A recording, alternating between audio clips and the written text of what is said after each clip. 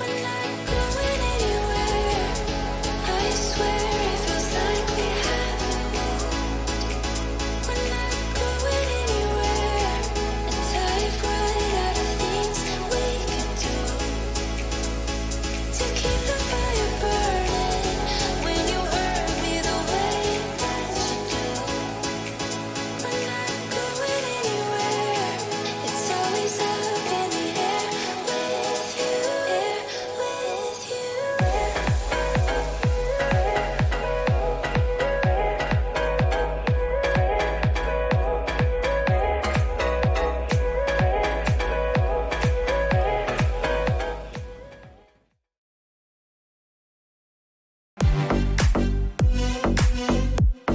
December, the world turns to Doha, Qatar for chess at its fastest and fiercest.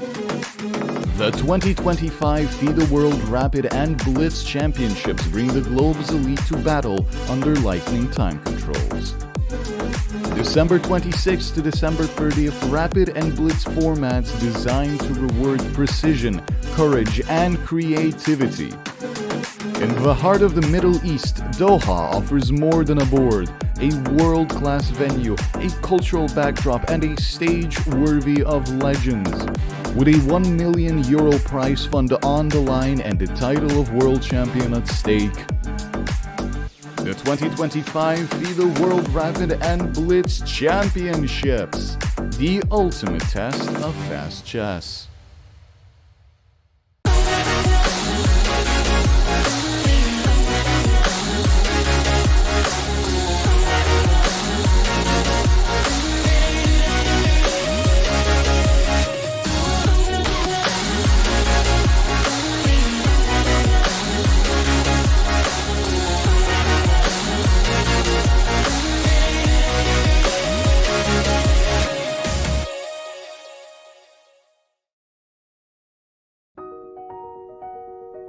Welcome to the FIDE Online Chess Museum.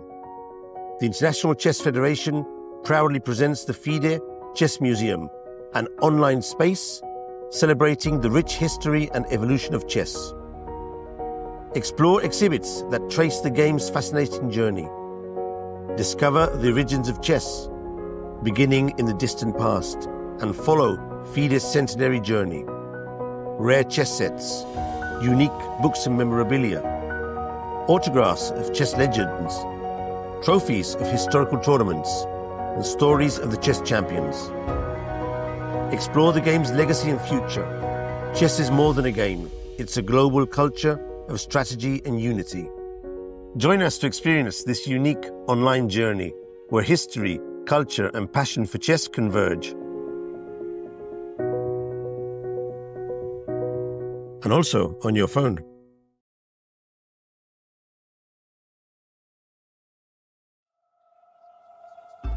The crucible of competition. The eyes of the world. Goa, India, hosts the 2025 FIDE World Cup, where over 200 of the top chess players in the world face off in an 8-round knockout tournament. This queen has nowhere to go. That is the end. Excellence, perseverance, and stamina bring glory, national pride, and a spot at the illustrious Candidates Tournament. The globe's best chess players hope to add their name to the list of champions. Woo, he made a move in 1 second. The 2025 FIDE World Cup. Let's get these games started.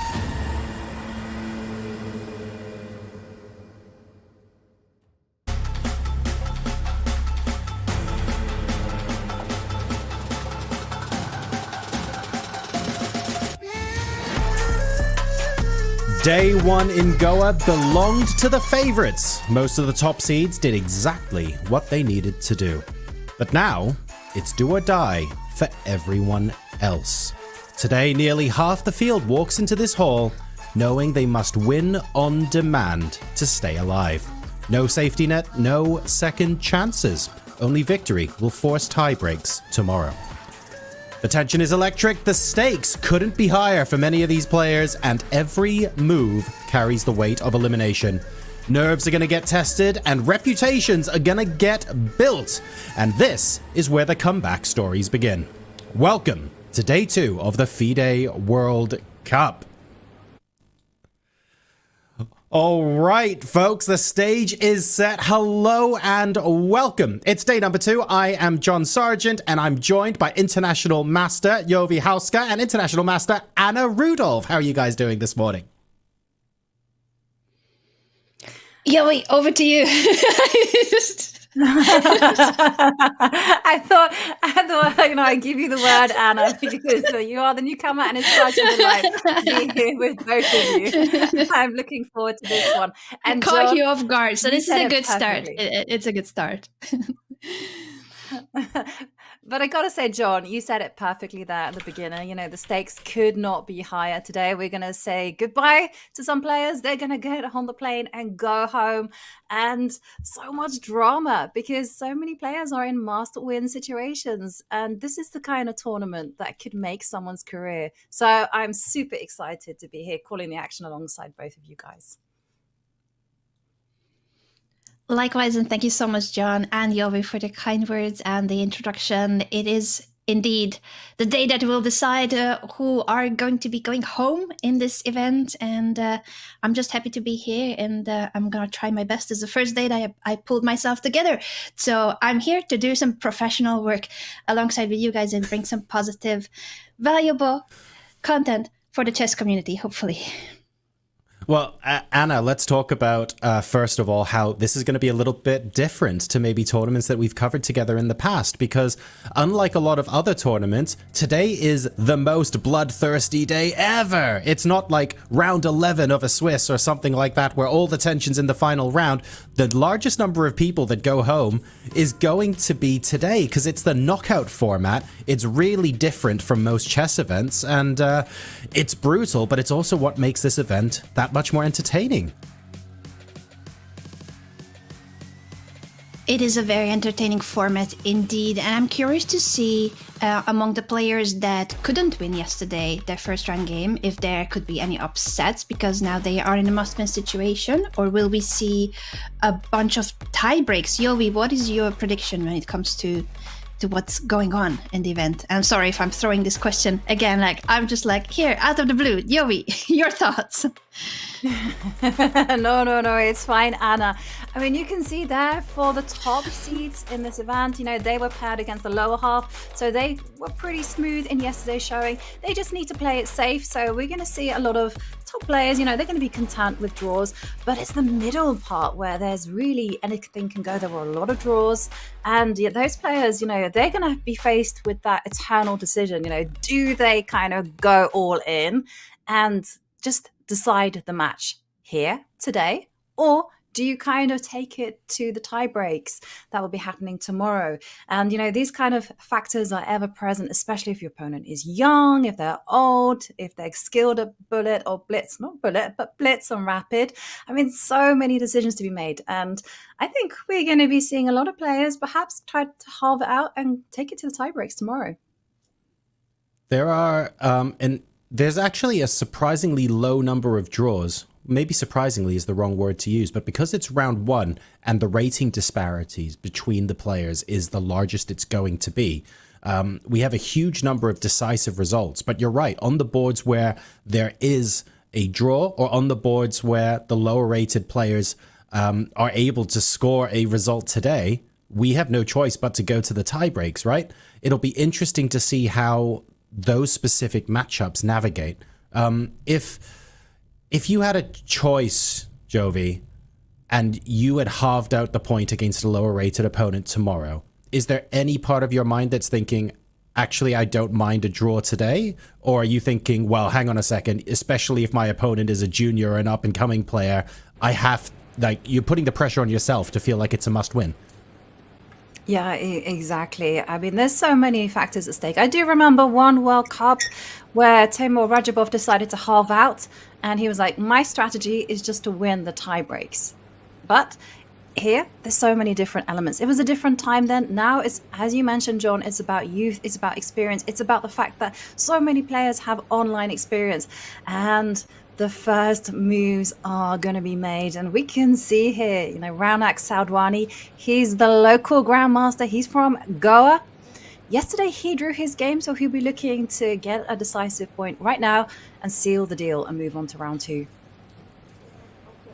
Jovi, I think Ben mentioned this point really well, so I'm going to ask you about this, Anna, because we spoke about this yesterday. Jovi said it's all about youth and it's all about experience, which to me sounds like a graduate job application.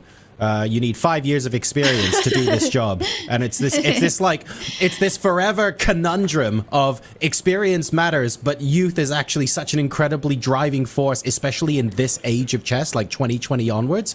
What's your take on the younger versus older generation in general when it comes to tournaments like this?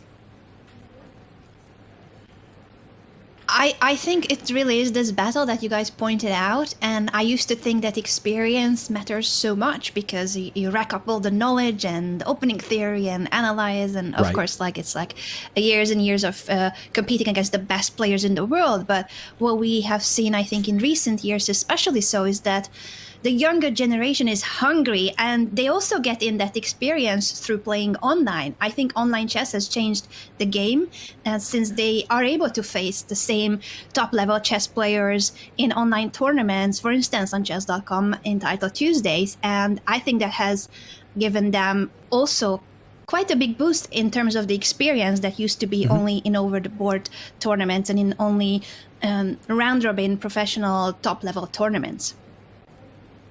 So the I just want to say what exactly. I'm taking from that. So the solution in the long term, presumably, Jovi, is for me to get significantly better at chess and then repeatedly lie about my age.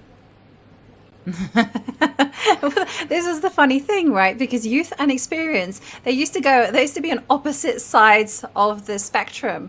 But yeah, I mean, you can lie about your age, John. That's always a good idea. But in terms of youth and experience, as Anna mentioned, the two actually sit hand in hand because so many young players are playing a lot of online chess. I mean, take on our screens right now, Yaz Khan Adomish, just 14 years old, but he's not going to school. I mean, yes, I'm sure he does academic work, but his profession these days is just to play chess and just do as well as possible. Yesterday, he won his game, so he's got the white pieces today, so he's looking just to be in a very solid mood. And his opponent from Libya, well, he's in a must-win situation. Not easy to beat a 14-year-old prodigy with the black pieces. So I'm looking forward to this one, actually, seeing how it develops.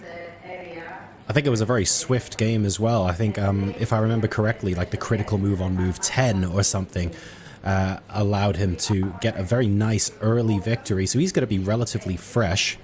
Jovi, I'm going to stick with you, but I'd like to ask this question to you both from your playing experience. The top 50 seeds, having a bye into the next round means they didn't have to play yesterday and they don't have to play today. So, Jovi, I'll start with you, but I'd like to ask you both. Does it actually matter that much? Are we going to see, like, a heightened performance in the first couple of rounds from these guys? Or is it only really important if they get all the way to the semifinals and final, and then you're looking at the number of days they've played consecutively? Yeah, I mean, it definitely depends what type of first round you've had. If you've been like Adomish, you know, you're basically winning after 10 moves, then it's just a nice warm-up. But if you've had a real fight in round one, then it's going to be draining, especially in the later rounds. I mean, that's what I think. What about you, Anna? I think so too. It could go either way. I would think it's quite the advantage that they don't need to play in the first round, and it could mean that they are not playing the first 3 days. But what you also pointed out, Jovi, that there's a warm-up, that you get a supposedly easier pairing in the first round, and you are just feeling out the tournament, the playing venue, what is it like in there, the pressure is less in the first round, so you're easing into the event. It has its advantages too, but I think because this is such a long tournament, I would say it's an advantage for the top 50 that they don't have to play the first round. Well, the ceremonial moves are being played now at the venue, and we're getting ready to reset the pieces. Oh, we're not going to see C4. We still might, to be fair. Let me ask you, I'll start with you, Anna. I'm going to ask you a very pointy follow-up question now, but it's a fun one for us to consider, and maybe for chat to consider as well if people have tournament playing experience. You say in such a long tournament, it probably makes sense to, if you have the option, you don't need to play the first round. That's an advantage. Is there a cutoff point? Would you say that in a 9-round tournament, actually not having to play the first round is better, but in a smaller event where it's 7 rounds, actually that's the tipping point for you, where you'd rather have a warm-up? That's a good question. Yeah, I guess if you're right, that if it's less rounds, or in this case, this tournament has a very special format, and the number of rounds aren't that many, but every round consists of 2 games and potentially even a third day of tiebreaks. So it's an extremely long event, nearly a month of constant battles, and they only get to have a free day or a rest day if they're not playing the tiebreaks. Yep. So I think this event especially, it comes down to stamina, endurance, and keeping that energy going all throughout basically a month if you make it to the finals. Okay, no, that makes perfect I just wanted sense. to add So to that these events, I just wanted to add that these events are tense. You know, I played in 2 of these type of events, and I can tell you, you're not sleeping very well. You know, your mind is just processing chess all the time, and it's really, really tough being in a situation where every mistake could have significant consequences. So I think that the longer the tournament draws on for the players, then the tougher it will be for them. So we might start to see fatigue play a major role, especially in the second half of the tournament here. A reminder though, this is the FIDE World Cup. It is basically all month long, so the second half of the tournament is quite a long way away. Both Anna and Jovi are right. They are very much in it for the long haul. Now, the games have started, so I'm going to throw it back to our wonderful esteemed commentators to take a look at what's happening on the board. I'm especially excited because I see at least one Dutch on the bird's eye view. So, Jovi, I'm going to let you start and take it away with where we want to go first. No bias at all. Yeah, I'm also going to go straight to the bird's eye view. And, well, we see some games have just had one move being played and others have had a whole load of moves. And I don't know about you, Anna, but I kind of want to go to the ones where there's always been a lot of moves. Maybe we should start actually with the start of yesterday. That was 14-year-old Adomus, where he won relatively easily with the black pieces. And yeah, what we're seeing is just a few moves in, but Abu Janda from Libya, he's in a must-win situation, and he's gone for what we can expect to be the most fighting response here to d4. He's like, well, you know, it's not going to be a Grunfeld probably, it's going to be a King's Indian. And Adomus, you know, bearing in mind that a draw is going to be sufficient, he goes for a fianchetto system, which is the most solid response. That's actually the way that I play things, or used to play things, and now I try to be a little bit more lazy. But look, yeah, it's that battle between trying to be that immovable rock and trying to be that whirlwind of action. I think you described it perfectly, and I was going to ask you, Jovi, since you have played events like this, you already have one win in the bag. With a draw, you would make it to the next round, but in the first round, there's quite a big rating gap as well, so there is FIDE rating on the line. Do you think it means that many of these players, even though they could just play solid and go for a draw, they should and will care about their rating? So we're going to see a lot of matches trying to go for 2-0. Yeah, it could be the case, but overall, I think that you do just think about the goal in hand, which is just to get through to the next round. So the players are not that fussed about the rating as of yet.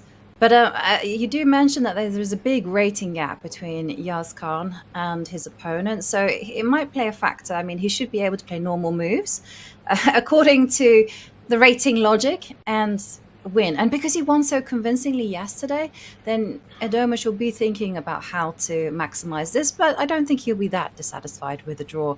I do remember feeling bad that in the very first World Cup knockout that I played, I agreed a draw when I was a piece up, and I was thinking, why did I do that? Because I knew that I would get into the second round, and I remember thinking, exactly. Yo, but then you were a piece up.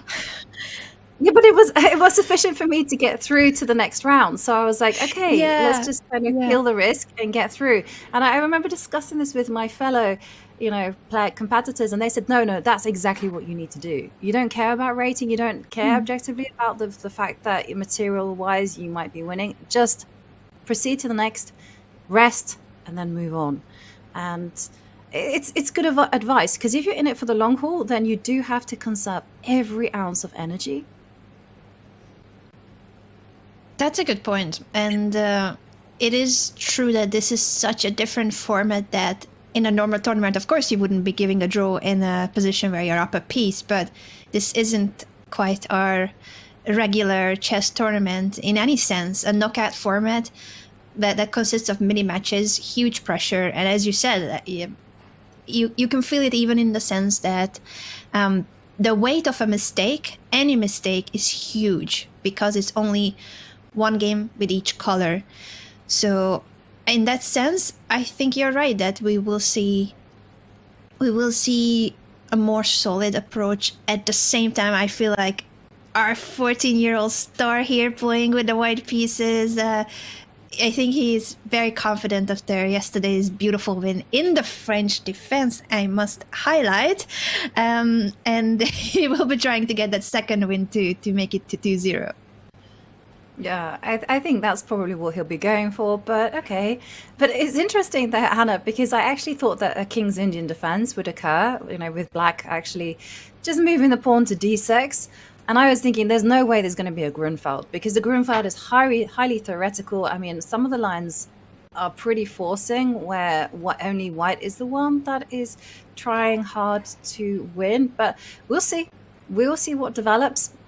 Maybe we go to the bird's eye view and see if there's action in other boards, because there was really interesting. Anna, if you see at the top, you see the current scores in the match. So you see that Adomos has got 1, Abugenda just nothing. And there you see that their stakes are pretty high. And when we take a look at the game in the top right between Faustino Oro, just 12 years old, against Brkic, then we see that yesterday's game was a draw. So here there's everything to play for. And have you ever played in a knockout event, Anna? Not in the World Cup, but one of the editions of the Hungarian Women's Championship was in a knockout format, and that's the one I won for the first time. So for me, that was a big deal that it was a format that none of us were really used to, and I had never won the Women's Championship before, and the prize was to make it to the Olympic team, which was my dream as a kid. That's what I was training for my whole life. So it was a big deal for me that I managed to somehow last in a knockout format and win.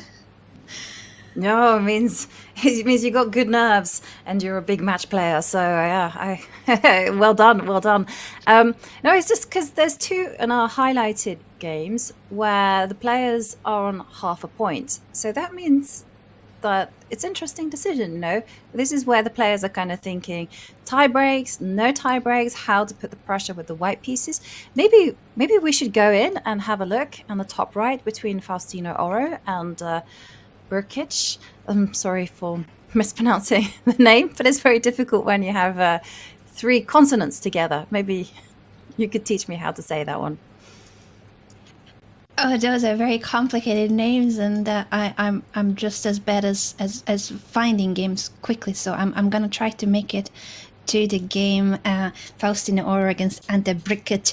Croatian names are especially hard, and names of places as well. There's an island, one of the most famous islands in Croatia. It's just 3 consonants, Krk, which is Krk. I don't know how they do it, but Ante Brkic here from the Olympic team of Croatia against the young prodigy Faustino Oro. What do you think is the gameplay here in terms of the perspective from both players and the situation, since you covered their game yesterday too, Joey? Well, yesterday was quite an exciting game. We saw Faustino Oro adopt the Caro-Kann, and he wasn't afraid to embrace the calculations. The complications is what I wanted to say. And if we backtrack, we can probably gain a lot about their mindset from their opening choices, because this is one of the things about chess these days, is that all the risk seems to have transferred right to the opening page. You decide whether you want to go e4, perhaps getting the Sicilian defense as a response, and that can be an open Sicilian, and there you're saying, I'm willing to embrace complications and risk and make it as sharp as possible. Or I could go d4 and try to close the position down and just have it a little bit more like classical or strategic in nature. So if we kind of just rewind and see how the players got there, we can see that, of course, Faustino opens with e4. So he's like, hey, I'm willing to take you on, and a Sicilian. And Brkic says, yes, Sicilian it is. And there we have it. And then Faustino is like, I'm not going to go like after knight f3. He could, oh sorry, knight c3. But if we kind of move a little bit further, and then you see knight f3, so he could have just gone a bit closed, and he could have kept a little bit more kind of control over the position. But he's like, no, there's not going to be anything other than the open Sicilian here, and that means that both sides actually want to embrace the risk, in my opinion. It seems to be the case, as you said, because even though it was a different move order, it ends up being the main line of the Sicilian and the open Sicilian.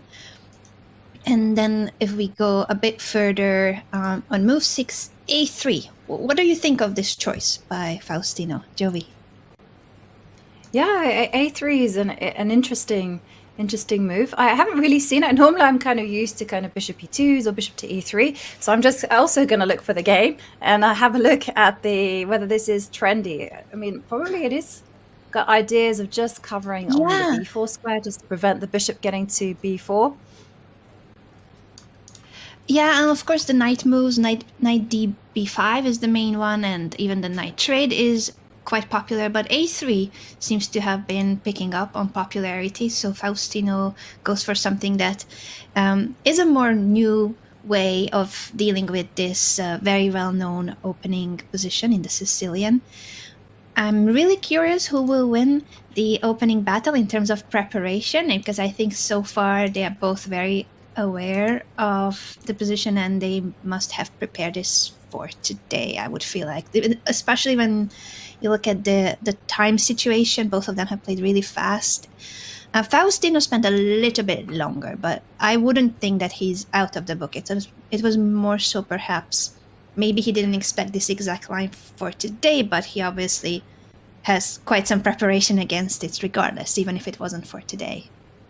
Yeah, and I agree. And I guess the big question is here, like, are you gonna castle kingside? Which is probably my vibe, because at heart I am a chicken at chess. Me too. I don't like to take that much. Let's as a commentator, as soon as possible. It's honestly, I think, one of the best advice you can give to any chess player. And then we see grandmasters not castling, and then it's like, no, please don't show people that it's also okay not to castle. No, let's just castle. Let's play safe. Well, exactly. That would be my vibe, and I'm just seeing on the database that would be the main kind of vibe. But I also was wondering, it is possible to kind of step up the queen. I wasn't thinking queen to d3. I was thinking queen to d2, and seeing whether the king might go the other direction. I'm not sure whether could you do this, like go queen d3 and then castles. I mean, I'm seeing that the main move after queen to d3 is to go f4. Like, that's the plan as white, and just grab as much space as possible. The thing is, though, black fundamentally hasn't done anything wrong, so the risks are going to be super high here, because the counter-attacking possibilities are going to be incredibly insane here for black. Black has the half-open c line, has a target on the queen side if the king goes in that direction, and yeah, it just means that Faustino, he means business. I mean, this is a pretty close match, I would say, but yeah, it means that he wants to put the pressure on. And he certainly does. This... And this approach, I just like how flexible this approach is, because he keeps it still open which way his king will go, and that is a big difference whether you castle on the same flank or on opposite sides. And that will change entirely the dynamic, the strategies. So he's with this move order, he's keeping it very much flexible. And I wouldn't be surprised if he castles queenside. I feel like he's the kind of guy, young prodigy, is fearless, going for it, castle queenside, let's checkmate the opponent in 20 moves, that kind of approach. Yeah, it's a big decision, Anna, and actually it would be indicative of like what kind of approach he's going to be taking throughout this event. So we've got to ask John, John, if you were Faustino Oro, would you be castling queenside? Would you be castling kingside? What would you go for? I think my answer depends on the context of what happens yesterday, which I think points to poor chess discipline on my part. But I'm thinking, hang on a second. I won very quickly yesterday. I think there's a chance I can outthink my opponent in the middle game and really play. And find a way to outplay my opponent in the middle game and create these complications that I'm known for. I'd go queenside. I love it. I love the 100%. bravery and the courage there. Queenside. You As commentators, I mix feel like things we up, can right? pound the table. Exactly, for excitement. As a player, I would be like, maybe go f4, castle, kingside, you know, lessen the risk. But yeah, I love it. I love it. Yeah, especially since they folks, drew their game yesterday. Yeah, sorry, John, I didn't mean to cut you off. I was just following up on your thought that it's very brave, especially when the match is at an even score. So whoever wins this game will move on to the next round, and whoever loses is going home. So it's a huge, huge pressure on both players. But Faustino, I think he's going to go fearless, just full on, all in. And that's the kind of chess we want to see. You have to back yourself. You have to make sure that your opponents see the confidence in you, because that makes a difference to the psychology over the board as well. So as you can see, here's our shot of the playing hall. Things are very much in full swing. All of the games have now started, and the openings have been chosen from both sides of the chessboard in all of our matches. We're going to go to the first of our breaks today, now that round 2 is well and truly underway here in Goa. So don't go anywhere and top up your drinks. But if you've got something that you fancy maybe taking a look at, or you're still halfway through your coffee and you want to check something else during the break, well, how about chess, but with a twist that engines can't prep for? AnyChess takes the classic game and it flips the script with spell mechanics that let you bend the rules and break your opponent's plans. You've got 11 spells to master, tournaments to enter, and leaderboards to climb, and it doesn't matter whether you're a complete novice or a grandmaster. This is your arena, and importantly, it's always free to play. Go to go.chess.com/AnyChess or use !AnyChess in chat. We'll see you folks back here in a couple of minutes.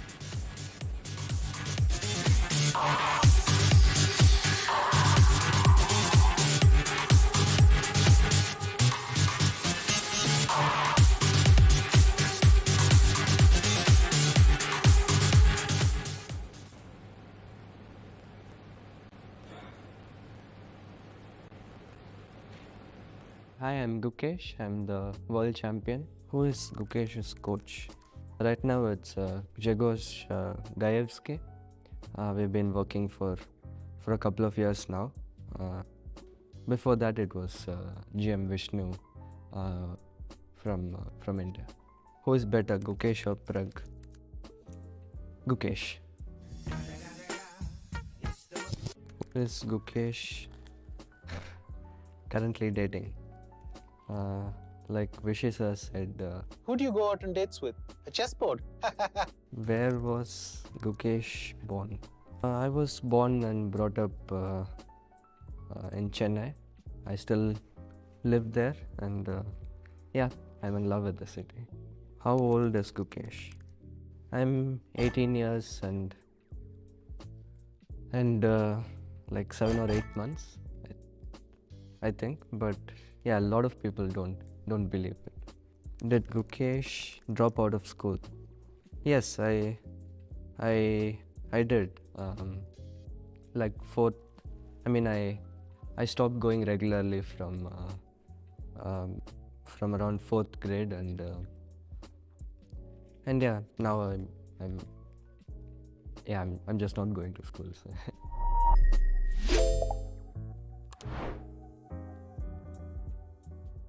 Can you handle it? Where grandmasters don't just move pieces, they cast spells.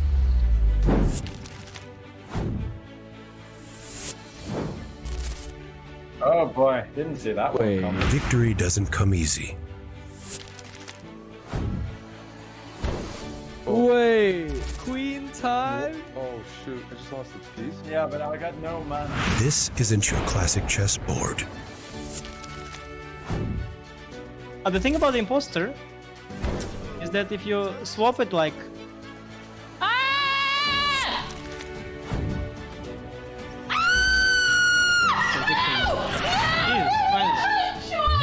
It's not just a game, it's a battleground of minds.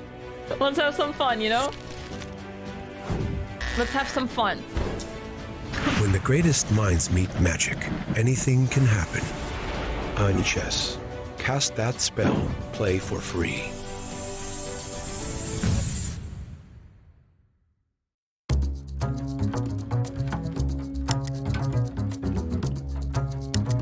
Hello, I'm Grandmaster Pepe Cuenca, and today I bring you a spicy game from the Chessable Masters 2024 between Grandmasters San Sebastian and Wesley So. The battle kicks off with a Janowski defense in the Queen's Gambit. Now, after Queen to c7, Black prepares h6 followed by g5. So White wisely plays Queen to d2 to fortify f4. But then Rook ac1 happens, a tactical disaster, since now after Bishop f4 and Knight c4, White's Queen finds itself with too many responsibilities, trying to hold b2 and f4 at the same time. She can't handle the pressure, so White is forced to trade on c4, leaving the d4 pawn as an easy target. After a couple of moves and a rook exchange, Sebastian launches his knights towards Black's king, hoping for an attack, but let's be real, it's like throwing paper planes at a battleship. Then comes h5, kicking White's knight all the way back to the shameful h2 square, since f4 is hanging. Another rook trade happens and White recovers material with knight e7 followed by knight takes e6, trying to stay in the game. But then Wesley plays queen to f5, a great move, stopping d5, protecting h5 and rolling out the carpet for his knight to jump into f4. Then with a5, Black keeps marching forward like a chess terminator. After bishop g6, a nasty threat appears, knight takes g2 followed by queen takes c2. Could White try to avoid that by playing knight e1? Nope, the brilliant queen takes d4 followed by knight e2 just wins the game. The game continued with queen d2, but then after knight takes h3, Black keeps collecting pieces like Pokemon. Knight f3 is a deadly threat now. At this point, White realizes that there is no escape from the double threat against f2 and d6 and throws in the towel. One small mistake and Wesley grabs you by the throat and never let you go.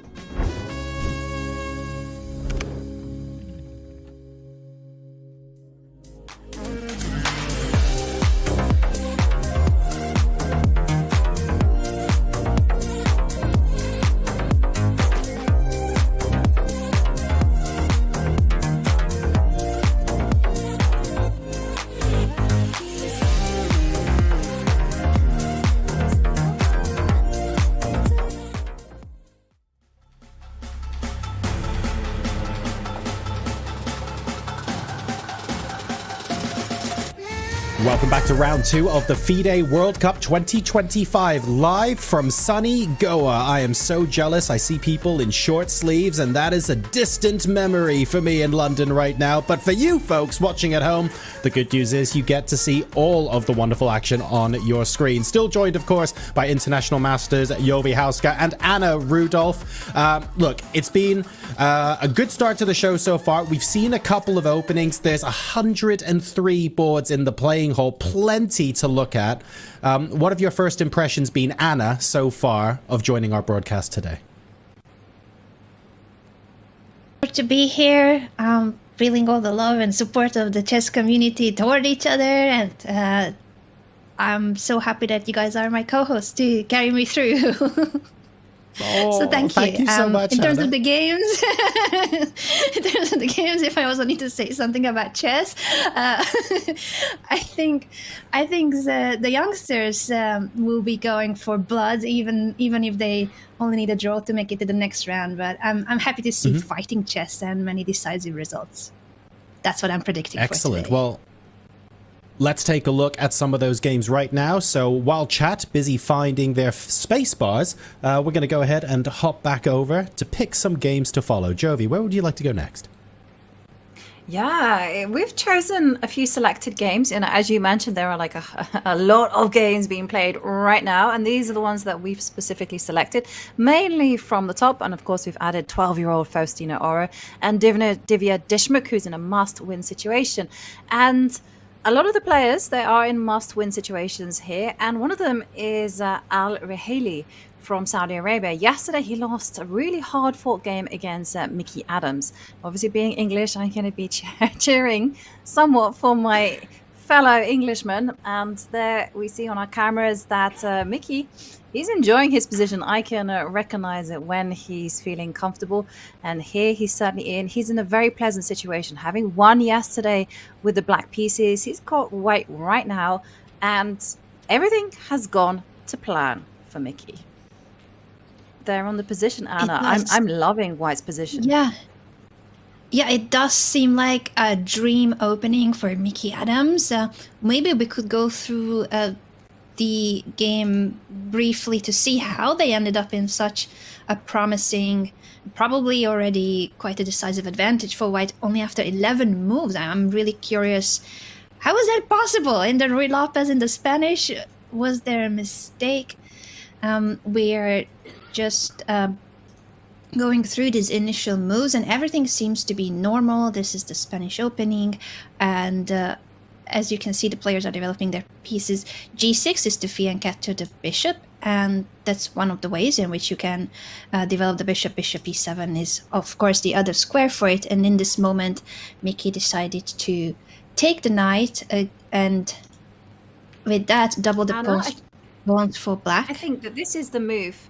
I think this decision, bishop takes knight, is the one that perhaps set Al-Rahili on the wrong track, because often it's much more popular to go c3, d4, build up the center a little bit more for white, but Mickey just takes the decision there and then. Bishop takes knight, and then immediately starts asking the questions, c3, d3 or d4, you know, just play a little bit more slower. But here, Mickey's like, no, let's put you under pressure right now.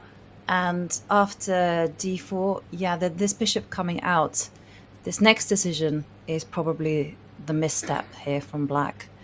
As yeah, and it's an understandable mistake, Jovi. I think you're right that this decision of giving up the bishop for the knight and going for d4 immediately was actually a really smart choice. It's not like black's position is collapsing, but black had to find a really difficult move.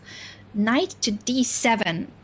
Neither of your bishops are developed, none of your pieces, everything is on the back rank, and then you need to move the knight one more time so that you can solidify your center, and that's what black had to find in order to continue the game on even terms. I think that's extremely difficult. Bishop g4 looks like a lot more natural. You're developing your bishop to pin this knight so that your pawn is not hanging. But this was a mistake. You are right, Jovi, that it was all because of bishop takes c6 and pushing d4 immediately and posing questions as early as on move 8 to your opponent. Adams took on e5. Now black captures the knight so that they can take back on e5. But after bishop g5, oof, what do we have on the board, Jovi? Yeah, I mean, the problem here for black is that you have this pin with bishop against the knight on f6, but it's not just that, it's these terrible pawns on c6 and c7, and you don't have anything dynamic to compensate. Because I always think of these things like dynamism with structure. They're kind of like sitting on scales. So if you have really bad structure, you know, like they say the structure is here. I'm trying to get myself in the camera there. You need the dynamism to kind of compensate so that the scales are. Okay, they put me on full camera. So you can kind of see you need to have that balance. Everything is about balance. I will stop trying to explain things with my hands. You know, I think genetically I'm Italian, so you're going to have to forgive me for doing all of this. I know the feeling. I knock over everything because I'm using my hands too much and there's not enough space here. but yeah, I mean, and that's the big fundamental problem in this position, because, you know, black has got nothing to compensate for this c6, c7 problems, and it's going to be white that's going to be first to occupy the D line. The pawns on e5 is also a target. I'm also looking at like the queen shifting over to c3. You know, let's be full materialism. You know, so it's problems already for black, and yeah, it's not ideal. You know, you're in a must-win situation. You got the black pieces, and what you want really is a fight, and unfortunately, Mickey's just found a way that not only is he the one with the upper hand, but there's just no fight for Black. Black is the one who has to just go on the passive and just defend. I fully agree with you, and whether it's bishop e7 or bishop g7, Black has to protect this knight on f6. And I think your move, queen to c3, is extremely strong, immediately pointing out the weaknesses in plural in Black's position, and you cannot protect everything. If you were to try with a move like queen to d6, I love a knight maneuver like knight d2 or even knight a3. Just make it funky, but you are heading to c4, gonna attack the queen and the pawn at the same time. Black's position is collapsing, at least to the extent where you are about to lose at least a pawn. Yeah. And the best that you can hope for is really to grovel a draw. And in your must-win situation. And it's quite heartbreaking, actually, for Al Raheli. It's because yesterday it was such a close game against Mickey. Really hard fought. It was only a blunder in the final stages in a very complicated queen and pawn endgame that cost him the game. And you kind of at least want to do yourself proud, right? You want to be there fighting all the way toe-to-toe with a super grandmaster. But the last thing you want is to have that terrible position straight out of the opening. Yeah, it was just a slight mistake. A developing move, pinning the knight, looks so logical and natural, and yet it was a mistake in that moment because the forcing line after d takes e5 that Mickey of course found and played points out the downside of this move and how Black had to find this really much less natural knight to d7 in order to keep the position solid and safe. This could be one of the first, if not the first, game of the round that is now with a near decisive. Well, I guess not even without the near.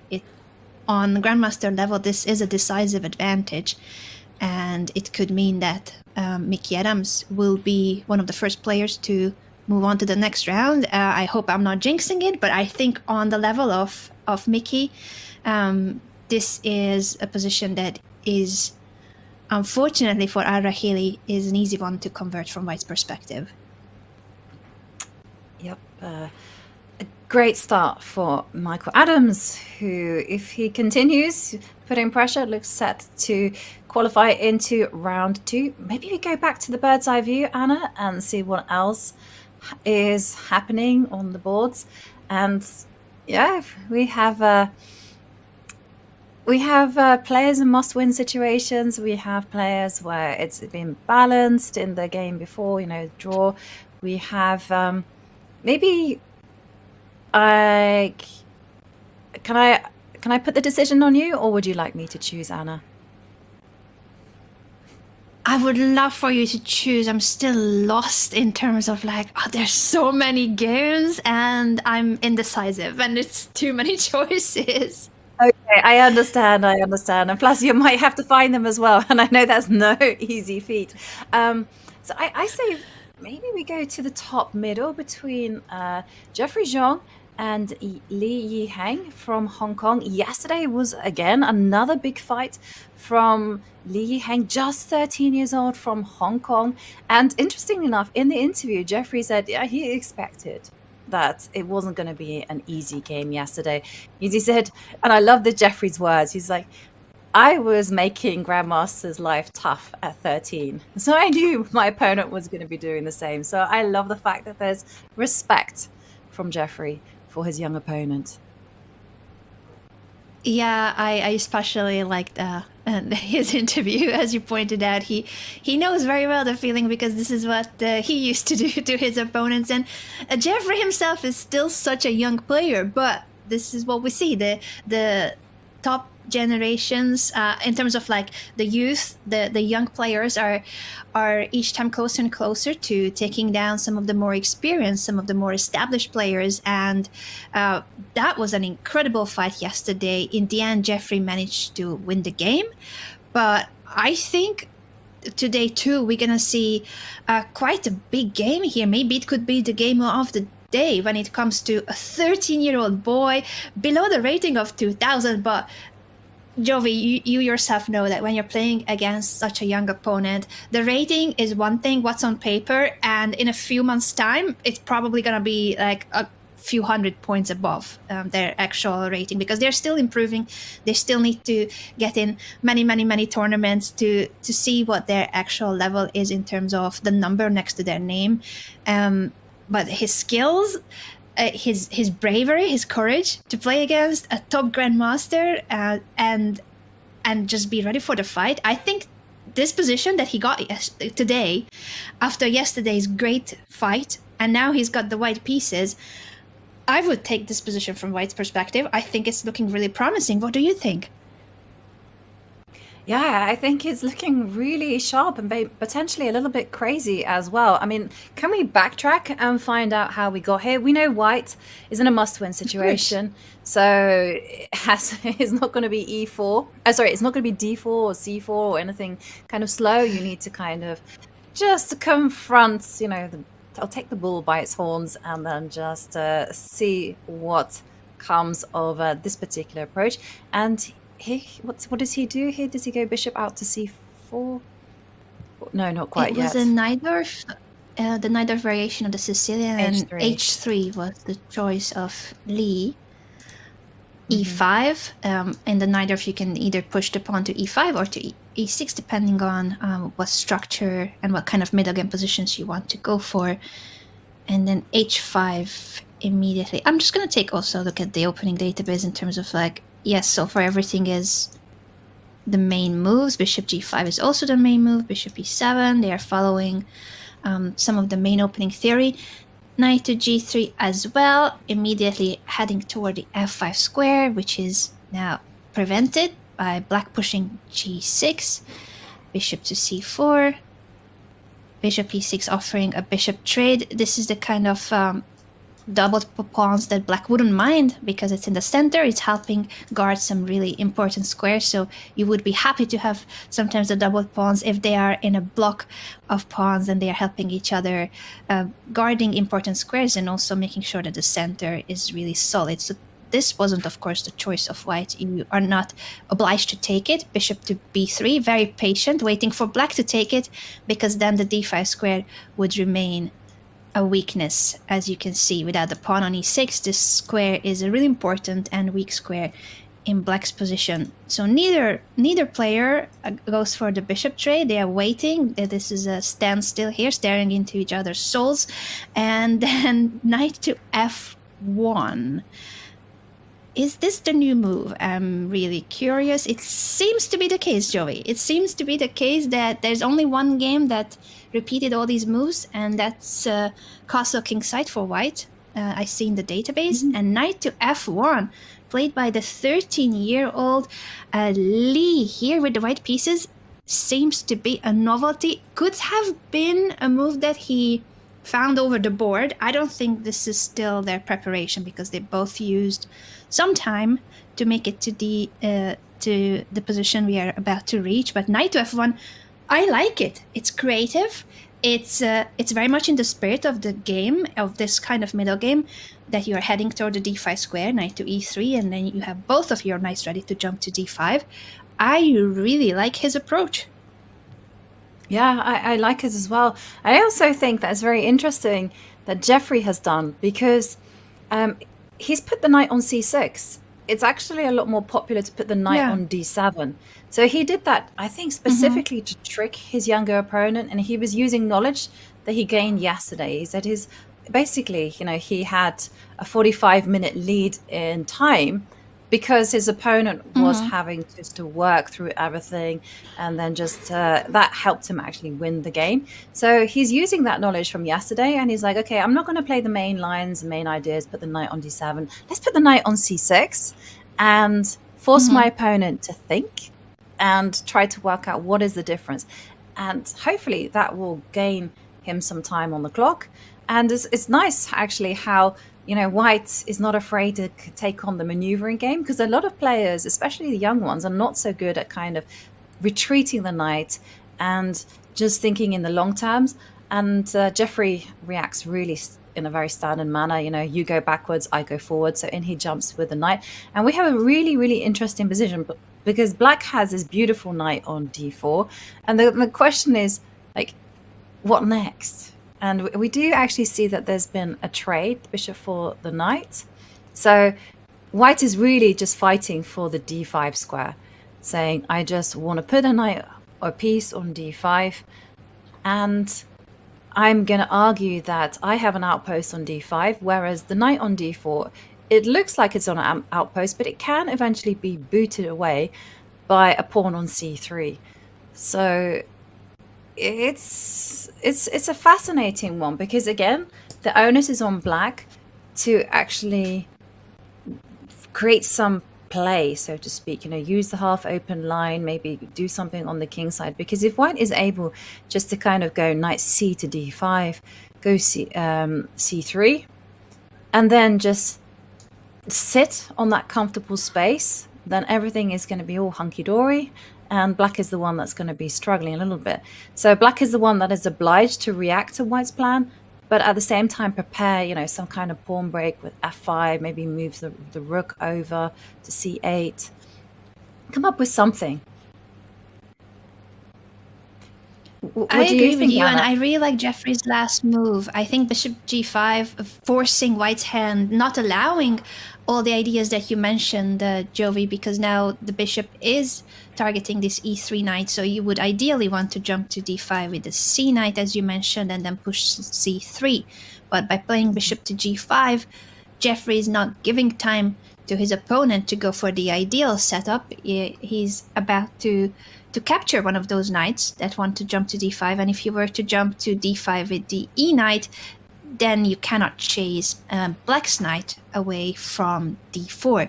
So I think this is a very precise way that Jeffrey's handling the game, and I'm curious to see. What's going to happen here. It feels like this dynamic imbalance that at the same time is balanced for how it is forcing white's hand to go for some trades, either to jump to d5 or bishop takes e6 is a move that, for instance, the computer is saying, I don't even know why. It wouldn't be one of my first moves, but it's just there's gonna be trades, whether it's on e3 or on d5 or on e6. But yeah, we are about to see some trades. Knight c to d5, a lot more human movement than bishop to takes e6. Yeah, I completely agree. I mean, I had one word for this position, and it's tense. Like, you know, because it's exactly what you said. It's a balanced position, but it's full of dynamism, full of potential. You know, you can see black is going to go like b5, f5 in the air as well, and you can also anticipate that white is going to be booting out this knight on d4, and there's going to be long-term problems surrounding the weak d6 pawn. So there's a lot of like long-term factors versus all of those kind of short-term like bursts of energy that black has in the position, grabbing space. So it's gonna be one where I suspect the players will be using up a lot of time to find the most accurate path here to cause problems to the opponent, and I have no other word other than tense. Anna? I think tense is a good word, and we'll probably leave it to the players to figure it out because it's very complex, very tense. And I thought that this knight c d5 wasn't an option because of the threat of taking on e3, but now I'm realizing it's actually probably something that white wants, because even though you would double your pawns, they look ugly and isolated, but it's really useful to get the knight of black out of the center, and you already have your other knight. The knight on d5 that remains is a really strong piece, and this could be something that Jeffrey does not want to get into. So I'm really curious what his choice will be, what he will do after knight cd5. Yeah, I'm also curious as well. I suspect Jeffrey is a very he's very accurate, but he's also very active. So I thought he might just start to rook c8, b5. You don't think you want to be going f5 anytime now? Leave that in the pocket for a later date. And I think that I don't think we're going to see bishop takes knight, because Black's whole position is dependent on the knight on d4 being exceptionally strong there. Why not allow, Black to play a little bit more actively before we can we kind of simplify things further? Because after bishop takes knight, also with the f pawn capturing the bishop, the rook gets liberated, and the knight on d5 is going to be such a brilliant piece as well. So I just don't think that you want to be going in that direction. And the double pawns, they control a lot of squares. They're not objectively weak. Yeah, these double pawns are actually really strong here. It's one of those cases where it's the exception to the rule, and it goes to show that double pawns have their advantages too in the right kind of positions. Yeah. Shall we move Should on we go from back this one, to the Anna, bird's and eye go view, back? Joey? Yeah. Yes. Absolutely. I was just going to say the same, because there's so many games. There's hundreds of players here. 206 players in total, if I'm not getting the numbers mixed up in my head. A knockout format that is a very special, unique format in chess. And the stakes are high because there's still 3 spots available in the Candidates Tournament 2026. So 3 of the players from this event will qualify. That is what the main price is here, other than the cash prizes. Yeah. And for some players, that's the only goal there is, right? They want to be qualifying to the candidates, or it's mission unaccomplished. So yeah, there's a lot of stake. And it's very interesting, 206 players, 50 of the top seeds, they're getting a rest. They're getting a pass straight into round 2. So that means we have 156 players currently playing. But it's interesting because after round 1, I think 78 will be leaving the competition. And then we get the 50 back in. And then it's 128 after round 2. So still a lot of games, a lot of players.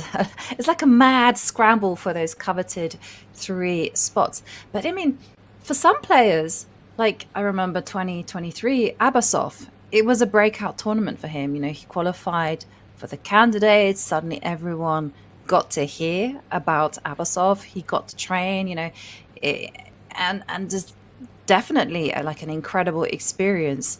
And especially for these youngsters, it could be really something that changes, just revolutionizes their whole career. And for some, we are kind of quietly cheering for, because, of course, we have to cheer for our commentary brethren, Anna. And I'm looking at the bottom right, Suleimanov against Arthur's Nike-Sans. Now, he has a plan B. If things don't work out well for him, he's joining us in the commentary box. And if he's working well, then, we're going to be cheering him, watching him go all the way to glory. And what could be better than that? So yesterday it was a draw for him with the white pieces. Suleimanov was incredibly well prepared. Suleimanov, a young player from Kazakhstan. And I remember he made headlines in 2023 in Qatar Open when he completely demolished Magnus Carlsen in a fantastic game with the white pieces. Well worth checking out. And here, well, it seems like both of these players like their endgames, because yesterday they saw the players go quickly into an endgame. Now it's more or less the same. But the evaluation bar is like in the middle. What do you think, Anna? In terms of Arthur's joining us for the commentary, I sure hope he won't. And no offense, Arthur's, but we want to see you fight and win this. So we hope that you will not be able to join us. But in order for that to happen, Arthur's needs to either win this game or to draw and then win the tiebreak. So it's so far an even match. And in terms of the position, also pretty balanced. I slightly prefer white just from the fact that white has a really nice center. The pawns in the center, better control of the center, and also more space. At the same time, the last move of Arthur's is a really strong one because it doesn't allow white to castle. Even even if this position has no longer have queens on the board and is an endgame, it would have still been more comfortable for white to be able to castle and in that way connect the rooks, because the king otherwise doesn't have many other squares.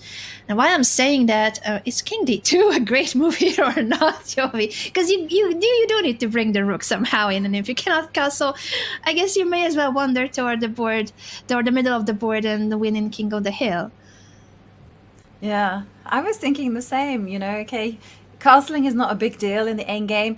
I mean, it's a big deal in the middle game, but in the end game, you know, in the center, it's pretty okay, you know, to have that king there. And so especially if you trade off like a set of rooks, then I can see white being in a really nice situation to try and grind this one out. So I was going to play king to d2, Anna. I mean, I don't know if it's the best move. Now that I'm looking at it, I started liking it a lot too, because like, what else? Like, process of elimination, right? What else? How else can you bring the rook into the game and get the king out of the way? Like, that's the only square, and there, I feel like every other way of like trying to do something about this situation is too slow. It takes like 3-4 moves to try to connect the rooks otherwise. So since black is ahead in development and would be bringing the rooks to the central files and annoying white's position, I think it's time. I think it's time for white to get the king in the middle of the board. It's not the bone cloud, but could be almost the same philosophy, same spirit. And then the rooks are connected. Yeah, I like it. I like it a lot. King d2 and go rook c1 if black goes rook ac8 if nothing is dropping off, and plant the king on e3, and you are all set to go. And I think the main thing though, Anna, is like you need to connect the rooks. The rook on h1 is not working, and to be fair, if you're playing without that rook, you might as well just throw away the game, because it's 5 points that you're not playing with. So king d2 to me makes the most sense. And what I would want to do as white is, I don't know why, but I'm just really pounding the table for just trading off a set of rooks and trying to use the fact that the king can therefore advance without risking too much. Because if you're able, I mean, the dream for white is to go rook c1, control the c line, you know, have the possibility of going d4, d5 in your pocket, just so that you can always, you force your opponent to just consider that pawn advance on every turn. And the knight on f3 is actually really nicely placed. So that, and look at that, Anna. It comes and it appears on the board.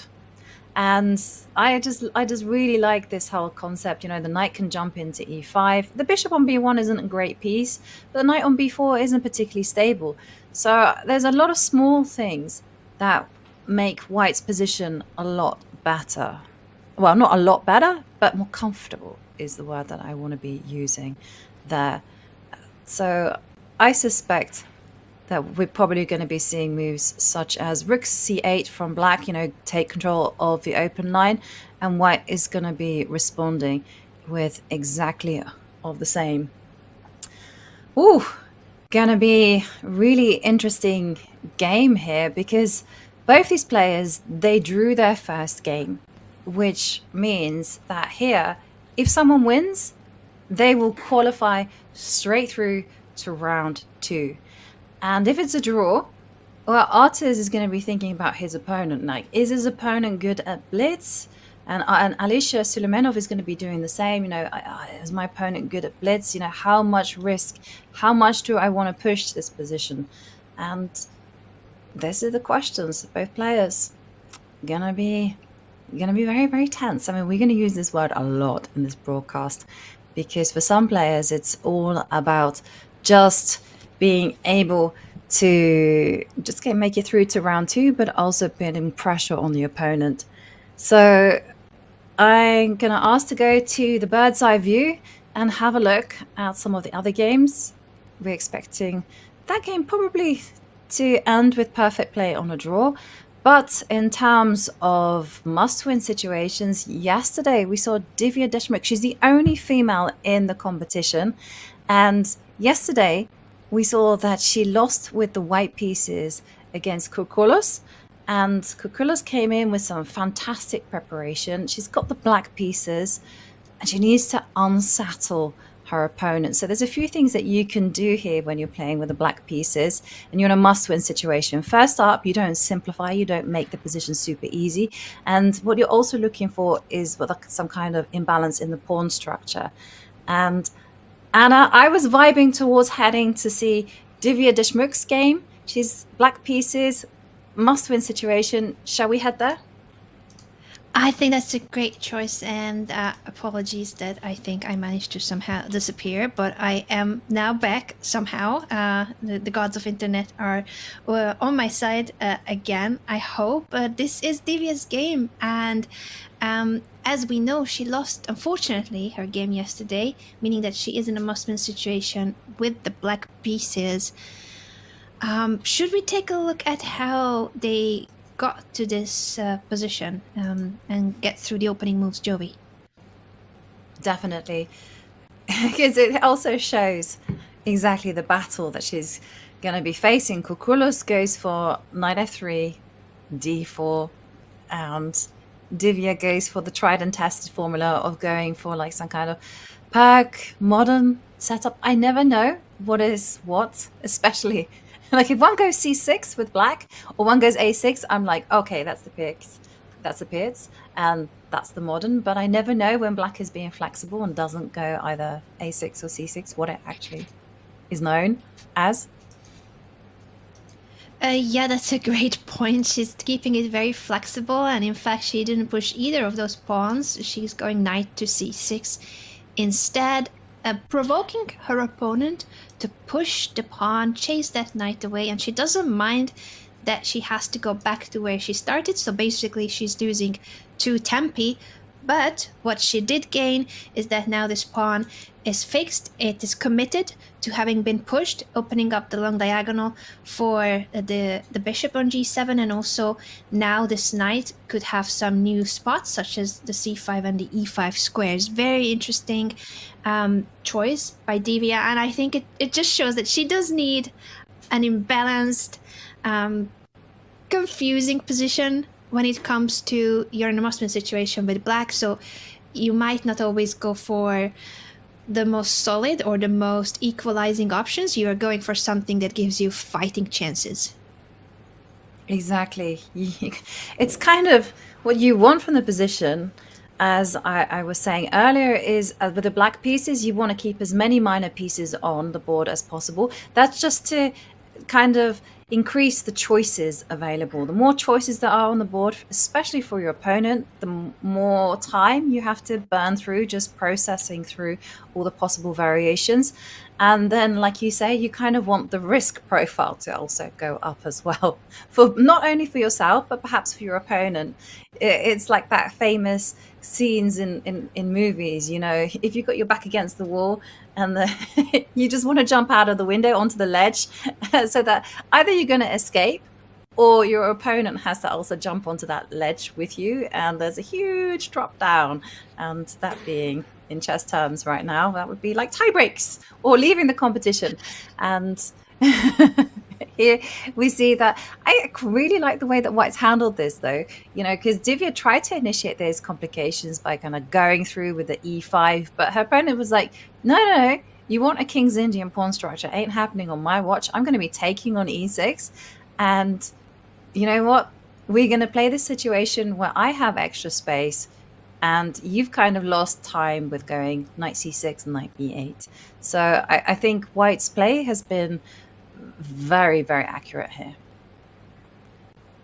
I think so too, and it is really about this mini match being treated like, yes, the player with the white pieces only needs to draw, so he's not going to want to go for the sharpest, riskiest positions. He wants to keep it solid and safe, and even if d takes e6, the en passant capture here wouldn't be the preferred move of the engine. I think is a preferred move for any human in the tournament situation that's Damatit is right now.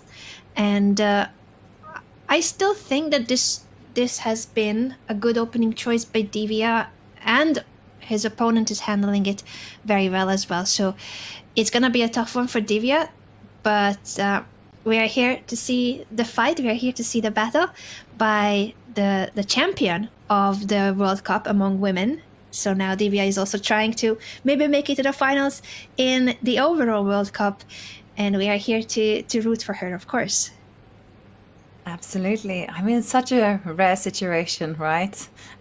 You're the winner of the Women's World Cup, and if she wins this World Cup, she'll be playing in both the women's candidates and the candidates, and that would be absolutely insane. No one has ever done that before, not as far as I know, and it would be history in the making, and I'm down for the storyline 1000%. So we'll see how Divya gets on. Should we leave this game to the side and go back to the bird's eye view, Anna? Sure. Yes, absolutely. Since there's so much going on all at once, it's hard to stay on the same game for a long time. When it comes to the top boards, I'm just checking if there's any major changes in some of the games we looked at, or should we go to some of the round 1 second game of the mini match that we haven't touched upon yet. Jovi, any board that you're intrigued in terms of what's going on? Yeah, so I'm intrigued by the game in the bottom left between Artemyev and his opponent. Apologies for not being able to pronounce that game, because Artemyev won yesterday, so he just needs a draw in order to qualify to round 2. So that game looks pretty interesting. And also, I just wanted to point out on the bottom right that things were developing as we expected in the game between Suleimanov and Nixons. So this one's interesting to me because White's in a must-win situation. There's a bishop on e5 attacking the queen, and who knows? White could be the one having fun, putting pressure on the f6 point. I like it. I love this bishop so much, how it's centralized. We know that bishops are a long-range piece, but I think in this case it's amazing that it is targeting both the queen side and the king side. This knight is stuck on f6. If you were to move it, there's a checkmate on g7. So it's a really powerful piece together with the queen on g3. At the same time, Black's position is solid, and I'm expecting a queen move. Well, where do we move the queen is the question. Is Black going to give a check? Is it just simply queen to c6 or queen to c5? There's so many options with the queen. Yeah, I suspect that timing might be everything in this super open position. My instinct is therefore to give a check. I haven't quite made up my mind whether it's b6 or c5. So let's just put a random one on the board if you can. And then we'll decide if it seems like it's solid. It's within the pawn chain, tucked away from White's pieces. And I agree with you. Go with the move that gives you some boost in your development. And it's a check, so White has to react to it, and then you get to develop potentially the bishop. Bishop to b7 looks like a natural move, getting that bishop on the long diagonal. Exactly. And one of White's plans is actually to go knight to e4. So if you made some random move, like say for instance not bishop b7, that's too good. I was thinking maybe more like b4, then White could go knight to e4. That's a great idea to show. And if this knight is accepted as a sacrifice, the king is the one that's being sacrificed with this checkmate. Beautiful motive. Yeah, and that was like a nice way to put pressure on the Black position. But unfortunately, with the bishop on b7 arriving, you cover the e4 square, and so you're no longer able to go knight to e4, and now White has to find another plan of attack. Could this be something like bishop to d3? Could you be going f5, trying to introduce the rook into the game? I'm not seeing any other moves, but Anna, I know you're an incredibly attacking player. I know, because you used to play really attacking openings, and I played you once.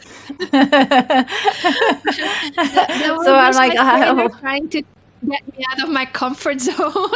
I was never comfortable in attacking positions and gambits, and then my trainer would make me play gambits because he wanted me to understand attacking chess better, which I think is a great idea for training someone that is trying to become a more universal player, but it was never my comfort zone. And when we made our video series with Sopiko, Miss Strategy, Miss Tactics, it was so clear who is Miss Tactics, and it wasn't me.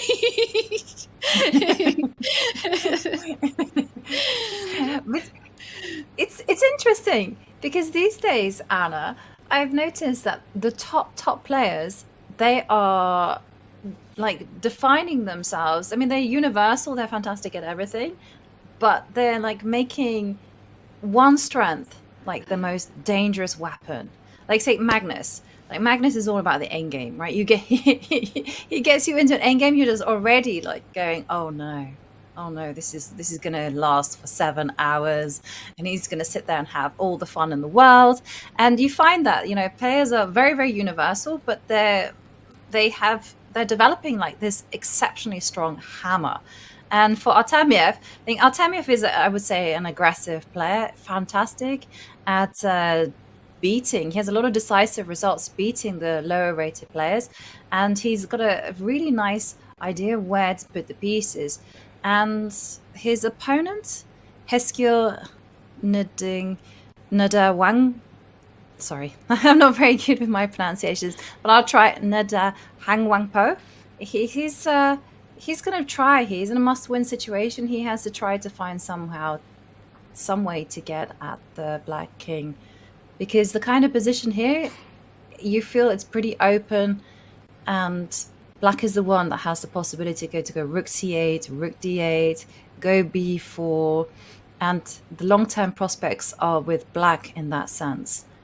So White has to go all in right now, in my opinion. I agree with you. I agree that that's what the position requires, and whether it's f5, bishop d3. The computer also likes moves like a4, which is on the other side of the board. You're looking at the king side, that's where White is trying to do something. But I think a4, b4, the idea is this intermediate move, a5, to create a square on a4 for the knight. So there's options.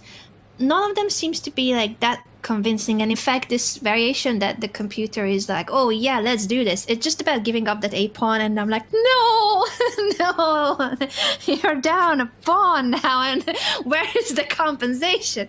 But yeah, there's options, there's things to consider, and f5 certainly is a move that, whether earlier or here, but it's something that White needs to seriously consider, because you want more pieces in the attack, you want the rook to join in as well, and I think f5 will happen sooner or later in this game. And it was with queen b6 check, so we are on track with the game. This is what we've been looking at, and it's happening also on the board. Yeah. Bishop b7, such an important move. Yeah, I suspect we're going to see f5 being played, because why not? Why not? Consequences as well. You know, f5 wasn't possible because the bishop was on c8. Now the bishop's on b7. It's a move that's now possible. And I agree with you, by the way. The computer line of going a4, a5, and just jettisoning a pawn for what seems like nothing is just so deep. It's why the computers are like 3600 and we are like not. Yeah, absolutely. And then it wants to play f5 once it gives up a pawn on the queen side and makes the black queen a little bit less involved on what's happening on the king side. That's when it wants to push f5. But I think even then it's not a miracle line. Black is fine. Black has been playing really accurately, and this position should be about even. It is just this match situation in the knockout that White has to play for a win no matter what, and the rating gap is nearly 600 points. Yeah, and when you're stuck like that, you know, and you have to go all in, rating gap 600, you must go in for a win. It does make for desperate times. John, gotta ask you, desperate times, desperate measures, how far would you push? I don't remember the last time I was described as desperate measures, but the more I think about it, the more accurate that is the case. But joking aside, you have to do this at this point of the mini match, right? As far as we're concerned, it's the second hour of the broadcast. We're sort of getting into the swing of things in the middle game. It's not your typical middle game for quite a lot of the players in this hall. They are very much thinking, okay, if I want to steer this game in a confusing direction, something to muddy the waters, something to maximize the possibility of me going through to the next round, what would it be? And we're eventually going to reach a position where maybe some players who could have escaped with a draw end up losing instead, because they take these risks, and that's what you need to do in a knockout tournament. That's what you need to do to maximize your chances of moving on to the next round. So the tension is ratcheting up here in the playing hall. It's not completely certain what direction a lot of these players are going to take, and when, not if, but when they're going to be choosing to take these risks. As a result, the next hour here is going to be particularly pivotal for who is making it through to round 2 of the FIDE World Cup. Recharge your teas and coffees, ladies and gents, and we'll be back in a couple of minutes to see those decisions being made live.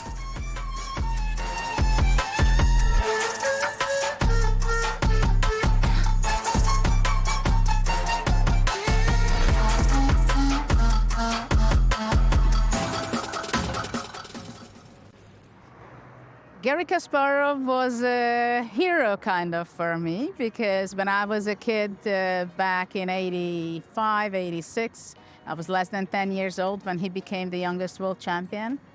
And I remember together with my sister Sofia, we could very much appreciate his energetic style, his play, his charisma.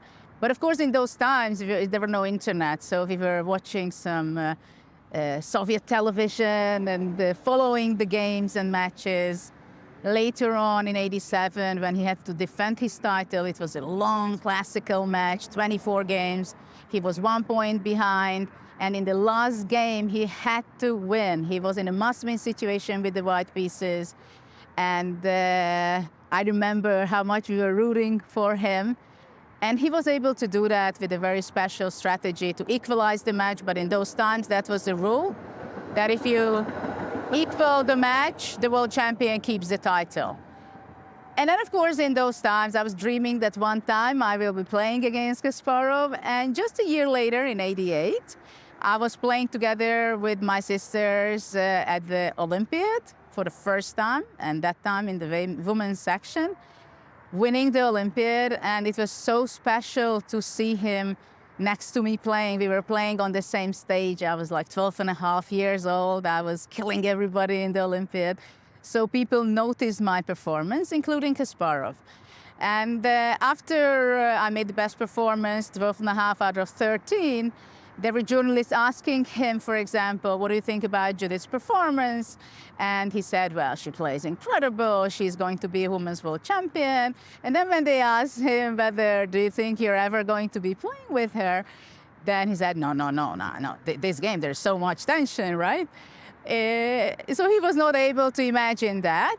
And just a few years later, in 94, that was the first occasion when I was able to play with him. And that was a very memorable game because there were some interesting things, an issue, there's some special videos. That's another story. And later on, I got to play with him in many occasions. It was very hard for me to play against him because I felt for a long time that basically Kasparov comes into the playing hall, sits down opposite to me, and without making a single move, I'm just going to be losing. So I needed quite some time until I was able to give him a great challenge. And even if I lost at the end, even then I gave some interesting positions, he was sweating and so on. And then the breakthrough was in 2001 when I was playing in Linares again with him. We played a mini match because there were 8 players, so we were playing with white and black.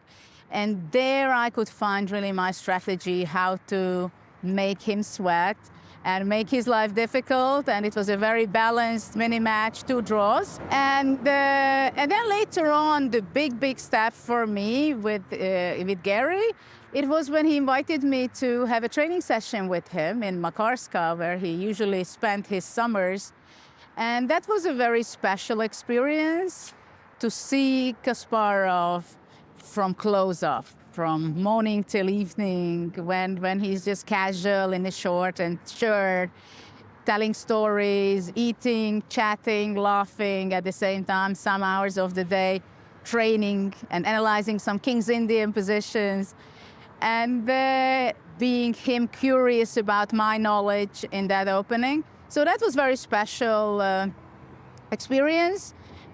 And then later on, he retired from chess. That was a very interesting thing. But before that, I won against him in one game. So that was very special for me. And I think for the world that I won in 2002 when we played in Moscow, the rest of the world against Russia. And that was a very important victory for me. And then later on, we were working together on different projects. We are both going very much supporting chess in education, where we are kind of teaming up sometimes, supporting each other's foundations and thoughts. So Gary is a very unique and special goat in the chess world.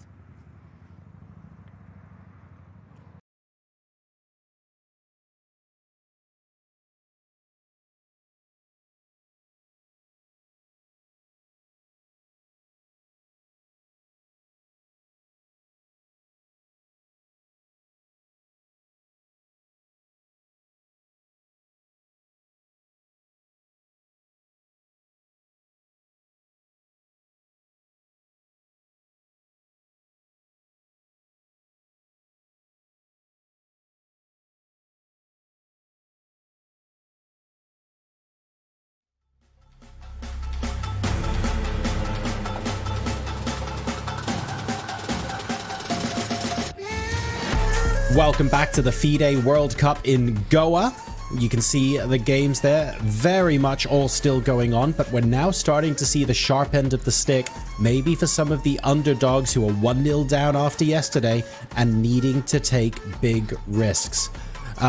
Anna, before we throw into the games, I'd like to ask you a question from your extensive tournament playing experience. I'm sure you've been in situations a lot where you think to yourself, if I don't take a risk now, I risk throwing the game or throwing the match away. How do you decide when the right moment is? Unless your opponent blunders and makes it obvious, how do you pick your opportunity and know when to strike? And I think that's something that we would all love to know the answer to. But in terms of like from what I have seen in my experience and what it usually is like, I think you gotta have the right mindset and the right preparation. But when it comes to the actual game, a lot of times I feel like it depends on the flow of the game. You gotta respect what's happening on the board. You can't make an incredibly insane attacking position out of a solid position. So you first of all gotta respect what's on the board and then try to feel out the right moment in terms of the chess position and also in terms of the psychology of the situation and how your opponent is. If you notice that your opponent is nervous, if you feel like you gotta feel it out overall in terms of the chess and in terms of the psychology of the situation, and be patient, because the moment cannot just be made up. It cannot be like, oh, I want to do something now. It could be like an opening choice. Like you can be riskier in your opening choice, but when it comes to the actual position, you gotta play normal, good chess and wait for the right moment and feel it out, I think. Oh, Anna, you've used the P word there, and Jovi, I'm very guilty of this in my own games. I want to make something happen. Patience is something I do not have a lot of, but Anna's absolutely right, Jovi. You need to pick your moments, and sometimes you could be sat there for another hour, and there still isn't a nice sort of easy, concrete moment to try and complicate things, and it's so hard because you're so distracted by that thought, and you just want to play good chess in the meantime. Yeah, I completely agree with you. You do what needs to be done. You respect the board. You don't try to impose your own will on the board. And that, as Anna was saying, you can't magic complications from what is relatively safe positions. Instead, you need to just work on the fundamentals, which is all about piecework, and if you do want that imbalance, as Anna mentioned, I mean, she just hit the nail on the head there. She said, you got to do that in the opening. You got to go into a game as well prepared as possible. And you got to choose your opening correctly. So say, for instance, you're in a must-win situation where you don't go simplifying the position so that everything is very easy for your opponent to play.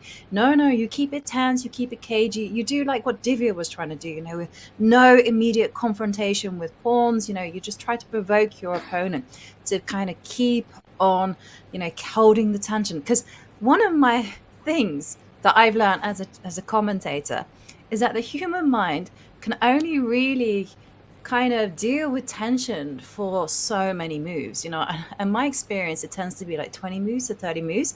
And I don't know about you two, but I've often seen it like everything is fine, the players have got 1 minute on the clock, and then at some point, like one player just loses their mind and then the other one does as well, and becomes this free-for-all where people get nervous, things start shaking, and it's often like a kind of something that you see in a lot of people's games. Like, they release the tension too quickly, they can't deal with the fact that there's so much choice in the board, and that's something that you can play on psychologically.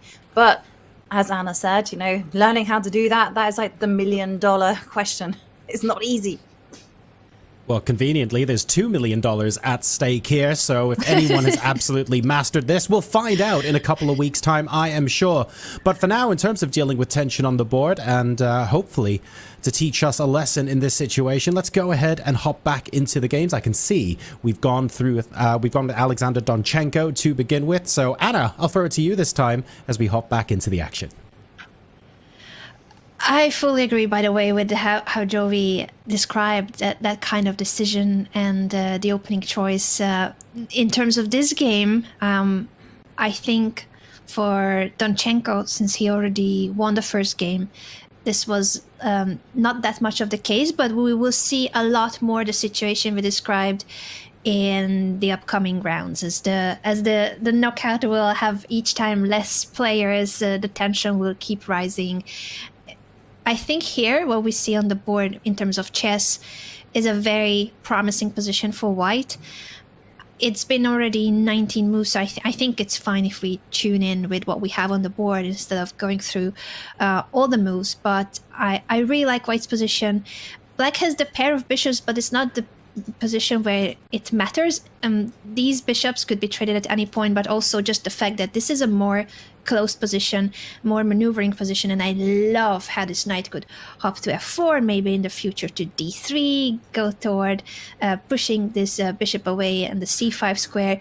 There's going to be these constant weaknesses in black's position. The backward c6 pawn, the a5 pawn will be vulnerable once the knight is on d3, and there's doubled pawns on the f5, so this is a beautiful position from white's perspective with equal material, but the advantage being a very positional, long-term strategic advantage. Yeah, and that plays into Donchenko's hands, right? You've got to know your opponent as well. We forgot to say that. And if your opponent is exceptional in these quiet grinds, this slow strategic chess, then don't head in that direction. Try to mix it up, make it a little bit more unbalanced. And Donchenko, he's a very classical player. He chooses these positions where he likes and enjoys a nice, very stable advantage. And I think he's going to be very, very happy there, because there's a clamp, as you mentioned, Anna, going to take place on the dark squares. If black doesn't break out now with c5, then basically white is going to do exactly what you suggested. Knight f4, take the bishop, knight to d3, and sit there very, very pretty, targeting c6.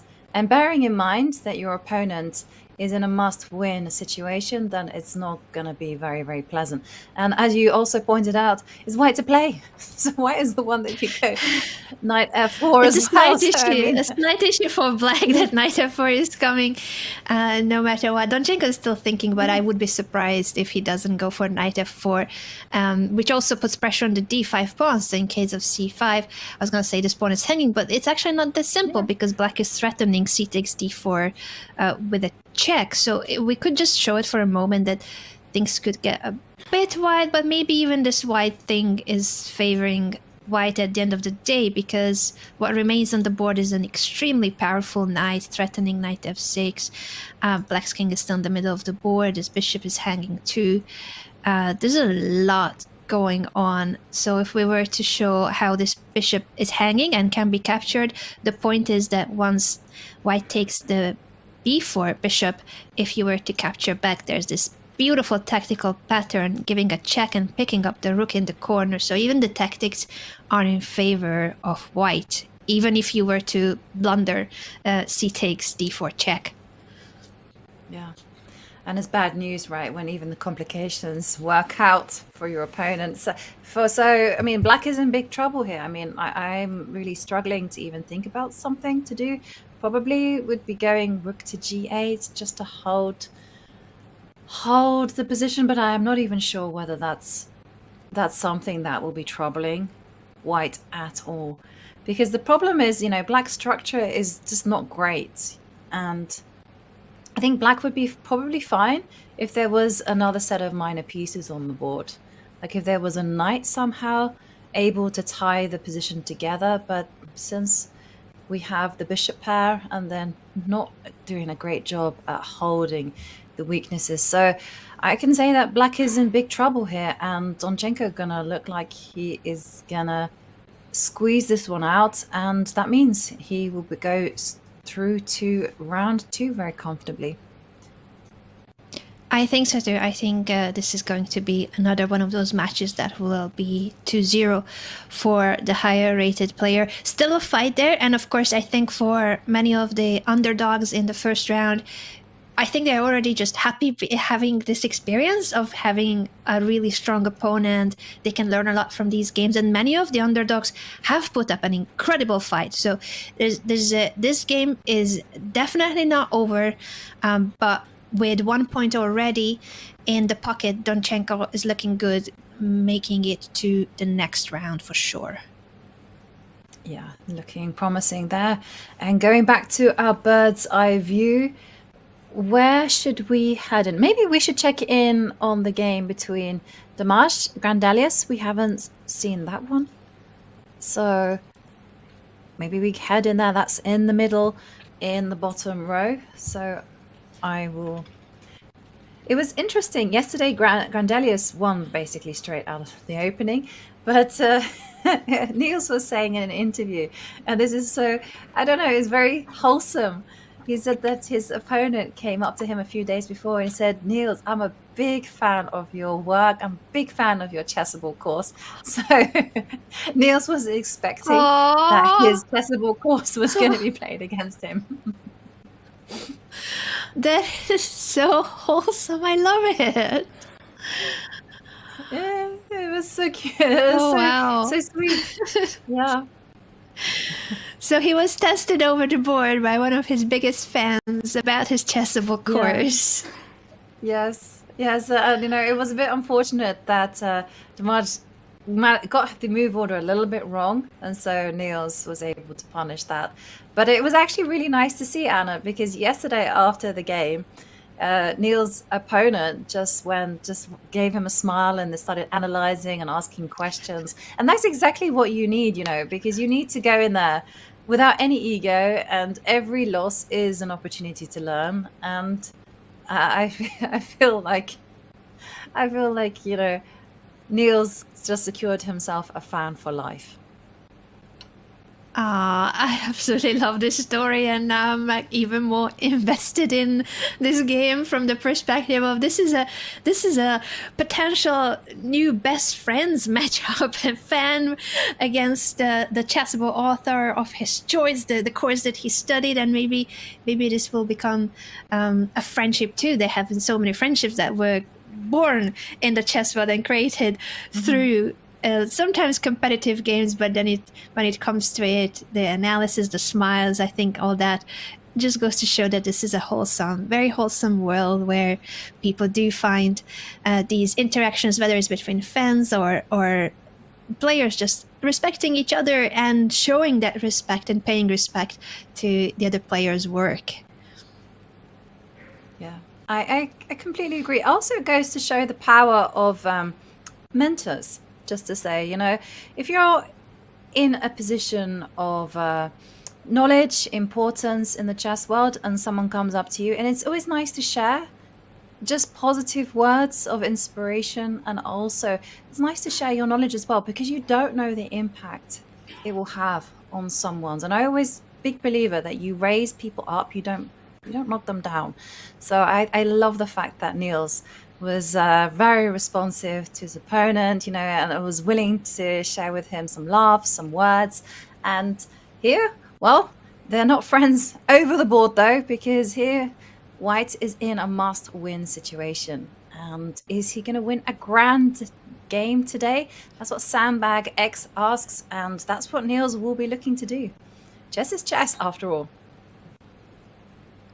Chess is chess, and this position still has a lot of fight in it. The queens are off of the board, but the pawn structure is not symmetrical. White has a pair of knights fighting against a knight and a bishop with more space for White, but quite a dynamic imbalance again that is balanced after all in terms of the evaluation because of the factors that also support Black's case, like the semi-open b-file, like the fact that there's action on the queen side, and that's what Black has been up to. That's what Black was trying to achieve here.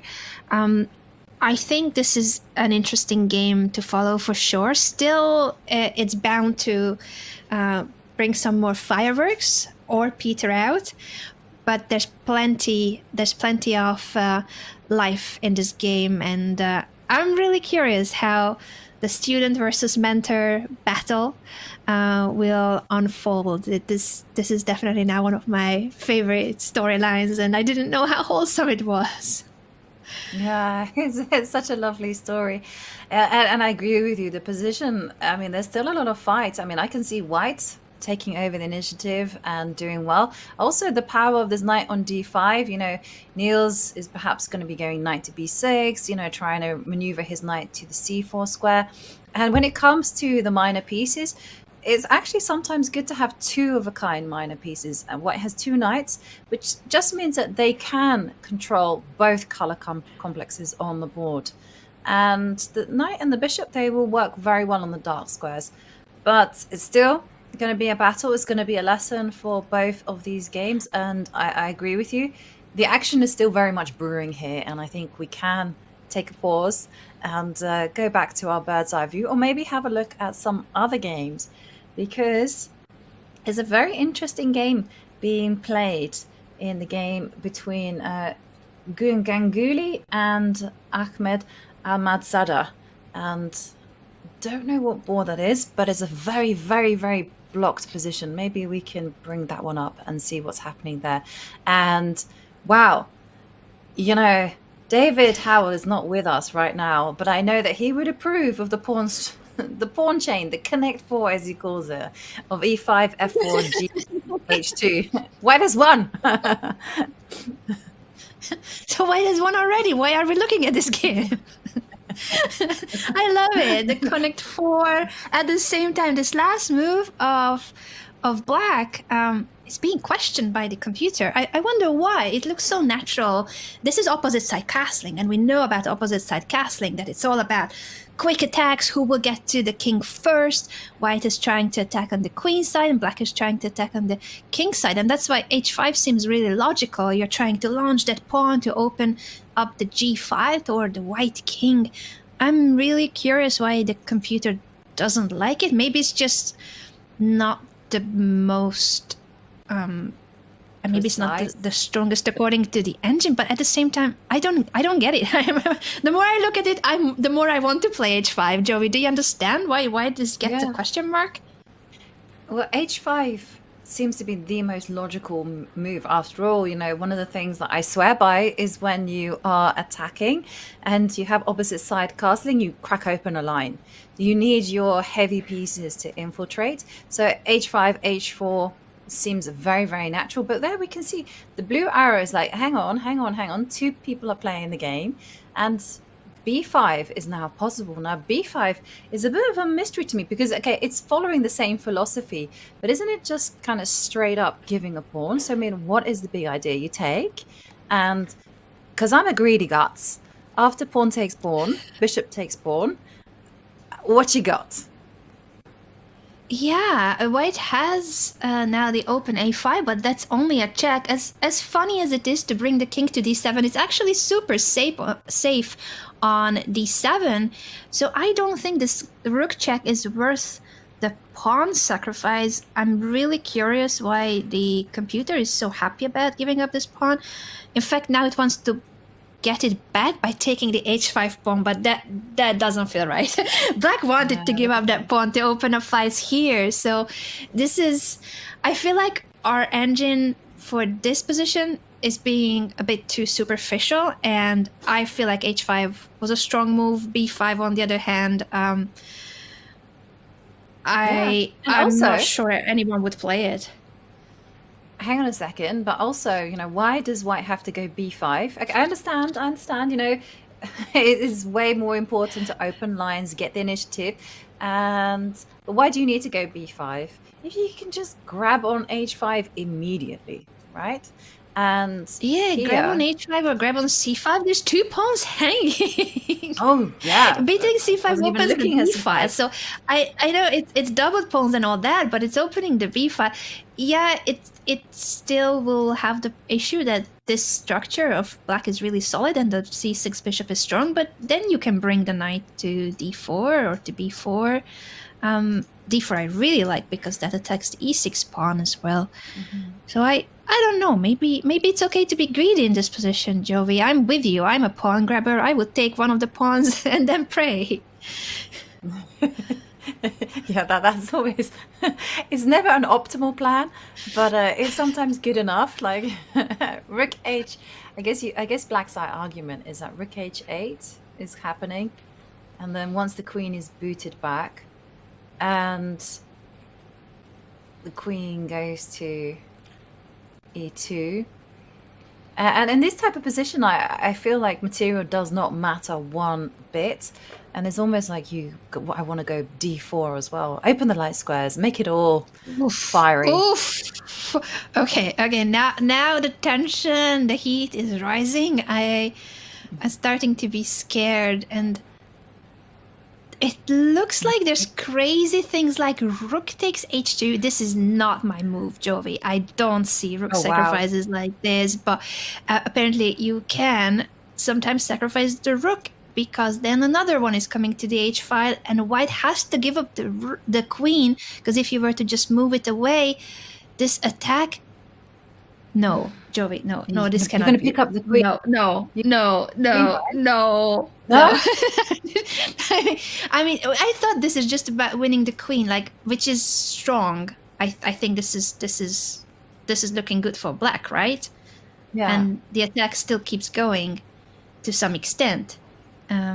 But when I started saying no, like instead of rook h1 and winning the queen, the computer's just going like, hey, what about the retreating bishop move onto the back rank?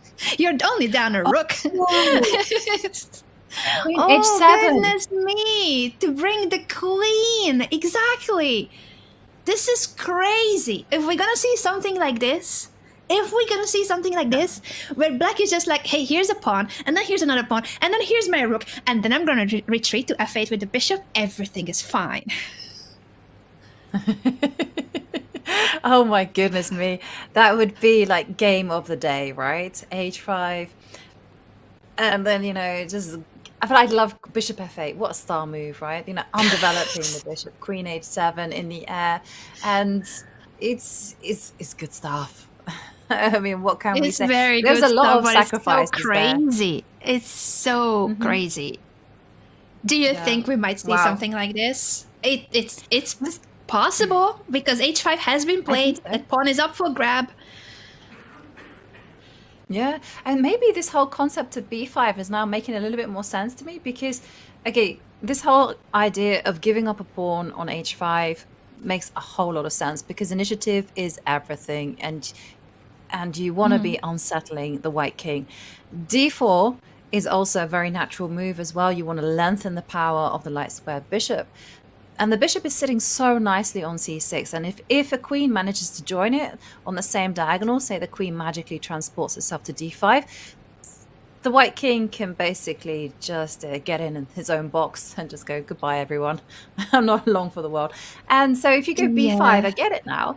Maybe the whole thing is like, it's just a decoy. You just want to prevent and delay. You know, you go b5, the bishop will go to b5, and then after queen takes h5, then you've got rook a8 in the equation. The queen is actually pretty okay on h5. She can maybe even start sniffing around the black king, and it's still a fight. So I'm just thinking rook a8. See, look, rook a8, Ooh. and you're like, oh, that spicy. would change this entire thing. Oof. Yeah, no, suddenly it makes a lot of sense. And I said no one would play b5, but I'm like, maybe it's the only move. Yeah.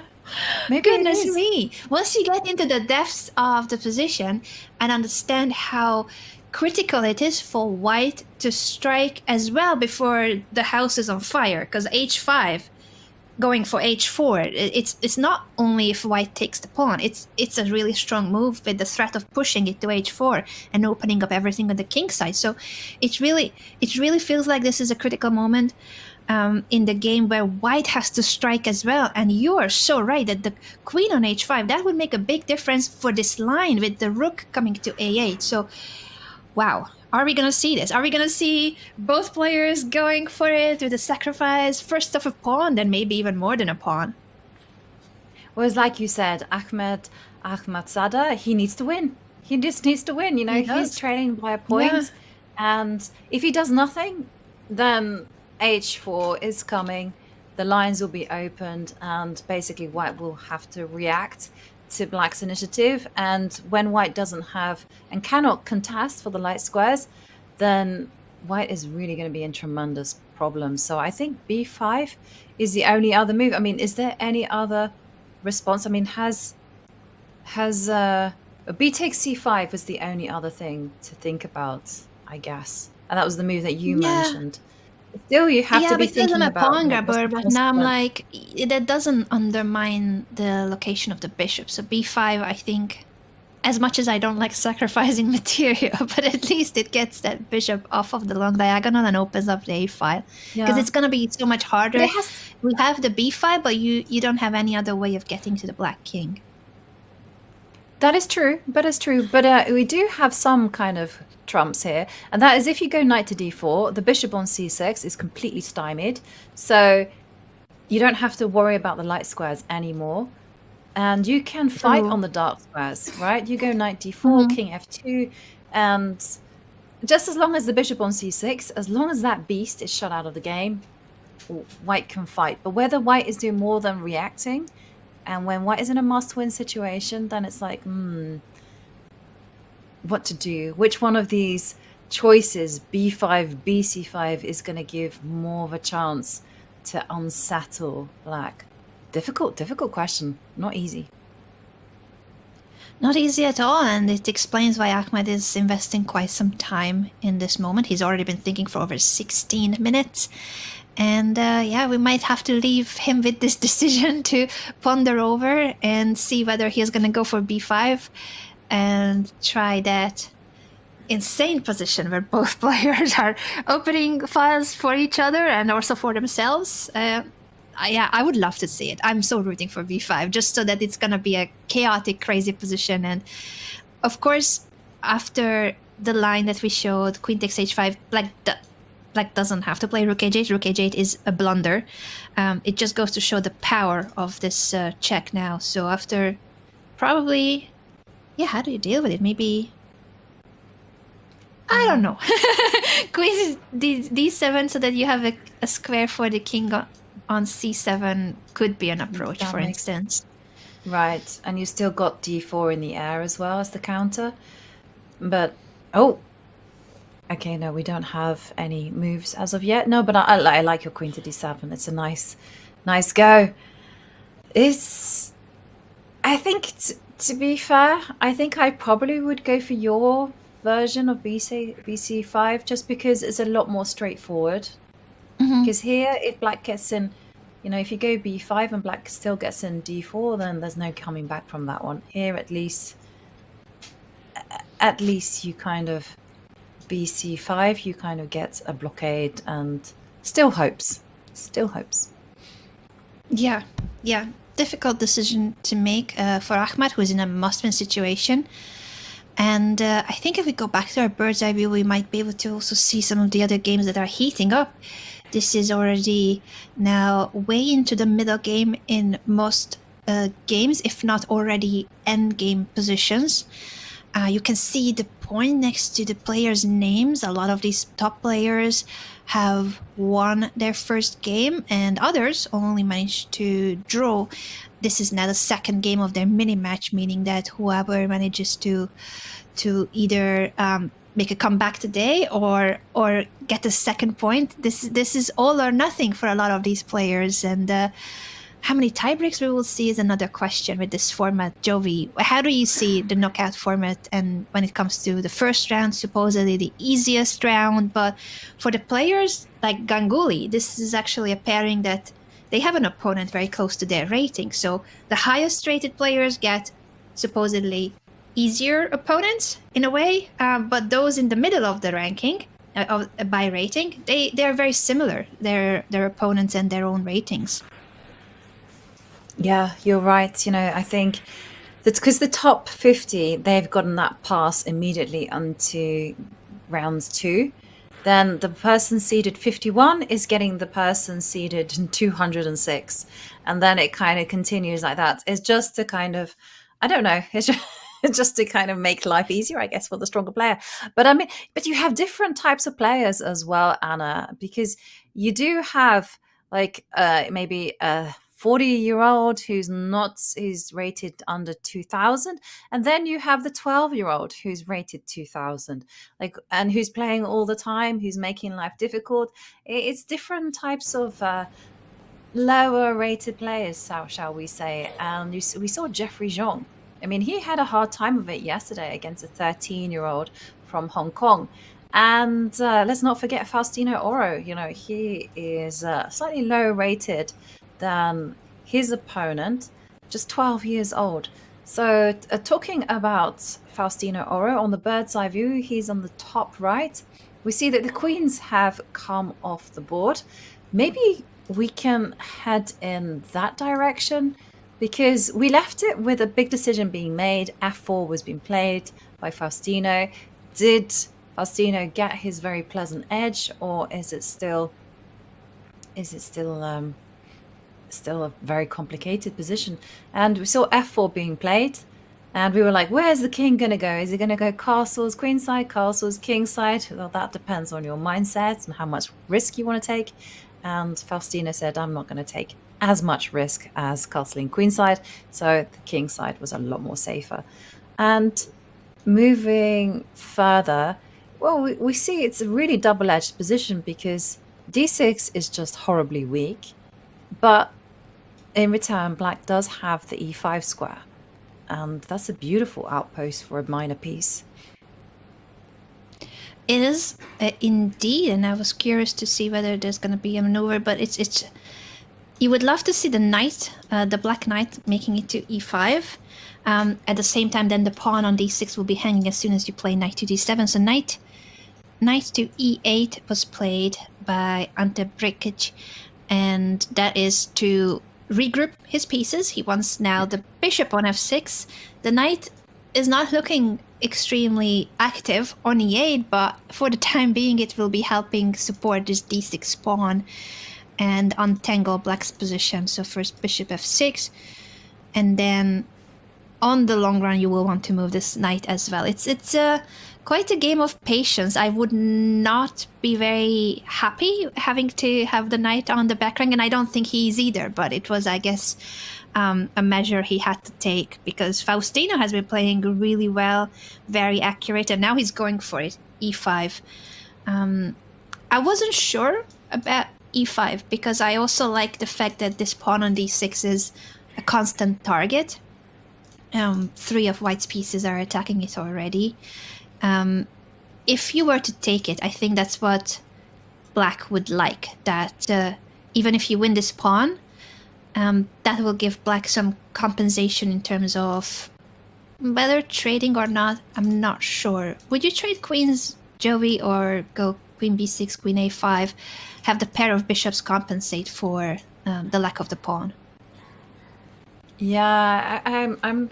It's not an easy decision either, because queen b6 is a beautiful kind of solidifying move, you know, defending c6, counterattacking b2, and this bishop on f6 is so good.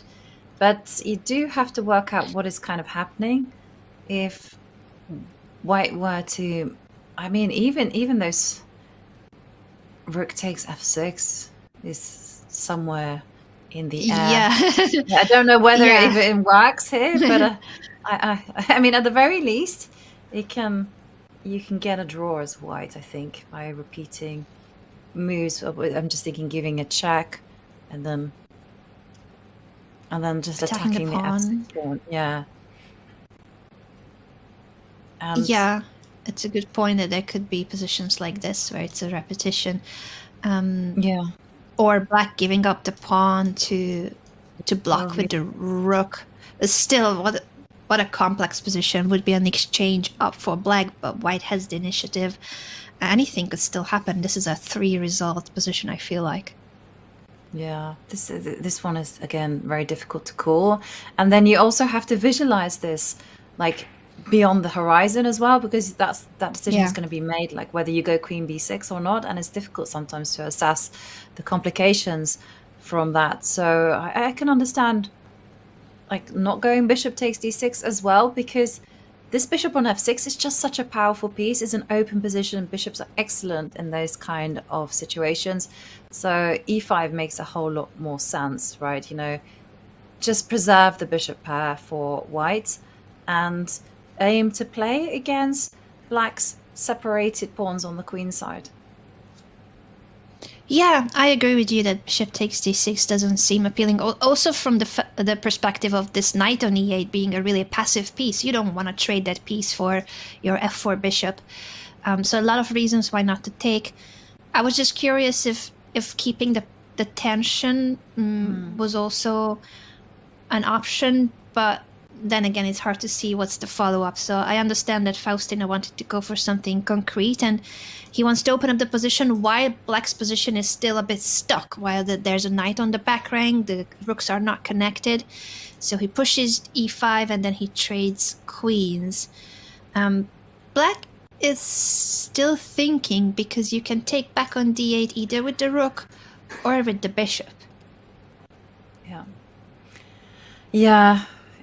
And that's also another question as well. Do you want to have all the rooks on the board, or do you want to trade off a set? Who's that going to benefit? And it's unclear, right?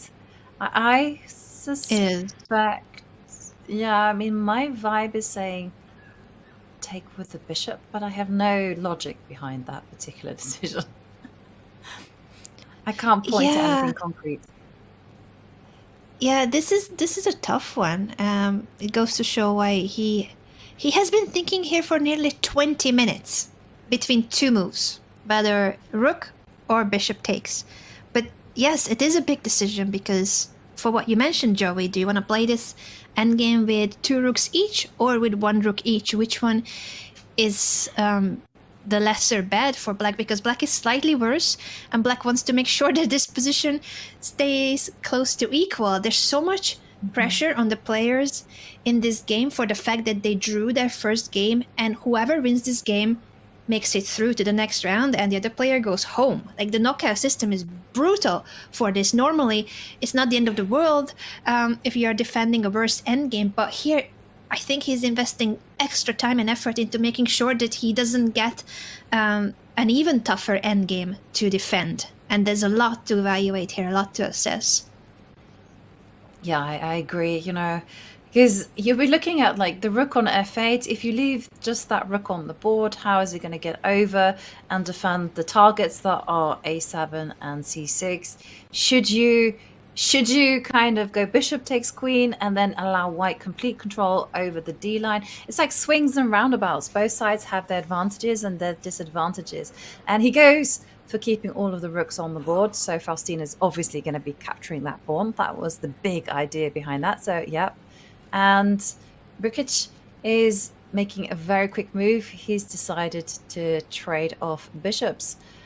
And his hope is to just neutralize white's powerful piece on e5, and an exchange will benefit him because suddenly the knight comes into f6, maybe goes into d5, and yeah, okay, black separated pawns on a7, c6, they're targets, but at the same time they do have in return, you know, an open line for the rook to work down. So I think Faustino is slightly better, but objectively this is still within the realms of equality and a draw. What do you think, Anna?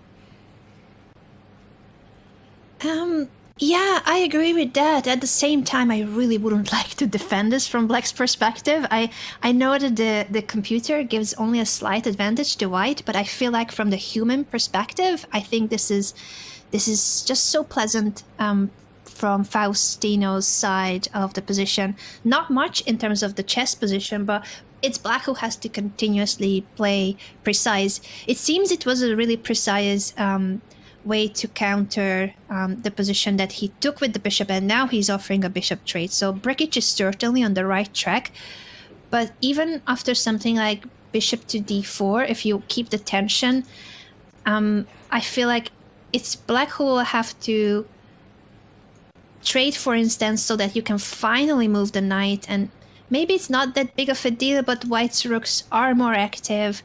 You can double rooks and make sure that you are the one that has the full control of the open d file, and there's rook swings over to the queen side, targeting the black pawns. I think Faustino has a good practical chance of squeezing this endgame. Yep, I agree with that. It's going to be very uncomfortable for Brikic to defend. But I've played Brikic before, and I can tell you he is a very good defender.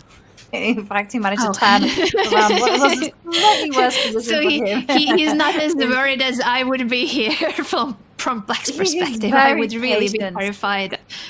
Very patient and good in defensive positions. He will need it. He will need it because Faustino will definitely try his best to not make this to a tiebreaker.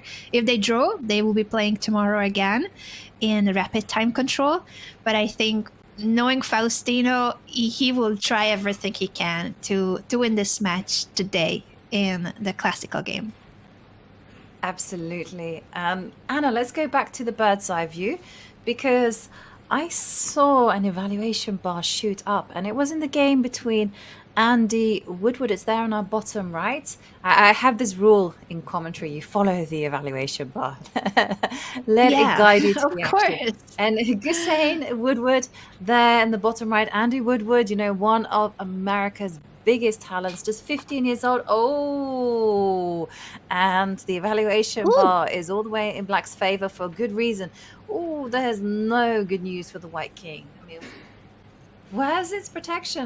This is mate in a few moves, right? I think we might be able to catch the handshake soon, because this game is about to end. If the king goes to f4, this is a beautiful checkmate with queen h4. The king cannot go to e3 nor to e5. All of the squares are guarded by Black's pawns or pieces. And the alternative to king to f4 is king f2, which also leads to checkmate in just a few moves. I think the key is that this bishop comes into the game, threatening queen f2 checkmate and queen g1 checkmate and queen e2 checkmate. There's way too many checkmates. Oh, also queen h1 checkmate. How many checkmates are here? That was 4. You cannot defend against all of them. I was going to say the bishop as well is coming, but that would be checkmate in 2. So, I mean, no, you cannot defend against 4 checkmates. I mean, you are right. I mean, that counts too, but that's impossible. That's crazy how suddenly Black's attack is fully unleashed. You don't even need the rook for this attack. It's just the bishops and the queen and the pawn. But that's 4 attacking pieces against no defenders because there's no pawns here, or White's pieces are on the board but not really interacting with what's actually happening to the White king. Yeah, completely. And it does look like we just visited this game right at the end of what probably is a brilliancy, a fantastic attacking game there from Andy Woodward. Yesterday, he won his game and actually showed that Andy really wanted to put pressure on his opponent. He just, he took risks, he sacrificed a piece. And although his opponent was probably objectively according to a computer, maybe even winning at one point, for a human, it was not easy to handle. But it does mean that Andy Woodward is virtually assured a place in round 2. And we're going to say goodbye to Himal Hussein because there's no good square for the White King to run to. And are we going to catch the handshake? Or has the game finished? No, the top clock is still ticking down. Yeah, White is still thinking, probably calculating it all the way down to checkmate. It is just one of those cases when maybe you're already appreciating the beauty of the patterns and the brilliancy. I know grandmasters like Peter Svidler who sometimes, it turns into art and you even allow the checkmate because you are yourself impressed by the beauty of chess and how even if you're on the losing end of this brilliant attack, but there's certainly a lot to appreciate even in the losses. First of all, amazing lesson. We all need to learn from the games we lose. And secondly, what a brilliant pattern here with the combination of the queen and the bishops and this pawn push to d3, which allows the diagonal to be opened up for the remaining bishop that looks like it's not attacking, but it's about to strike. Yeah. And the thing is, we want to catch the handshake. We want to catch that moment when the game ends. But I'm also kind of curious as to how Andy managed to get this fantastic position because it just looks like a complete dream. And yeah, I'm really curious. I can roll back a few moves. Actually, that was it. We did catch the virtual handshake. We don't have a camera, unfortunately, on the players, but that was the end of the game, Queen H3 check. And just to show how this attack unleashed, the White King never castled and got punished for it. G4 to start opening up the position. The rooks are traded on the H file, and the Queen takes over on this entry square was about to happen. Queen h1 check, so White plays King f2, G takes f3, G takes, then taking on d4. Everything is collapsing. This White King has nowhere to hide. Takes the knight, but after Queen h3 check, we know why White resigned. We can show just one more time how pretty it would have been, the finish where there's 4 different checkmates threatened on the board, and there's a 5th one that's mate in 2. So there was way too much going on for White to handle, and he resigned. Yeah, the king is a strong piece, but it ain't that strong. So Andy Woodward making it look easy. Maybe we go in our bird's eye view, and I'd like to check in on the game with my fellow countrymate Adams against Al Rehaili, and Mickey yesterday won with the black pieces. Was a very complicated queen and pawn endgame, and here it seems like Mickey has just played it to perfection as the evaluation bar. Also, look at that, it's all the way on White's side. Good decisions in the opening to kind of put his opponent under test almost from the get-go, and the c-pawn is going to fall. But it's not just that, it's also the fact that White is the only one that controls the D-line. And it's often said, and I don't know if you've heard this, I learned this just a few years ago, that if you control the the d8 square in this particular case, in the D line, you control the line. So you just got to control the furthermost square on that line, and you just control the line. I was like, oh, never heard of that particular rule. I never heard it being verbalized like that. Yeah, I never heard it put that way. Makes a lot of sense because it's the back rank where the rooks are usually. So it would be the square where black could offer a rook trade if it wasn't for the d8 square being fully under white's control. You're so right. That makes a lot of sense. Yeah, and yeah, it's your rook to d1 is coming, and there's just no way for black to break out, because you could lose a pawn, but if you're able to kind of imbalance the position in a different way, I mean, like for instance, you're able to get in knight at e6 and then knight d4, then okay, maybe you can fight it out a little bit more, because you know you have one active piece, but there's not a single active piece in the black army. Yeah, this is a very sad position for Ahmed, unfortunately, and Mickey has been playing impeccably, as you already summed up, Jovi. It was a very smart opening choice, just making it a little bit more challenging for black, but that was enough. It was just an inaccurate move that Ahmed played in the opening that looked like a logical, natural move, but it was not the right decision all the way back on move 8. And what we see here is this advantage materializing into a pawn up, while also keeping white's pieces a lot more active. So you'll be up material, and also positionally, white's pieces are dominating here. I think Mickey is definitely enjoying this game.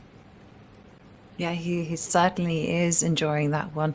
And it's what you want, right? You don't have to work too hard. It falls into Mickey's strengths. You know, he's such a natural player with fantastic chess sense. He knows where to put the pieces. And yeah, and also he doesn't have to play tie breaks, which means that he can rest tomorrow and get ready for round 2. So going back to our bird's eye view, so we've seen 2 situations where the evaluation bar is all the way on one side. I can also see that Alexander Donchenko there on the bottom right, everything is going his way. He's getting that beautiful clamp on the dark squares. He's also got a fantastic knight on f4, as we predicted, targeting the weak pawns on h5. So that's looking like it's one-way traffic. Maybe we just pop in on the game next to it, between Kukulos and Divya Deshmukh. Divya needing that win, and here Divya's being very, very patient. She's not committing a pawn to anything further than the 6th rank. It's a very, very patient strategy, but will it bring her any rewards? I don't know.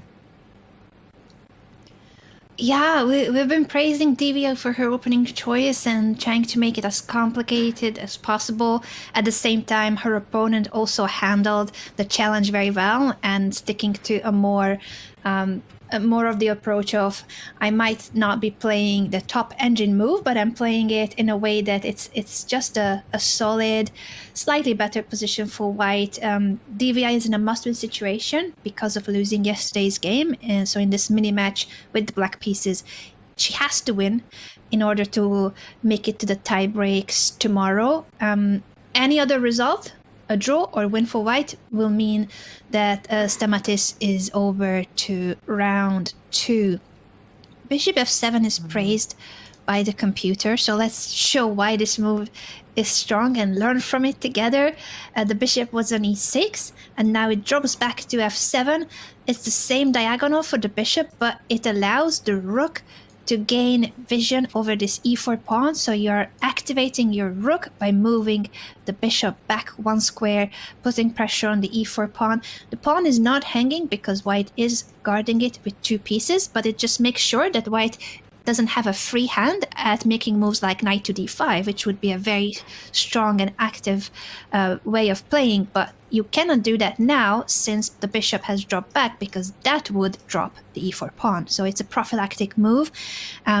making sure that white's pieces are tied down to the defense of the e4 pawn. Yeah, it's a nice move, getting out of the way of his own rook. Well, black has a very solid position.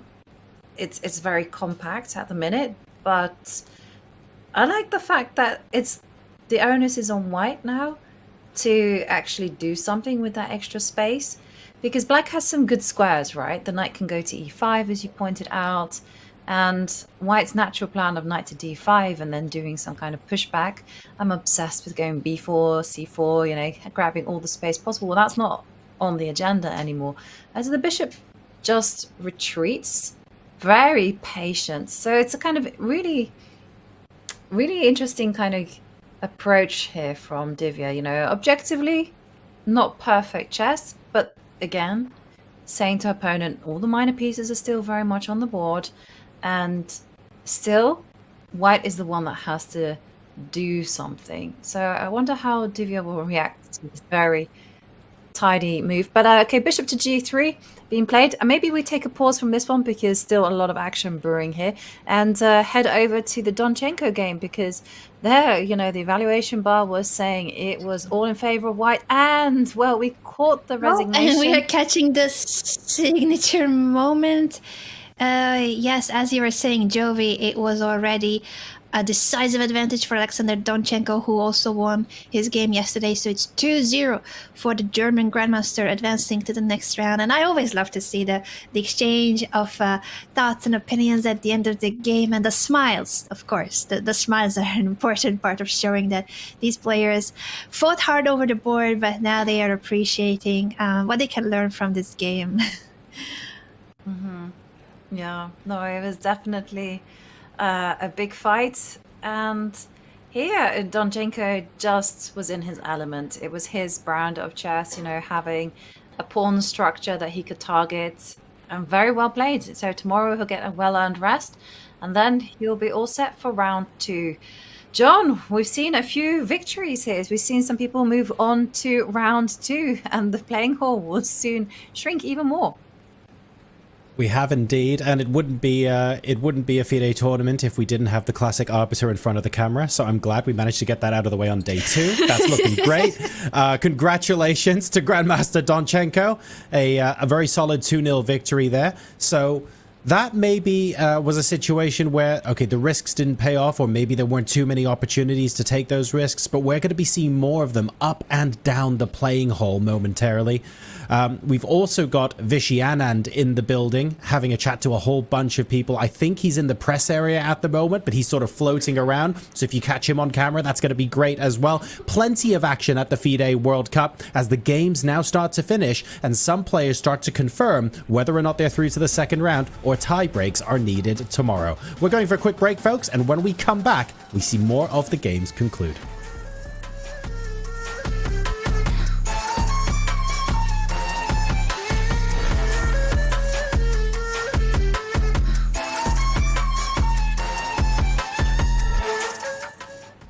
Has this ever happened to you? Oh, shoot. Another mouse slip.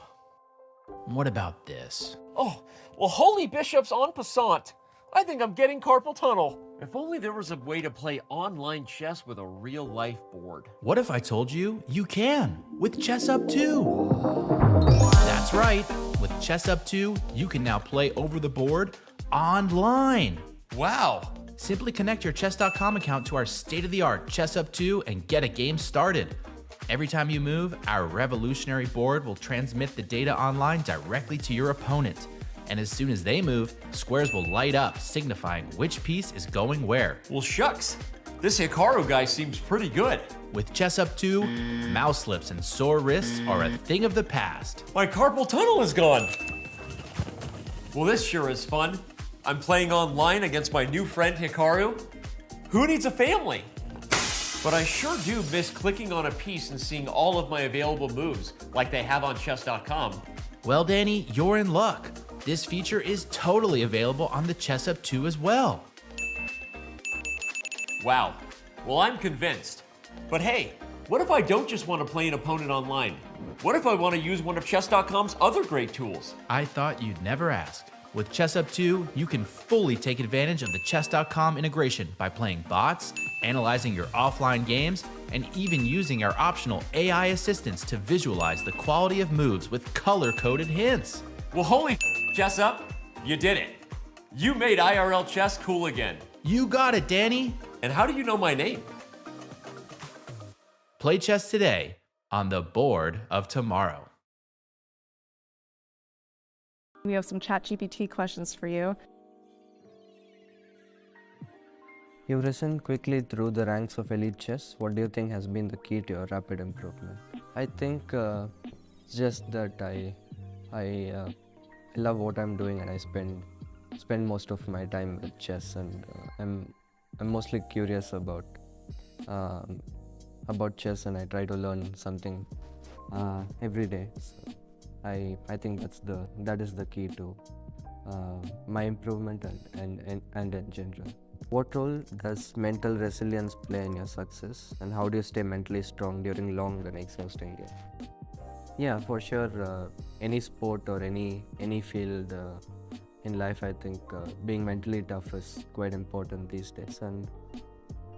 And for sure, I've had a lot of tough moments, like a really long game that I've lost, and I had to play a next game against a very strong opponent. Like a lot of these situations, and I think being able to let go and just focus on what's important at the moment is quite important. And staying strong in long games, I'm generally able to outplay my opponents the longer the games go. And I think being physically and mentally strong, being able to focus for long periods of time is quite important.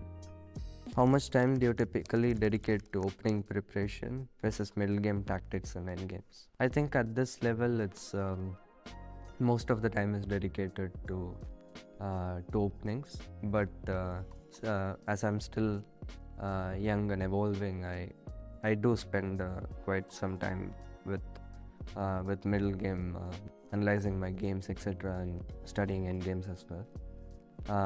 But yeah, I think most of the time, by a large margin, is spent on opening preparation. If you could compete in a tournament against any historical chess player, who would it be and why? I've always wanted to compete against Fischer, because I consider him the greatest genius of chess has ever seen, and I think it would be it's an experience. It's just I think very special for any chess player. And Fischer has played I think the stories and the games I've seen of him, I've heard about him, have really impacted me a lot. So yeah, it'd be Fischer.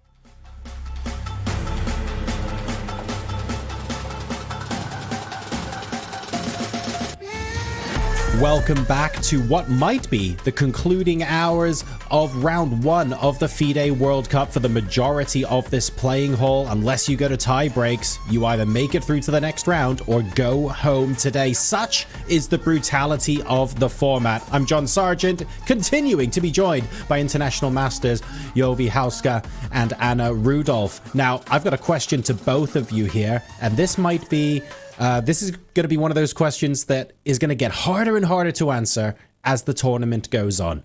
And that question is this: how many upsets, and I'm including someone having to win on demand with black to force a tiebreak, how many upsets by lower rated players do we think we're going to see in the playing hall today? Jovi, let's start with you. That is actually, I think for this round, as you mentioned, it's going to be easier because the rating disparities is so much, right? You know, when we have the top seed playing the bottom seed. So I'm not expecting too many upsets in this round. I mean, yesterday there was only one, right? When it was Achi Bilek who defeated Cristobal from, and that was really just surprising, right? That there was only one upset. But so I'm expecting at the most 3. At the most. Okay. Maybe that's even too generous. Okay, how about you, Anna? Yeah, I think I can only agree with what Jovi said, that in the first round, the rating difference is quite large, especially for the higher rated players paired against the lowest ones.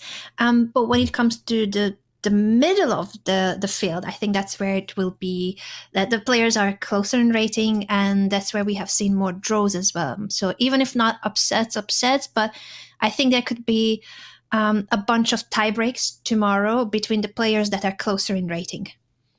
And I managed to dodge your answer. I mean, managed to dodge without answering. All right. In that case, Anna, I'm going to put you on the spot, and I'm going to go with the follow-up question. Do you think there's a chance we get more than 3?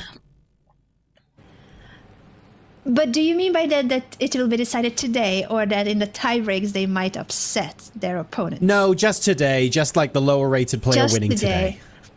Yeah, just today. Oh, no, just today I think it's 3 or lower than 3, but in tiebreaks, I think there will be more games going to tiebreaks, and there I would predict maybe a higher chance of upsets.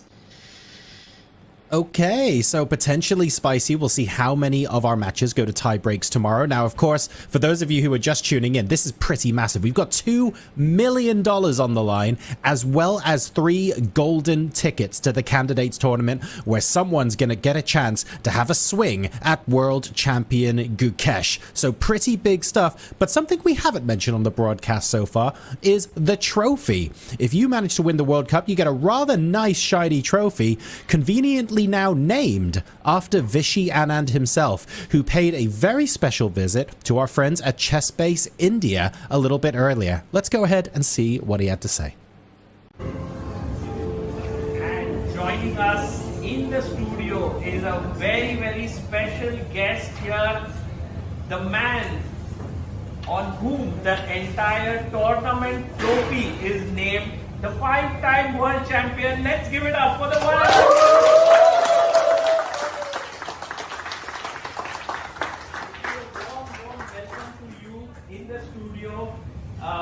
You came here yesterday. We were so thrilled to see that the World Cup has a trophy named after you. How was your feeling? Well, that is very special, of course. And you know, it will constantly be repeated. They're playing for the honors. I'll enjoy it. Yeah, and I think you yourself is someone who's won the World Cup on this format. You know. So he's in the building. If you want to check out more from Vishy Anand, you can find him on Chess Base India's channel. It looks like he'll be chatting to the folks there for a little while, which is excellent of him. Of course, chess royalty in the building. So that's going to be fantastic. For now, though, we're going to hop back into the action as more games threaten to conclude. We'll figure out what complications we can find on the chessboard for many of these players, rather, who are teetering at the moment in round 1. Jovi, Anna, over to you. Thank you, John. And going to the bird's eye view, you know, I'm sure the presence of Vishy in this event, actually, Anna, is going to be so important. You know, he's such a big inspiration to a lot of the Indian players. You know, when there's a tradition, I don't know whether you've heard of it, but when an Indian person becomes a grandmaster, they get to go and visit Vishy's house. He shows them his room with all his trophies, and it's just like a beautiful thing that Vishy does to inspire the new generation, and everyone wants to be a part of this. Everyone wants to be acknowledged by one of the chess greats.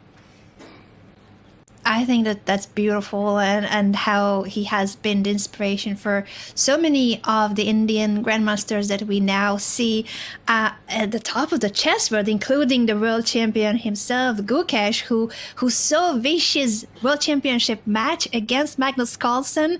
The year that Vishy lost his crown, Gukesh was in the crowd as a kid, and he said to himself that he will try to win that title back for India, and he did. These kind of inspirations and these stories are the ones that drive the young prodigies to then pursue the world titles, becoming grandmasters and fighting for the world championship crown. So it's incredible to see him there in the Chess Base India studio, as well as mingling in the playing hall. So try to catch Avishai Anand in our bird's eye view camera as well. You might see him watching over the others' games. Yeah. And going to our bird's eye view, we can see that there's now an appearance of a game in the corner in the bottom right with Pranav against Bulrans. Pranav is a world junior champion, I believe, and one of the strongest Indian chess grandmasters here. So let's head over to his game. And, well, looking good so far. Pranav there with the black pieces. Maybe we can just do a deep dive and see what's happening right here, right now. Yeah, absolutely. This is a very interesting position. Pranav won yesterday's game, so all he needs is a draw in this game to make it to the next round. But White is trying to put pressure on the position, and I like it. I like the way White is handling this. There's over 400 rating points difference between these two players, but kudos to Allah for fighting and finding a way. Aladdin Bolrans here with the white pieces, trying to fight his way back into this match. I think with this last move, Queen G4, the intentions are clear. Of course, there was a pin over the G5, so White is threatening Bishop takes H6 and Queen G7 checkmate. But this move also puts pressure on the E6 pawn, which is a weakness in Black's camp. So a multi-purpose move. Black responds with King H7 and get the question mark for it, Jovi. And the evaluation bar rises for White. And just to remind you all that Allah is actually the only untitled player in this heavily stacked field. We're talking about 206 players, and he's the only one who doesn't have a title. So, and could we be seeing an upset as well? Because the evaluation bar has risen quite steeply for White, which means that there's something brewing in the position. And so the first thing I'm looking at is this bishop. This bishop on e3, it's going to gain a second life, so it can move away. It can even, I mean, how far can it go as well? I mean, how can you introduce a new piece into the attack? What is happening here? Yeah, Bishop d4 definitely is a very promising move. To threaten checkmate in one never hurts, and activate your bishop further at the same time. I would think that this could be one of the options that White is considering. I'm trying to try out new colors, by the way, Joey. I'm still just like figuring out what color is what. Red is gonna be the weakness, and blue I'm using now for the good pieces because I don't know how to make them green. So those are good pieces and attack, and there's a weakness on G7 as well as the king. There aren't too many ways to counter this checkmate threat. Like you gotta defend that pawn with a move like Rook F7, or move the bishop away so that the queen can see G7.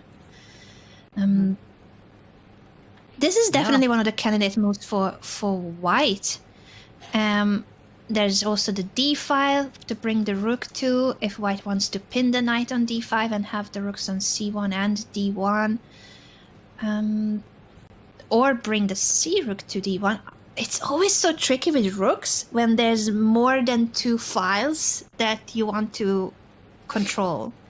Open files, semi-open files, pins, whatever it might be that you're using the rook for. You only have two rooks, so you gotta stick to, is it the C and D files are the most important, or is it the D and E files? And it's an important choice to make, because if you choose rook E D1, then the other rook cannot just like magically jump over the other rook in the future and go to E1. So it really is an important decision to take when you're figuring out how to place your rooks. Usually we say the central files are the most important. But here we already have one on the C file, and it would be nice to keep it there, I feel like. I completely agree with you. Like, for instance, just say, I do feel like bishop d4 would be the move that I choose, threatening checkmate, but just say bishop c5, and bishop c5 you can't take on c5 because of knight takes c5, and there's pressure against e6. I know it doesn't get... I love that. Yeah. There you go. And if you go rook e to d1, then you're removing a potential attacker of e6, and e6 is clearly the target. It's not just about the black king, it's also about targeting that weak pawn. So yeah, I mean, rook e d1, I like that move a lot, because I don't think I would be thinking about rook cd1 either, because my rook on c1, the white rook rather on c1, is on an open line. So if they were going to establish a pin, then it probably would be with the e-rook. But yeah, black is definitely on the back foot here. But a draw will be sufficient for Pranav if he manages to hold this one. And I guess I'm a bit surprised that he did not take the bishop, by the way. I was expecting, instead of king h7, knight takes bishop and just grovel, you know? Yeah, it's interesting that he didn't play it, and that could be the reason why the computer gives a question mark to king h7, because you are completely right. He did have the option of trading that bishop, that is such a beast for white's attack, and then continue. Yes, of course, white's knight is still a really strong piece, and white's position should be somewhat better, but it no longer seems to be that scary. While if we compare this to the fact that now this bishop can go to d4, or it can go to c5. Both of those look really tempting options. Of course, after bishop c5, black doesn't have to take on c5. Maybe black could try to push this bishop away, but then you can still drop back to d4 if you wanted to, and threaten checkmate. So there's a lot of ways in which white can play it, and that's because black did not take that bishop. You're right. Yeah. Yeah, and we just saw on the cameras that bishop to d4 was the move played. Now there's a big problem on g7. You need to take some time out and defend that one. You can perhaps block with knight to f6. You can step up with your rook to f7. And it's not going to be an easy decision which way to go. Like, how does one... Yeah, move the bishop out of the way. Maybe I like your bishop to b4, because at least it arrives with tempo. It arrives with tempo and helps the queen get into the defense as well. We usually think of the queens as a really powerful attacking piece, but we should not forget how important it is in the defense. And this is to all of our viewers who want to improve their defensive skills. I used to be really bad at defending my king because it's scary, you know, like it's like checkmate is the objective of the game, and psychologically it's also hard to be on the defensive. And then I started learning more about the power of the queen in defense, and how offering a queen trade is one of the coolest defensive tools you can use. So bring the queen into the defense, not just as a passive piece, but if this queen were to then come to f7 and g6, for instance, or f5, like find ways in which you can offer a queen trade that will either achieve that you get the queens off of the board if your king is in trouble, or it will push the queen back. The opponent's queen will have to retreat or go somewhere else. I think it's crucial that the queen is used well in the defense. That's why I like that this is like an active move, but also the queen will start wiggling her way back toward the king side. Yeah. And let's not forget as well, there are some counter-attacking possibilities. The rook can come to f4. And yeah, the bishop on d4 isn't a particularly secure piece either. So I love your concept, by the way, of trading off queens. When you're in trouble, that's like literally one of my golden rules in chess. In trouble, take it to an endgame. Swap off queens. Because as you mentioned, you know, queens are fantastic attackers, but they're fantastic defenders as well. And don't be afraid to use them as a defender, because they have the possibility to kind of spring into life. You know, in fact, I think it was English Grandmaster Neil MacDonald who told me that the computers often try to get their their queen, if they're playing with white pieces, onto d3 and e3. They'll do all kind of weird maneuvers to get their queen onto the third rank, because the third rank is actually like often clear, and you can swing from one side to the other very easily. So if you need it for offense, say put it on b3. If you need it on for defense, you can put it on g3. So you can just do that in one move. And here we're seeing the same, the path is being cleared so that the queen can, if needed, to go on the offense with queen f7, targeting f2, go for the defense, or going into g6. So they thrive in these positions where there's a lot of empty squares. So interesting position. I still feel like white has the upper hand, but the question now is where you're going to put the rook, and that's always a big question. And yeah, we could potentially be seeing that if Bullrens wins, then he will have managed to take it to tiebreaks, because trailing by a point, it is all or nothing for him. So going back to our bird's eye view, I also see that I think we had another game there on the top right. Adi Skirel against Efimov. Adi Skirel, being 16 years old, had a great result in the Grand Swiss, beating Gukesh. He enjoys those sharp, aggressive positions. Should we go there and check out what's happening? Oh, hang on a second. Sorry. Before we do that, we've got to catch the action that is happening. So let's go to the Benjamin Gladura game and see what awaits us there. Oh, yeah, definitely. I think it's a good idea to catch it until we can, because it feels like Hungarian Grandmaster Benjamin Gladura is very close to getting a second point in this match and securing his spot in round 2 of the World Cup. What has happened in this game feels like there were a few mistakes earlier in the game, and if I just roll back through the last moves, oh gosh, I need to roll back a lot, because there was this bishop f4 move, which according to the computer was a mistake. It stepped into e5, coming with a tempo, and then bishop f5, and white had no way of guarding the c2 pawn, which is not just a pawn, it's a pawn that is right next to your king. So everything is collapsing when it comes to the defense.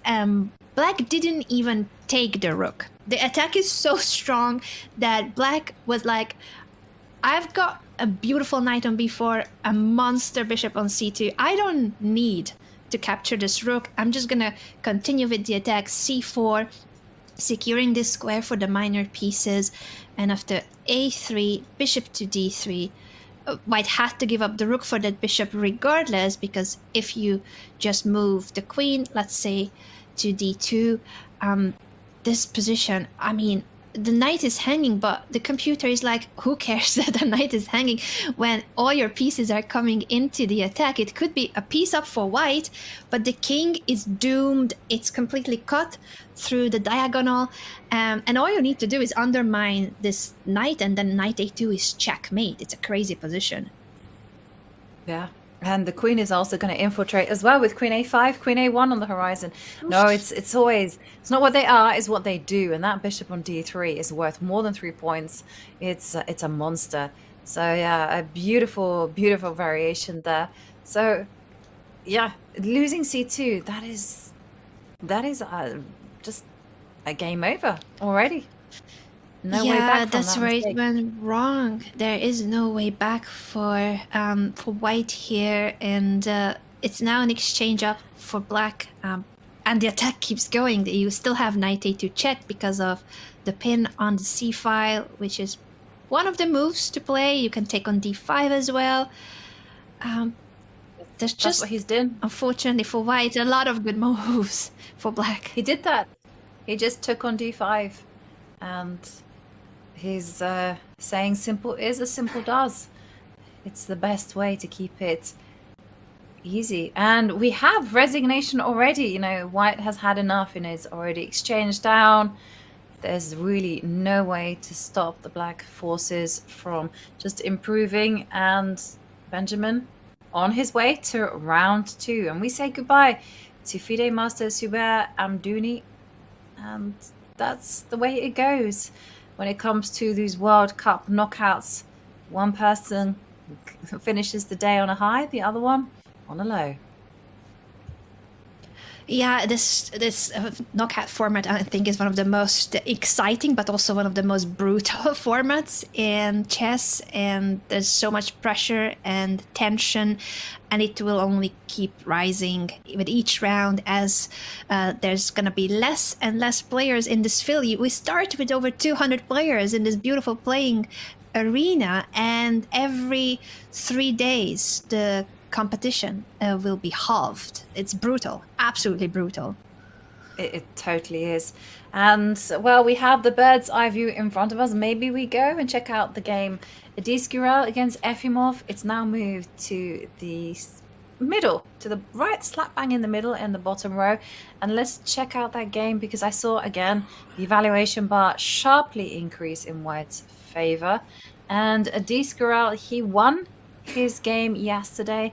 Igor Efimov from Monaco, part of the small nations, and Efimov, Grandmaster. I think I've seen him play for Italy at some point, now representing Monaco, actually small nation champion.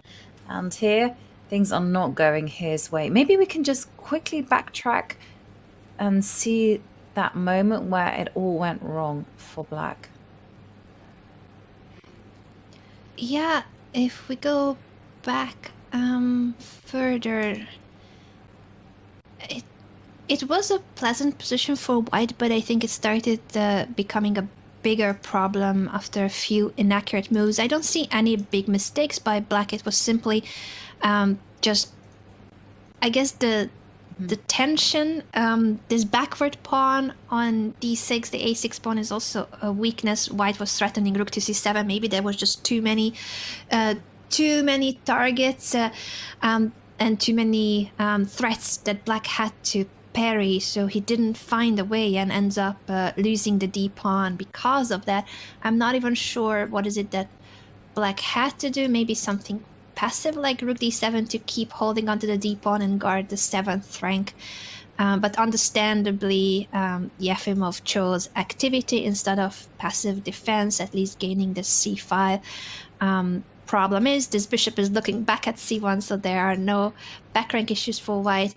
And if you were to play rook to c2, just to present, the back rank for Black is weak, and that is quite a big problem. I think after that, rook takes d6, bishop b2, the a pawn will fall as well. So no matter that the b pawn has been captured, it is an extra pawn for White, and it's a very, well, sorry, I was going to say extra pawn, but no, I cannot count, Jovi. It's not an extra pawn, but it's a pass pawn. So you trade the queenside pawns of Black for White's pawns, but what remains on the board is a very strong pass pawn. And it's just leading to a pair of bishops for White, a very strong queen, and this pawn that will start marching as soon as you get to prepare the push. It's going to take some patience and preparation. You cannot just immediately win on the spot. But even now, like this knight, wait a second, is it just trapped? It looks like it's trapped. Is it just trapped? Who cares about the pass pawn anymore? The knight cannot move. Yeah.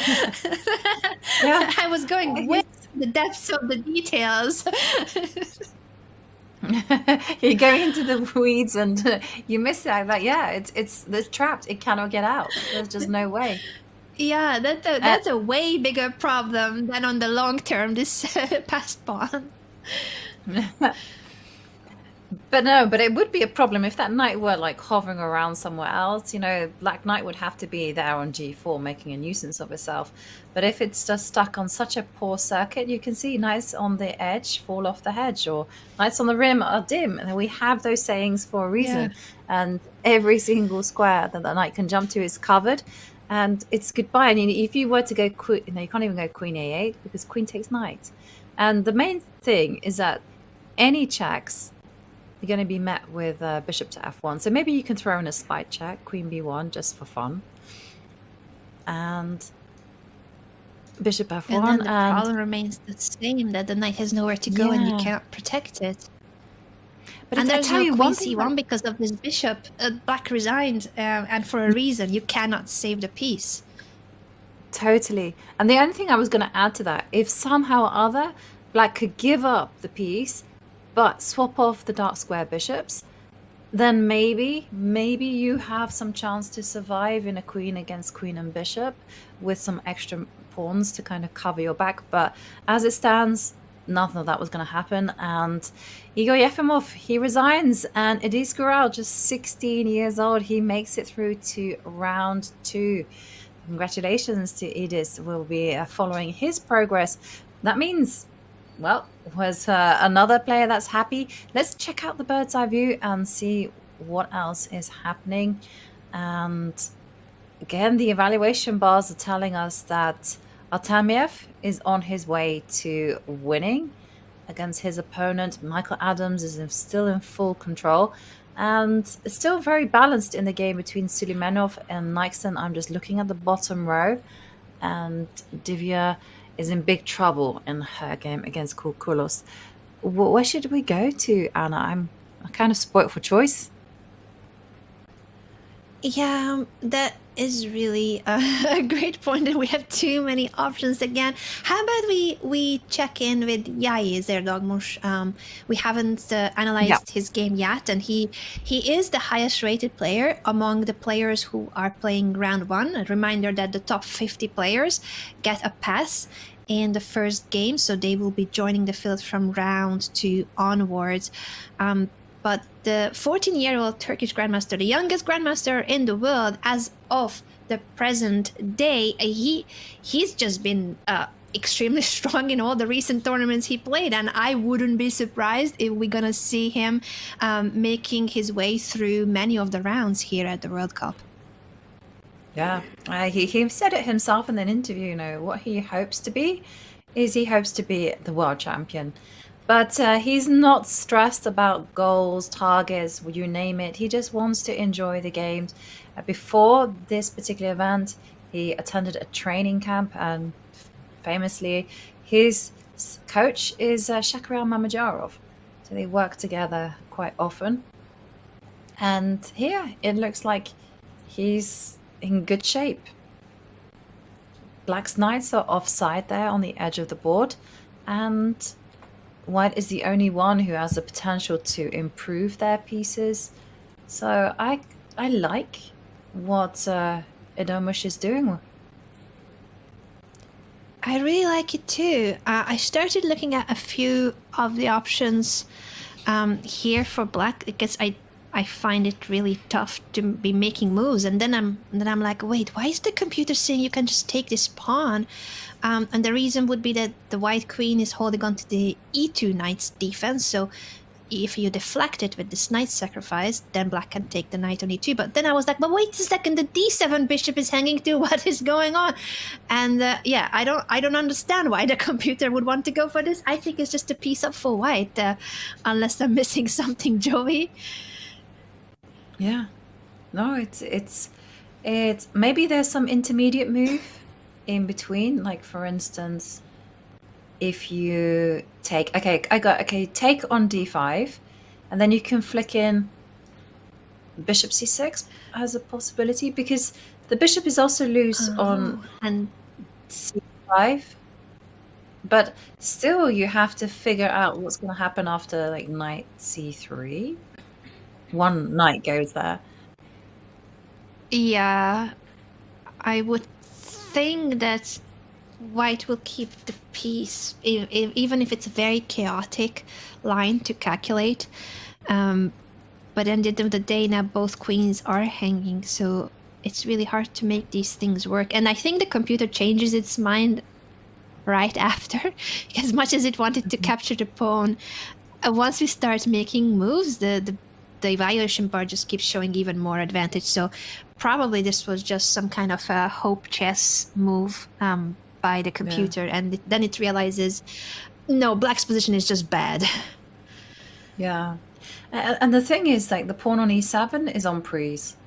So do you let that one go? Because you have to protect it with a passive move like rook e8. Rook e8. And then what next? What will white be playing? Will white be playing knight to d4? Because also I just noticed that the queen on b5, she ain't got too many squares.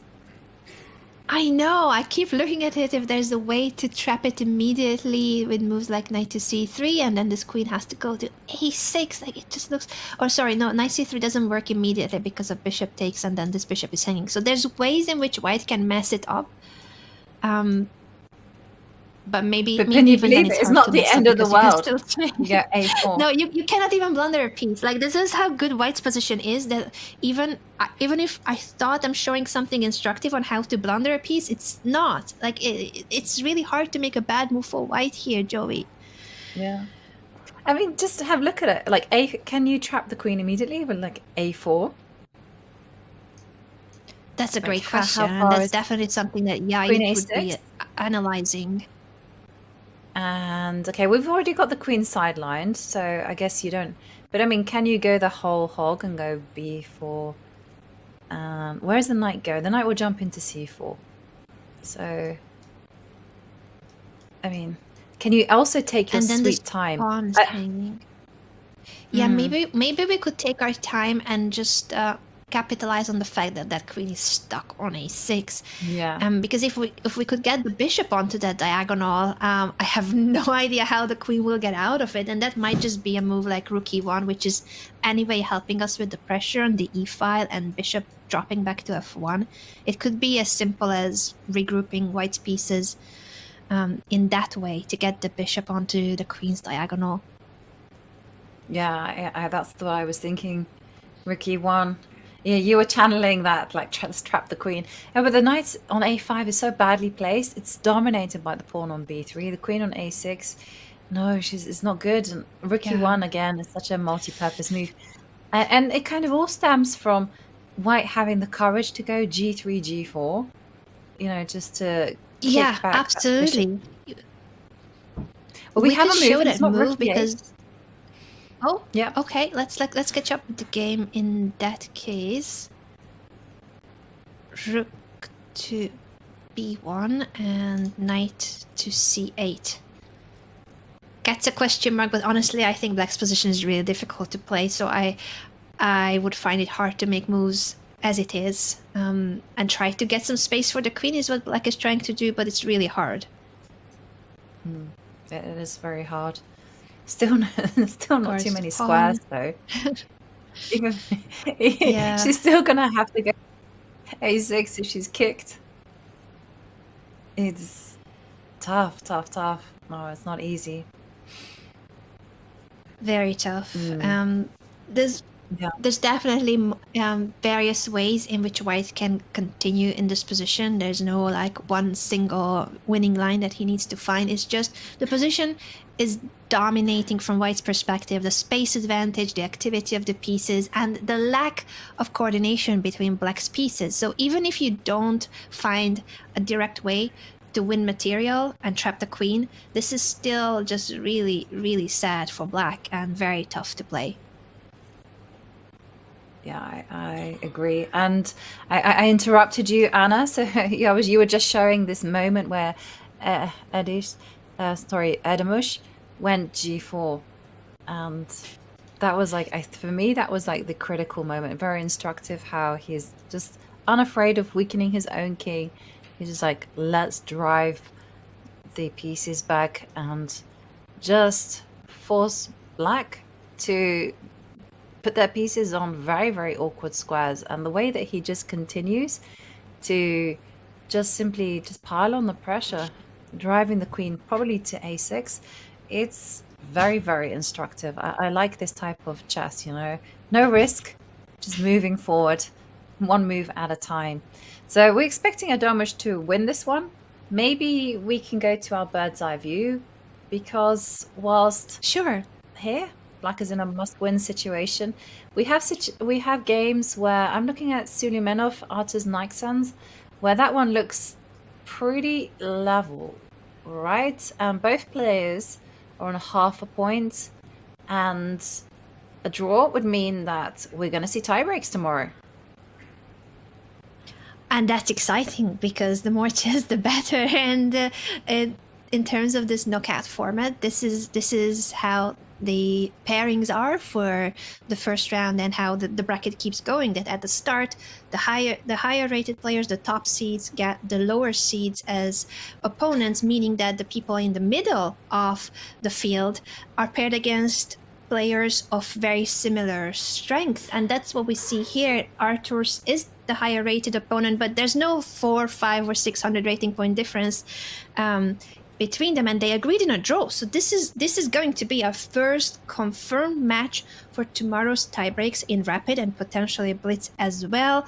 Alisher, Sulaimanov, Artus, Nexians, they will be back tomorrow to fight it out in speed chess.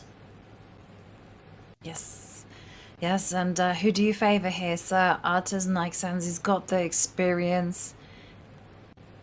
Alisher Sulaimanov, younger, very sharp, very well prepared. As we saw yesterday. It's gonna be. I think it's very, very close. I wouldn't know. I wouldn't know who has the higher chances of winning in the faster time controls. Arthur's, of course, is the higher rated player, but Alisher, young, talented player, anything can happen. We're rooting for Arthur's to stay in the field and not join us as a co-commentator. But that's just us, that's just because he's on our team. Yeah, we have to cheer for our fellow commentators, especially when they're playing in such a prestigious event. So let's go back to our bird's eye view and have a look at some of the other games in progress. And what do we have? So the evaluation bar tells us, okay, that Artemiev is winning. Should we quickly check in on that one? Because he's a piece up, but his king just has one pawn defending it on h6. But it's a fantastic, position, because actually it is just one pawn on h6, but the rook is there on g7, both attacking and defending. The queen, as you mentioned, a very versatile piece. She's also in on the defense. She's also in on the attack as well. So it's very difficult for the white queen to do anything substantial when it's just her being unsupported. Yeah, true. It's not enough attacking pieces for white and great defensive queen, both attacking and defending in this position. White has sacrificed a piece at some point earlier. We can quickly go back to that. It seems it wasn't the right way to go, but it's brave. It's brave regardless, and there's nearly a 600 rating point difference between these two players. White in a must-win situation. I think we need to salute the courage and the fearless play by white here. Even if it's not correct, the sacrifice, he's going for it, and he has to. He's going all in, and this is how black got the extra piece, and white collected a couple of pawns for the piece. So what we have on the board right now is that white has 3 pawns for the sacrificed piece. 3 pawns are about the same value as a minor piece, a knight or a bishop, but it also matters how advanced those pawns are. If they were really advanced pass pawns, they could compensate for even more than a piece. Since this position doesn't really have any advanced pawns other than the e5 pawn, and on top of that, not all of white's pieces are helping the cause of this attack, I think that makes black's position advantageous. It's a decisive advantage according to the computer. Yeah. John Nunn's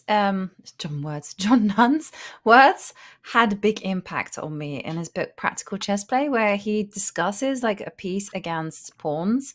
And he was saying, when you have 3 pawns, you always have to have something more, because fundamentally 3 pawns are not compensation for the piece. So by that something more, it can be that the pawns are super far advanced. It can be also that your opponent's king is unsafe. So in this particular situation, black's king isn't unsafe because the pawn is on h6, the rook is on g7, and the queen is a fantastic defender.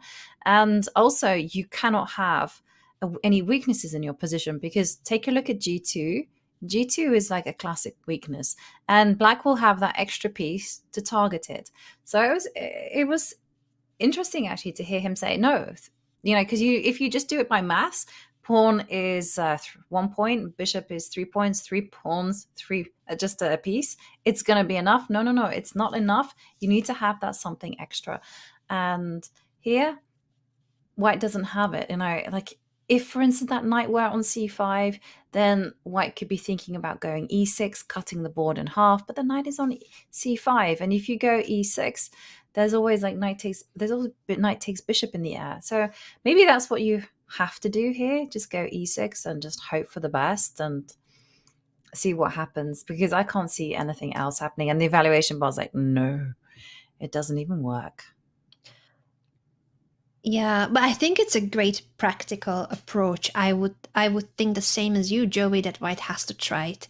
And then black can go wrong. Obviously, Artemiev is a really strong grandmaster, and he is going to see that he cannot just capture the pawn, because then it's queen h6 and the knight will be lost. Suddenly the tables would turn. White would win the piece back, and then the attack is extremely strong now with the queen, the rook, the bishop, and the other rook can also join the attack. So that is what will be the only way that white could make a comeback in this game. But after e6, threatening queen takes h6, I think you're right that black can and should take this bishop. If you give this check, rook h7 attacks the queen and you don't have time to take the knight, so that is an issue. Therefore, after knight takes d3, instead of capturing the pawn, white needs to take back, but that gives time for black to either guard this pawn or bring the queen closer. Actually, what is the best way to play here? I think black needs to still be precise here. Yeah, I was just wondering, like, if you can let the pawn on h6 go. So I'm just thinking rook takes pawn. Let's be greedy. Just humor me, Anna. And if queen takes h6, you just simply tuck your king onto g8 and go, you got one check, but that's all you got, my friend. Or maybe you can even go rook h7 and it was just one check. Yeah, and who is happier with the pawn disappearing from h6? Maybe it is black who now will be attacking h2.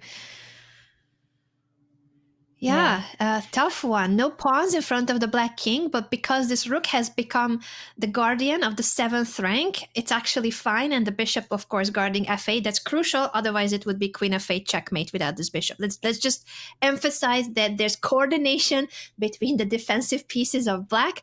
It's not a miracle that you can just survive an attack without your pawns there. You need proper coordination and defensive pieces. Don't just go and sacrifice your pawns in front of the king.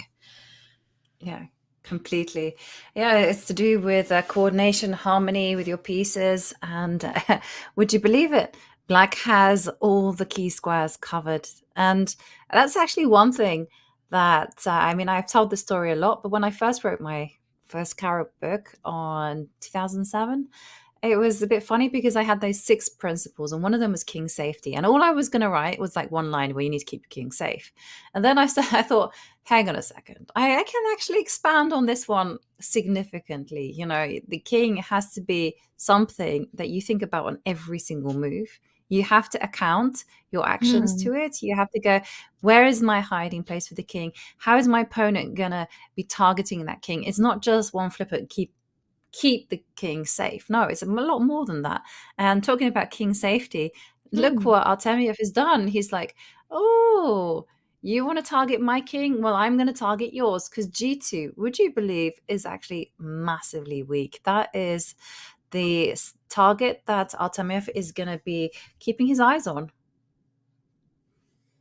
Yeah, and that was so instructive, by the way, Joey. That is something that we all need to do on every move to make sure that the king is safe and stays safe. This position definitely is about king safety. Both kings need to stay safe, and now it's the white king that is less safe. The g2 pawn is hanging, and if that pawn falls, it's going to be checkmate on g2. There aren't too many ways to guard it. If you were to play something like rook e2, I just want to show that there are sacrifices that will undermine the protection of that pawn, and that would lead eventually to the end of the game. It's brutal. The queen bishop battery on the long diagonal. So there are certainly very tough decisions here to make for white. Maybe 93 is then the only defense, because at least for the time being, there's no immediate blow. But as I'm saying it, I'm looking at the rook coming to the second rank, and I'm not sure that this game will keep going. Yeah, Everything is it's attacking very G2 and the difficult white to. king. Yeah, it's bad news, right? When you're a piece down and your opponent is attacking you, because they just have that extra piece to play with.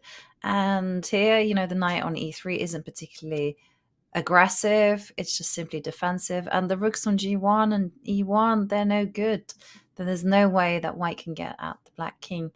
And it just goes to show. It's actually really instructive the way that Artemiev handled black's potential problems with the king.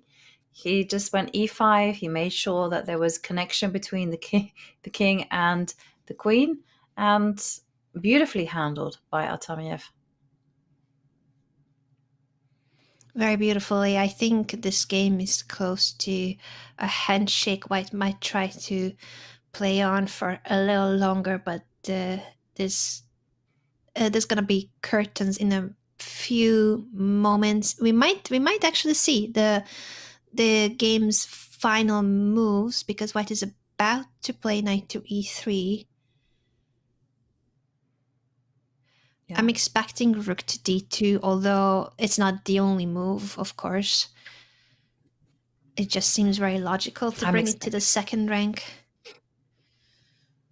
Yeah, there are no checks to be given either. Like h6 is covered, e8 is also covered by this queen on c6. So either, he goes rook to d2, or he starts to just harass the knight on e3. But Artemiev doing the job. So it looks like Artemiev is through to the second round if he continues in the most straightforward manner. And in came the knight. Oh, checkmate alert on f2, Anna. Oh, so instead of rook to d2, another extremely strong way of playing is what he chose to do, knight to e4. You're right, it's always a good idea to threaten checkmating one, and this is one of the prettiest checkmates you can give. So there's a lot for white to deal with. Rook to e2 would be one way to handle it. But again, black is up a piece. Even if you're not giving checkmate in the next few moves, black is up on material. And there's not enough compensation, even though it's 3 pawns. Jovi already explained it very well, that you need more than 3 pawns. There's got to be some other factor to compensate for a piece. And I was going to say, white can't even get excited about the possibility of like bishop takes knight. Because after bishop takes knight, queen takes bishop. If white were to go, woo, I win a pawn on h6, well, it's like a defense that you've been showing us time and time again. You've got rook h7. And I just want to show the queen just moves over, and she's careless where she goes. Let's put her on b6, out of harm's way. You always got like these ideas of rook takes h2. Beautiful. Sacrificing the rook in order to open up the h file and finish off this game with this extremely pretty checkmate, queen to h4. It's white's own pieces, the rook on g1 and the pawn on g2, that don't allow white to move. Of course, we have other pieces too, but in this case, it's just this beautiful way of grabbing the checkmate through an open file. That's all it takes sometimes. Sacrifice a piece to get to the king and finish off with queen h4 checkmate. I wonder if we will see this checkmate, although I think it might take more than that. White, of course, is still trying to fight, and that's admirable. That's admirable that even though the position is really tough, he's still trying, and he's trying to find ways in which to keep this game going. Yeah, because white is in a must-win situation if he wants it to take it to tie breaks. And talking about tie breaks, we have some players who's already there. We've seen Artis Nixons. He's going to be playing a tiebreak against Alisher Suleimanov. We also see more results as well coming through.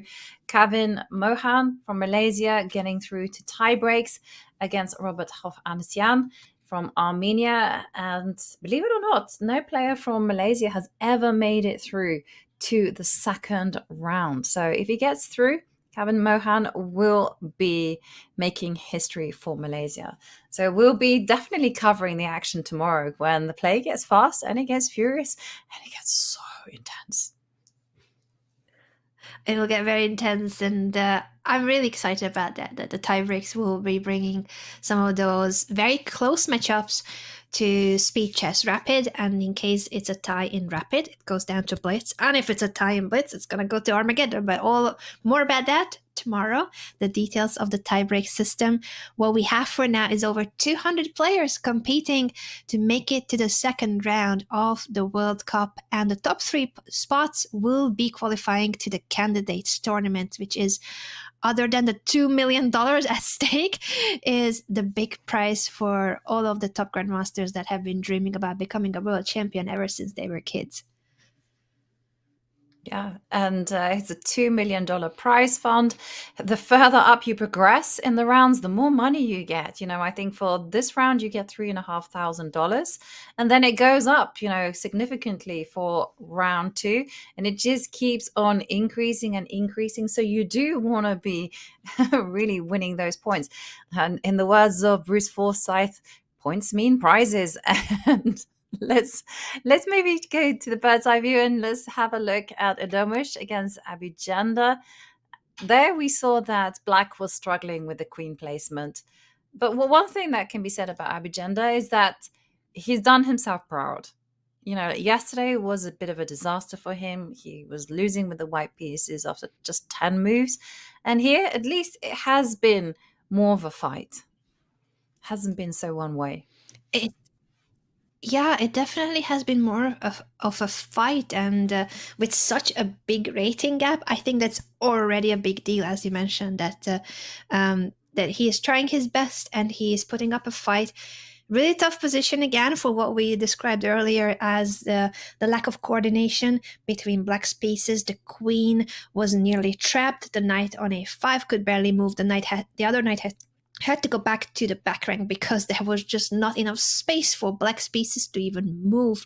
So really tough position, but he's fighting and trying his best against someone who is the youngest grandmaster in the world right now and is potentially one of the biggest stars and names to look out for when it comes to the overall world champion's crown. He wants to be a world champion, Yaiz. He said it, he knows it, and that's what he's here for. He's fighting for those qualification spots for the candidates tournament.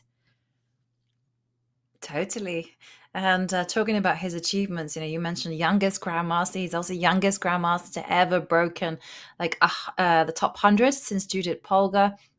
He's also youngest grandmaster to have broken 2600. I mean, so strong. And he was name checked by Magnus Carlsen in Norway Chess last year, when asked about the young talent that are arriving. And Adomus perhaps wasn't a name that people had heard of then. They're hearing of it now, I can guarantee. And they are, and it seems like Magnus realized the potential before the rest of us could see it in the achievements, and his way of just absolutely crushing and surpassing a lot of the records that were held before, including being the youngest grandmaster, and as you mentioned, being in the top 100 already as a 14-year-old.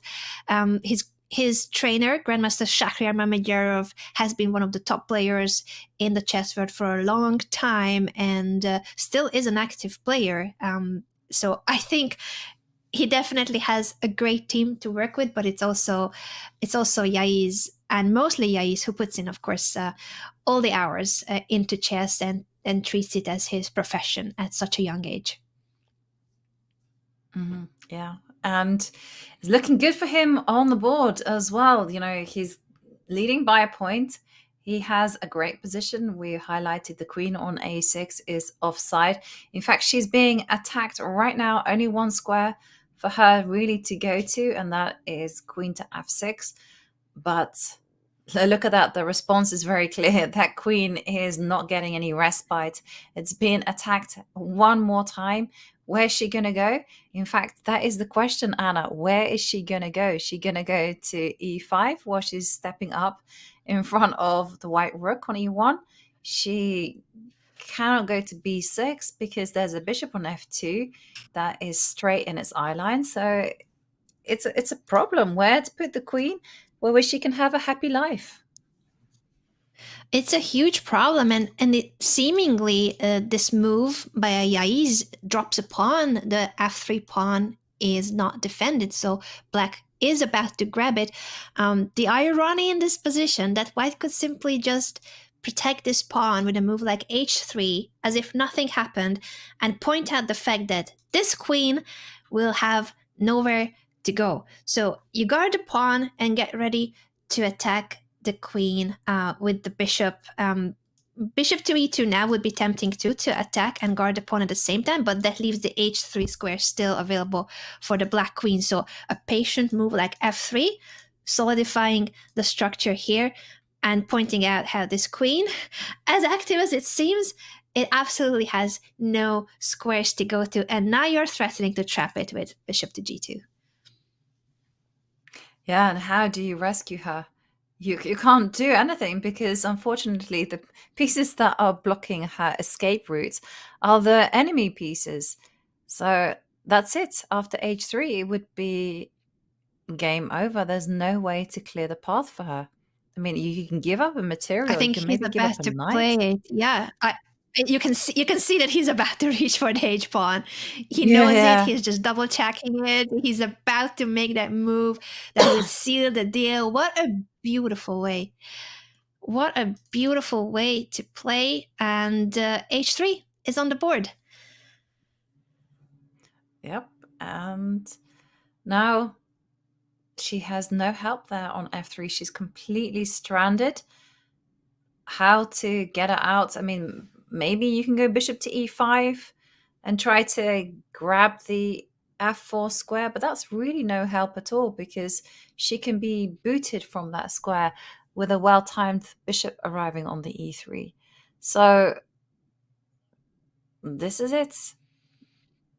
Edomish And Abujamra knows. so You can see it on his face that he knows that this is it. The queen is trapped. What a game this has been by Yaiz, dominating this match absolutely. Yesterday, the brilliant and quick win in the French defense, and today trapping the opponent's queen in the middle of the board. Knight d6 was played, and Yaiz is about to convert this game into a full point by trapping the queen on f3.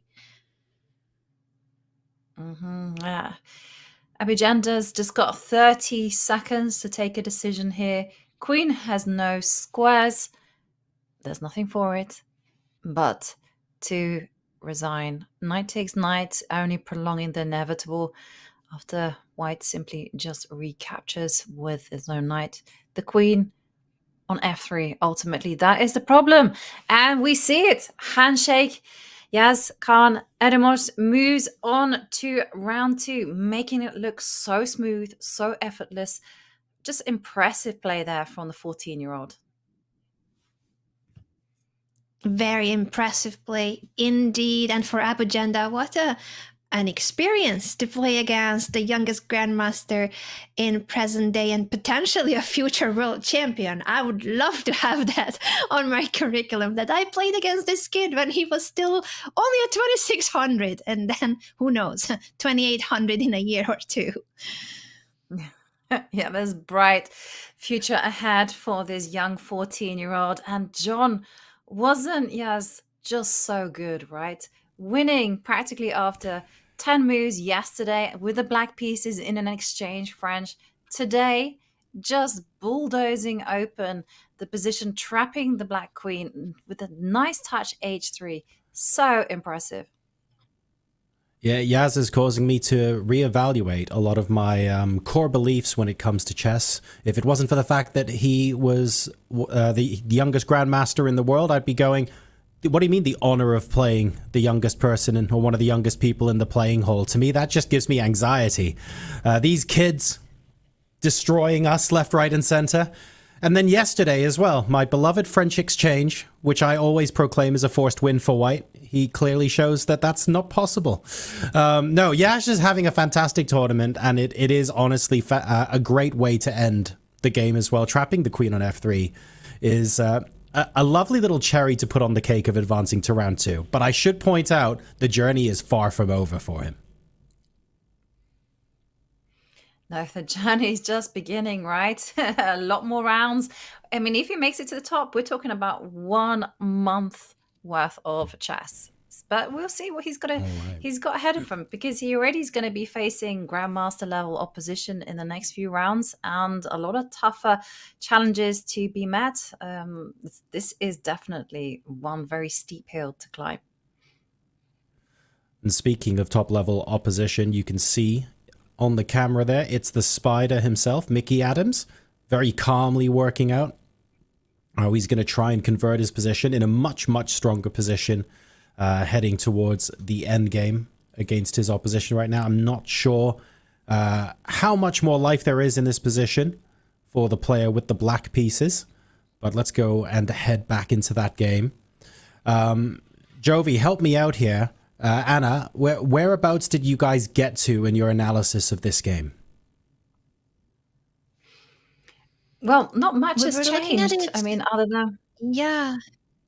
Yeah, sorry, Joey, for jumping in. I was trying to like go back in terms of the board, but there used to be a pawn on c5, but it was always a pawn that was bound to be captured. So Adams was very patient, choosing the right moment.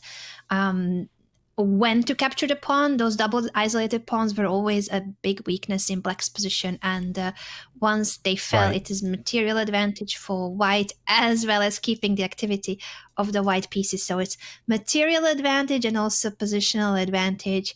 What we currently have is the same situation in terms of material. White is up a pawn and also up on time. It's quite a big advantage in both senses for Mickey Adams. And we were talking a little bit earlier about the value of patience, right, Jovi? Like, I feel like Mickey's held on to such a large advantage all game long in a position where so many of us are looking for knockout blows, It feels like he spent the last 10, 15, maybe even 20 moves just patiently improving his position further. It's almost driving me crazy not seeing a result. Well, that's Mickey in a nutshell, right? You know, he's the definition of the word patience. And here, you know, he's set a little trap. You know, he pushed the pawn on h5 1 square further, you know, enticing black to capture that pawn so that he could deliver a check with his queen. But now he just simply needs to, this is the plan. And then the whole point was that once the king retreats, you can take the rook and be very, very happy being a rook up. But that forced the black king to go back. And now all Mickey has to do is just simply drop the queen back. And the question is, like, where is the rook going to go? It's only one square for that rook. It has to go to f6. And, well, that was enough for his opponent. He said, no, I don't want to play this position anymore. The e5 pawn would have fallen, and that was it. Enough suffering for the day. And Mickey Adams I think wins that was a great and example. moves on to round 2. Yeah, that was a fantastic example of maybe something we haven't spoken about quite so much, but is so important to the game of chess, Anna, where it feels like whenever there's counterplay possibilities for black, Mickey's just finding a way to play quiet moves to shut down all of the counterplay. And it just feels like, yes, okay, white's in a better position, but there's no knockout, and that should be enough, right? But it's not enough because there's nothing you can try because all of the doors are getting slammed in your face. This level of prophylaxis and just shutting down all the counterplay, it's not the most sexy chess in the world most of the time, but it's incredibly effective at getting even some of the world's strongest players to scratch their heads and not know what to do. Absolutely, and I love to see Mickey Adams' style and play. I can relate a lot to that, of course, on a much lower level, but I really like to just admire the strength in those small positional moves as you described. He is taking any possible chance from the opponent. He's making sure that there is absolutely no counter blow, even if it's not fireworks, even if it's not a spectacular checkmate attack. But there's also a lot of beauty in that kind of foresight when you make sure that your opponent has absolutely no chance of even tricking you or setting up any kind of counter attack. So that was beautifully converted by Mickey Adams, 2-0, and he makes it to round 2. So off to a winning start for the Spider then. Mickey Adams asphyxiating that position to secure himself the victory here in round 1 of the FIDE World Cup. We're going to go for a brief break before we come back and see what the rest of the middle games look like in the tournament hall and whether we have more decisive games in the next hour of play. But before we do, don't forget the ChessUp's annual holiday sale is starting now, and you can save even more using the promo code CHESS. So from now through to the 1st of December, you can save $100 on the ChessUp 2, which is a physical and electronic board syncing to your chess.com rated games, which means you can save them and analyze them later on chess.com. It's got built-in Wi-Fi, a touchscreen, and touch-sensitive pieces as well, supporting players of all levels. So use !ChessUp in the chat. Unlock $100 off until the 1st of December, which is the lowest price of their holiday sale season. We'll be back in a couple of minutes with more from the FIDE World Cup.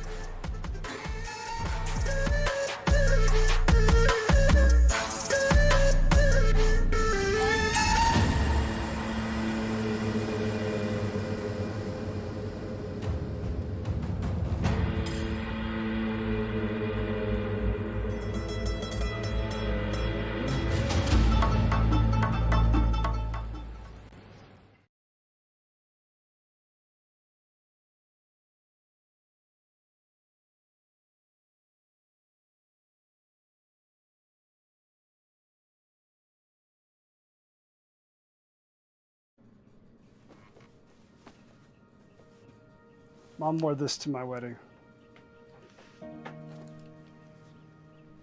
Yeah. Yeah, she did. We'd each make one move every morning before starting our day.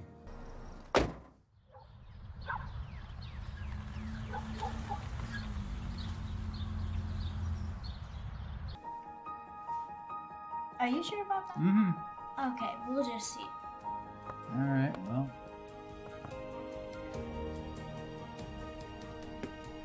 Gotcha. Oh my. Oh. Smart kid. How did she do that? That's incredible. Nice going. You underestimated her, Grandpa.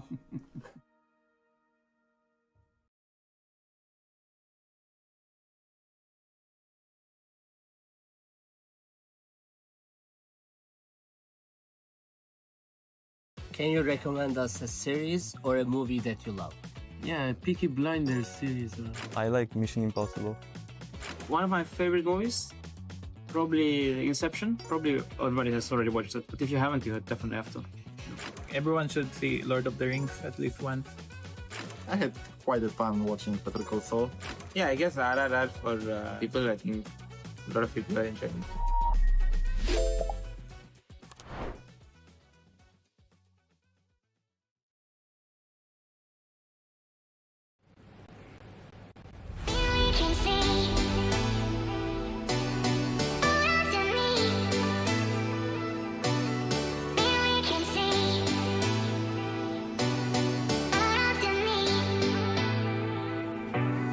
Holding on to faded plastic marble lights. I thought were perfect. You only saw yourself, and you were so goddamn selfish.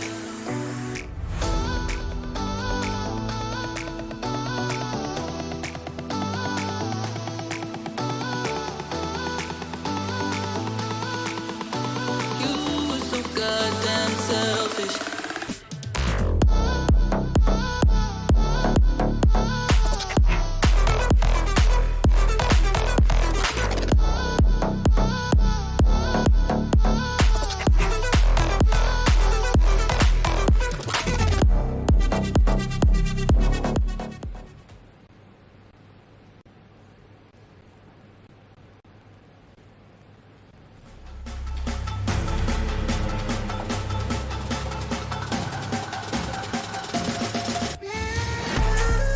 Welcome back to the FIDE World Cup live from Goa, and the results are now starting to come in thick and fast. A lot of players, maybe achieving lost positions in the middle game, have tendered their resignations, including one that you can see on the bottom left there, where Artemyev has managed to secure a 2-0 victory. But There is one game in particular I would love us to take a look at. It is not a game where there is a decisive result yet, but it does look like one might be coming. You can see it on the top left of your screens here. International Master Wang Xishu of China, 2402. Looks like he's in a completely winning position against local favorite Leon Mendonça of India, and this would be a huge upset were it to finish like it is, because they drew their game yesterday. So Jovi, Anna, this could end up being a cautionary tale of an early draw, although maybe it was a really long and hard fought one. I'm not 100% sure, but one thing I know for certain, this is an upset waiting to be made. This would be a both huge that upset. yesterday- Yeah, Joey, sorry, I didn't mean to cut you off there. Go for it, please. No, I was just going to say it would be a huge upset. I mean, yesterday's game, it was a hard-fought draw. I mean, fought to the very, very end of the in-game. And Wang and Daisy Shishu Wang, you know, he's just made a mistake. The rook coming over to f3. So we saw the evaluation bar, you know, was firmly there in White's court. But okay, well, this line is making things harder for White. But yeah, huge upset, because it would mean an international master making it through to round 2. Hannah, we've got a deep dive into this. Why was White's position so good? And like, why is rook to f3 a big miss? Yeah, let's go back just one move. And of course, I think the main and obvious question to many of us is, what if we just take the rook? The bishop of White is attacking the rook. Why not take it? And it seems like it was a very good option for White. And after bishop takes d6, you gotta move your own rook. Or actually, wait a second. Maybe this is the part where our international master with the white pieces went wrong, because it would be obvious to move the rook, but the computer is like, no, hang on. Who cares about that rook?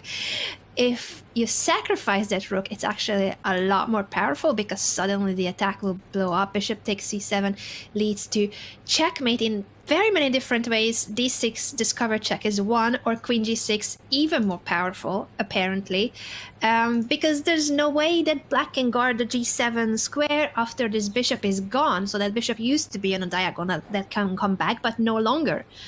And this is what could have happened. This is how bad black's position was, that it was possible to just take the rook and then not move your own one. Bring the rook to g3, and whether black takes that rook or not, you are threatening queen g6. And this is just a hypothetical, but I mean, if you miss rook to g3 and maybe go rook to c6, I mean, was that also winning, or is there something that he was afraid of? I'm just thinking maybe he was, and then you see the evaluation bar drop, because a lot of us would be like, well, why would you not take the rook? And this is the response, because of knight to c5, attacking the bishop, and once the queen moves, complicated. Yeah, maybe no, e5. Sorry, e4 not, because the bishop is saying, well, queen f4 check. There would have been some complications and chaos, so maybe that's why he just chose not to take it at all. He plays rook to f3, hoping that he can take the rook next move, because honestly, cannot go to g6. It could only go to f6, and if you were to move it, that allows for this discover check and launching a really strong attack for White. So I can fully understand why he was not concerned about the rook moving away. And knight f6, I think it just goes to show how difficult this position is for both players to fully understand with no time on the clock, because all of these are moves that are judged by the computer, saying they are inaccurate or they are mistakes, but so hard in the heat of the time trouble, in such a complex, messy position, to calculate everything. So knight f6, also a mistake, and now queen g6 apparently is a really strong and very natural move as well, to put pressure on g7, and there's only the bishop on f8, which is indirectly attacked. So it's really hard for Mendonça to stay in the game, and this could be the first upset of the World Cup. And as you mentioned, international master going through to round 2. Sorry to interrupt you, but we've got to go. Anna, we've got to go Yes. to the game between Li Oh, Yiheng and Jeffrey. Jeffrey Zhong because we have a result. And the players, they were making eye contact with each other in the only way that's possible, which is to offer a draw. And there, I see fantastic achievement there from the candidate master Li Yiheng from Hong Kong, holding Jeffrey Zhong to a draw with the white pieces. Fantastic result there from the 13-year-old. But for Jeffrey Zhong, because he won yesterday's game, that means he's through to round 2. Oh wow, that is an incredible feat by the candidate master from Hong Kong at such a young age, holding his ground. Today's game ending in a draw, and yesterday too, he fought so well and he fought so hard. I think we'll hear a lot more from Li Yiheng in the future. What a matchup this has been, and Jeffrey himself in his interview emphasizing that, yeah, I actually expected it. I was doing this too when I was a kid to Grandmaster, so it was not a surprise for him that his opponent put up a really good fight. And again, tracking the evaluation bars, let's head over to the game between Maxim Rothstein, who looks like he's in full control in his game against Chin from New Zealand. Yesterday, he won a very smooth game, and now he's got the white pieces. He's got some beautiful pass pawns there on the queen side. Okay, but everything was a little bit complicated by the fact that black once upon a time did have a pawn on d2, and if we were to go to the position, we see that that pawn has disappeared. Maybe we can... Oh yeah, let me roll back. Sorry, I wasn't in the right moment. Queen takes d2, double exclamation mark, sacrificing a rook. Goes to show the absolute power of pass pawns. And white is in no hurry. White can take the knight first, so it's only an exchange down, and then these two pass pawns will outweigh this single rook that black has. Yeah, and that's a very clinical way to do it, right? You don't need to be flashy. A point is a point.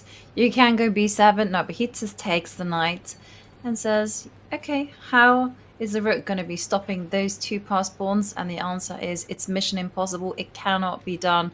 So Maxim Rothstein, he is on the brink of making it through to round 2. And that look tells us everything, Anna. It's that look that you give to the board when you know that all hope is gone. The result is no longer in doubt. And will he make a few more kind of spite moves, just accepting the fact that the World Cup dream is over for New Zealand? Chin? No, he's from New Zealand. He's very young as well. I mean, we see so many teenagers representing their countries here in this World Cup. I mean, we have 17-year-olds, 19-year-olds, 12-year-old Faustino.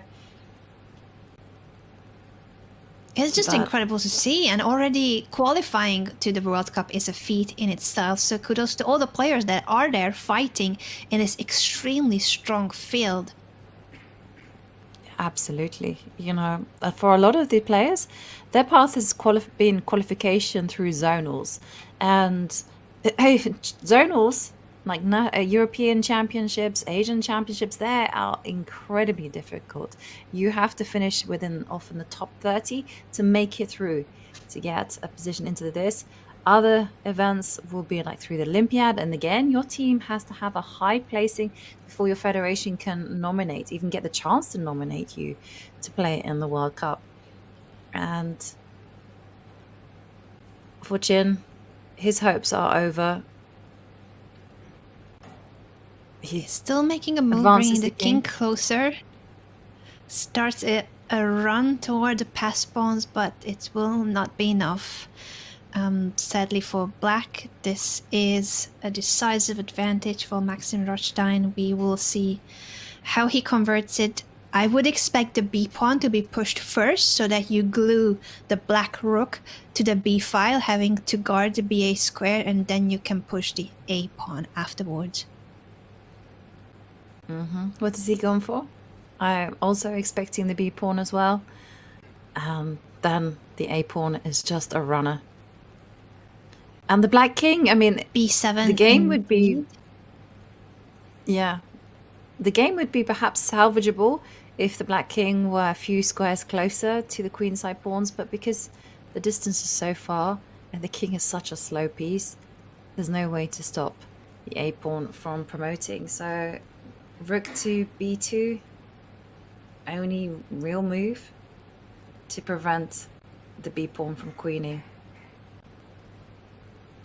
Yeah, he has to play rook to b2 or rook to d8. Rook to b2 is the more active one, after which white will start pushing the a pawn as well. And as you mentioned, Jovi, if the black king were somewhat closer, there would be a chance. Bishop b5 actually even more beautiful than pushing the a pawn, of course, blocking the way between the rook and the ba square and queening the next move. That was very precise and very well played by the Israeli grandmaster. Yeah, great game there from Maxime Rothstein. Yesterday, having a relatively effortless win. Today, well, things have gone his way. He wins 2-0 and moves on to round 2. And we say goodbye to our only New Zealand participant. But that means we go back to our bird's eye view and have a look for the other action that we have in store. And well, we have a new game appearing on our screens, and it's Jose Martinez against Oscar Ho. Maybe we go there and see what is happening. Oscar Ho losing yesterday, so has to win on demand, but it is Jose Martinez with those extra pawns on the board that is looking like he's all set to go for gold. It does seem to be the storyline here as well, that Jose Martinez is about to clinch a second win and make it to round 2 with 2-0. He is about to... I was wondering if he's about to push the e-pawn. That's one of the options. It's a pass pawn that can run. There's checks as well. I don't know what they lead to. It might not make it that much of a difference. I think I like that the black king is glued onto the edge of the board and it could just stay there, cut away from the action. Maybe pushing the pawn, e5, pass pawn, 3 squares away from promotion is simple and strong. Yeah. It is very nice and very tempting just to push the e-pawn. You don't need to be very creative here. You can just do the necessary. And it's also quite tempting as well to kind of weave an extra mating net around the black king. I mean, the king is almost one check away from being checkmated, but you don't need to go for any fancy contortions with the pieces. Just push the e-pawn and it is up to black to find a way to stop that one. And at the same time, he still has to monitor what is happening with the king, because b2, b3, if that appears on the board for white, and if black is not ready for it, that will be checkmate. That would be a beautiful checkmate indeed. Right now, black's rook and bishop are looking at the square, but if they were to move away, that just goes to show how difficult it is for black to actually continue making moves, Jovi. You're so right. Because they are tied down to the defense of the b3 square to not get this black king checkmated. What a pattern. The knight guarding the a5 and a3 squares, the rook cutting the b file, and all you need is push the pawn to b3. So imagine the position without the rook on b1 and the bishop on d1, and that would be the end of the game. He pushes e5, meaning that if these pieces were to try to stop the pass pawn, then it's checkmate with b3. And if you keep these pieces guarding the king, there's gonna be a new queen on the board. Yeah, and you know, you can see situations where things just go wrong. You know, e6 is in the air. The white king can go to c2 or c3, you know, try to aid the support of b3 checkmate. And it's just not easy to make a move at all. What is going to happen here? How will Oscar play? How can he fight on? Oscar just, again, a teenager from South Korea. But again, having a tremendous game yesterday was another one of these games that went to the wire, but it was time travel experience that meant that Jose Martinez managed to just turn things around and secure a winning advantage. So he is leading by a point. Oscar Ho needs to win this one, but unfortunately that is not going to be happening. It's one of the things about Really the tough. World Cup, right? Yeah.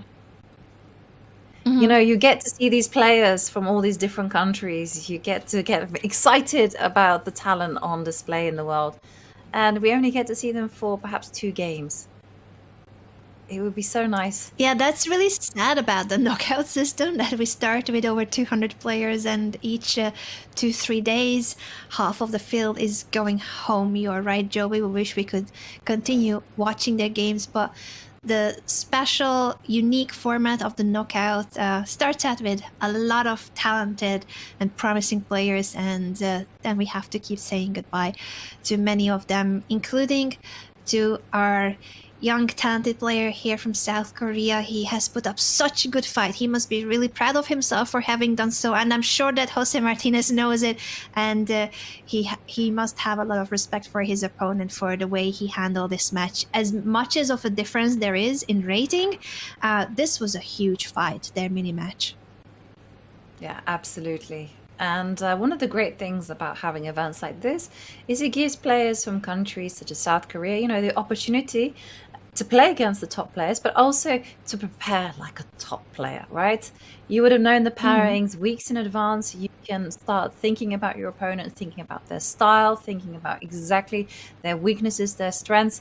He puts the bishop on to b3. Well, not sure about that move. Is there some kind of tricks happening with rook takes bishop in the air?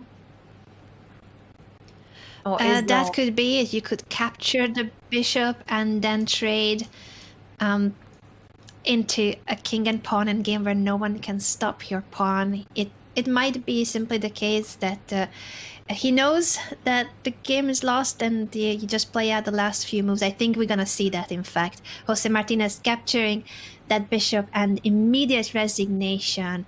What a match this has been, and again, kudos to all the young players representing their countries here who have fought so hard, even against really strong opponents like Jose Martinez.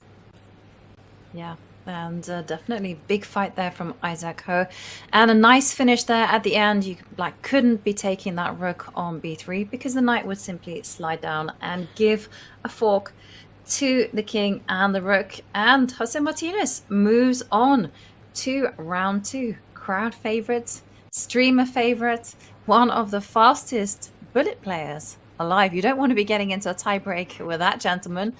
But going back to our bird's eye view, more games in progress, and we have new games as well on our screens. Anna, where do you want to head to? I would love to go to a game that we haven't checked on yet. Cristobal with the white pieces, that is Cristobal Enriquez, who won his game yesterday, and I think he's very close to getting that second point as well. It looks like he has just played what the computer considers a brilliant move, queen to b8, setting up the AJ square also for his rook to enter, and then it would be checkmate on d8, e8, one of those squares. Well, Anna, this was one of the sensational upsets in round 1, where it was actually Bilek from Mongolia, the international master. He defeated Cristobal yesterday. The only wait, I upset forgot. like I that in the round. completely forgot that he's in a must-win. Goodness me, Joey. I completely forgot how important it is for him to win this. He is down a point. Wow. So for Cristobal, this was Oh my. incredibly important to take it to tie breaks. He needed to win with the white pieces. And you can see with that rook appearing on h8, he's certainly going to be doing that. It was incredible. It was incredible game yesterday. It looked like the Mongolian international master was just cruising. It looked like he was doing very, very well in a rook and bishop endgame. And somehow or other, Cristobal managed to fight back, and then it was a rook and bishop versus rook, and Cristobal flagged there right in the last seconds. So yeah, this was super, super important for Cristobal to win this one. to take it to tie breaks. It's not easy to be facing down the barrel of elimination and win on demand, but it's happening right here, right now.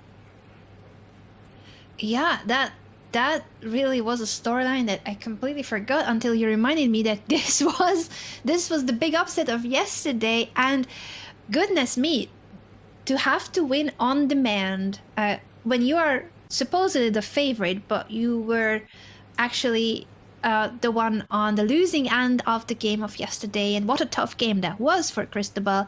And even now, by winning the game, what he does is tying the score and earning the right to a tiebreaker. So both of these players will be back tomorrow if everything goes as it seems. White is going to win the game, but that means tiebreaks for tomorrow, and it's all going to come down to their rapid chess and blitz chess skills. Absolutely. It will be down to rapid and blitz and who can hold their nerve, who's going to gain from the momentum, because there's an interesting situation. I don't know if you've noticed this, Anna, as well. So a lot of players, they use up a lot of energy to get to the tie breaks, and they use so much energy that they leave nothing left for when tie breaks happen. Whereas someone, you could argue the other way, right? You could argue for Ajibilic that he's lost momentum. And that is Cristobal now having won. So, I mean, there's like advantages, disadvantages, but we're going to be finding out because tomorrow is going to come down to some fast chess. It can go all the way through down to Armageddon, you know, where you don't have too much time left on the clock. And, you just get seconds added in the final stages. That is going to be dramatic. And sometimes, you know, these tie breaks can last for a long time, especially when the players are so evenly matched.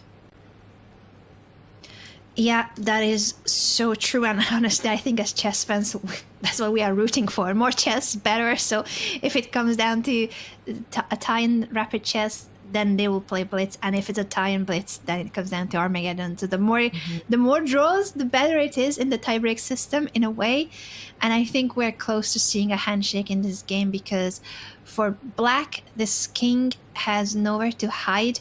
He's pushing the d pawn that would become a queen in 3 moves, but there aren't 3 moves in this game. Actually, there's an extremely pretty checkmate here with a rook sacrifice.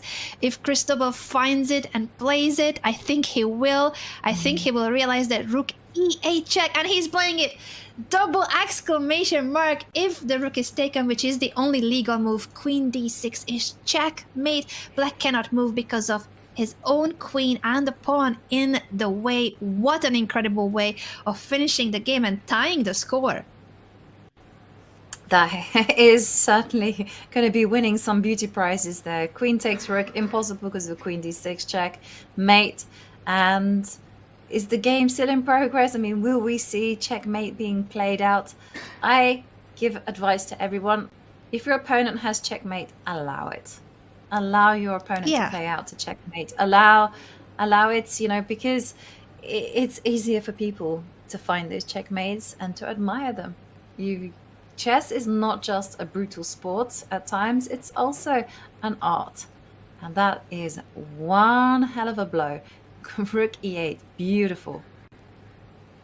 I 100% agree with you, Jovi. Allowing the checkmate and putting that crown at the end of this beautiful attacking game that Cristobal played all the way to this rook sacrifice, rook e8 check. I think we will see checkmate unless they already signed the score sheet. I would hope that Black takes the rook, only move in the position, and queen d6 checkmate. What a way to checkmate the opponent's king in the middle of the board with nothing but a sole queen. Black resigned, which is honestly also understandable. It has been an incredible and spectacular checkmate attack regardless. I will put it on the board because I like to see it on the board. If this rook were to be taken, only move for Black, queen d6, checkmate. You cannot move the king because of your own pieces and because of the white queen. All it took is the white queen and this pawn. That's all White needed. And it was good enough. And with that victory, Cristobal saves the match and he finds himself in a tiebreak tomorrow, where again, anything can happen. We'll be following all of the action there. Going back to our bird's eye view, we've had so many decisive results. I think there's just 30 games remaining. And we can see that the situation is actually turned in Pranav's favor there in the bottom left. He's now completely winning. He's going to be walking his way into round 2, even though he was in a spot of trouble earlier on. And where should we go to next? Because it's all looking like it's pretty one-sided for some of our players. Maybe Ariantari against Manon. Yesterday, it was a draw between the two, and Manon, being teenager from Bangladesh, managing to draw against Ariantari. And today, Ariantari showing that, okay, you might have drawn with me when I'm playing black, but with white, I'm the one who's going to be winning this one. And the problem here for black is that the white king can step up to e3, and that the pawn on d3 is just simply going to be corralled, and it's very difficult to defend it. It is, and while black has to hold on to that pawn, white has a free hand at pushing his passed pawn. White is up a pawn with an active rook, passed pawn, active king. It is a decisive advantage for the Norwegian Grandmaster, who needs to win after yesterday's draw. So if he doesn't want to play the tiebreaks, which I think he doesn't, this is an endgame that he will want to convert. It's going to take some patience and precision, as most endgames are, but I think he's on the right track in getting the qualification to round 2. Yeah. And completely in control there, as you mentioned. The f-pawn can just simply advance. And also, I gotta say, the white king is pretty safe, whereas the black king is the one that's completely cut off from all the action. And, you can almost see that like some kind of staircase mate can be done by the two rooks. Like with the rook coming to f5 and rook to g2, and, just keep on checking. And in the meantime, the d3 pawn is just going to be falling. So looking great for Ariantari. And earlier on, we saw a really double-edged game. I mean, I mentioned it before. Bullrens from Algeria, our only player who's untitled. He was playing against Pranav, the world junior champion. And it was very topsy-turvy. It looked like that Pranav might be in trouble, but he's turned it around. And now he finds himself completely winning. You can't stop the a-pawn from promoting. Yeah, I'm gonna catch up with the current position because I had it way before when we analyzed this game, and as you mentioned, the situation has changed so much since, and there is no way white can stop this a-pawn, the queen, against a rook and a knight, but this knight is so far away from the action, and even if you start bringing it, there is nowhere where you can actually safely place that knight. There is no outpost, there are no pawns here that could help the situation for white. Pranav will be winning this game, I think, shortly. I'm curious if his opponent will try something. Is there anything, any last tricks, Jovi, that he could try? What would you say in a situation like this? Do you play on? Do you resign? How do you see it? I think you play on for as long as possible. The problem is that he's hoping that he can establish a fortress, right? With a white king on h2, he's hoping that the knight can give itself up for the pawn on a2, and you hope and pray that there's a fortress there for the rook and king.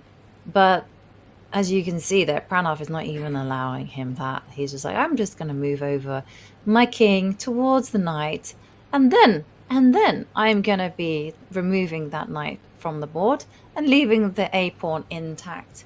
And that is very effective plan. So he steps back with the king. I like what you mentioned, that there's absolutely no rush pushing this pawn. This knight is tied down to guard the promotion square. It's very instructive to see the queen versus the rook fight, and in some situations it's possible to hold it, in others it's not. It also a lot of times depends on where the remaining pawns are on the board, whether you can hold it or not. But Pranav is not interested in testing whether this is a holdable position, queen versus rook. He is pushing h4. Let's just show that after h4 you cannot take the pawn because of queen g4 checkmate. So h4 was played, king f2, and it is black to move now. He proceeds with king to f4, just squeezing the life out of this endgame. There is barely any space left or moves for white's pieces. You can give a check, but after the king moves out of the way, and he's gonna start going through the queen side, it's really each time harder for white to make a legal move that doesn't immediately lose the game. Yeah, that's the problem. Like somehow the rook cannot wait. A queen can wait in many ways and still keep her power. And there the rook goes over to h3. And now if you're being a bit mean, you can go king to e5.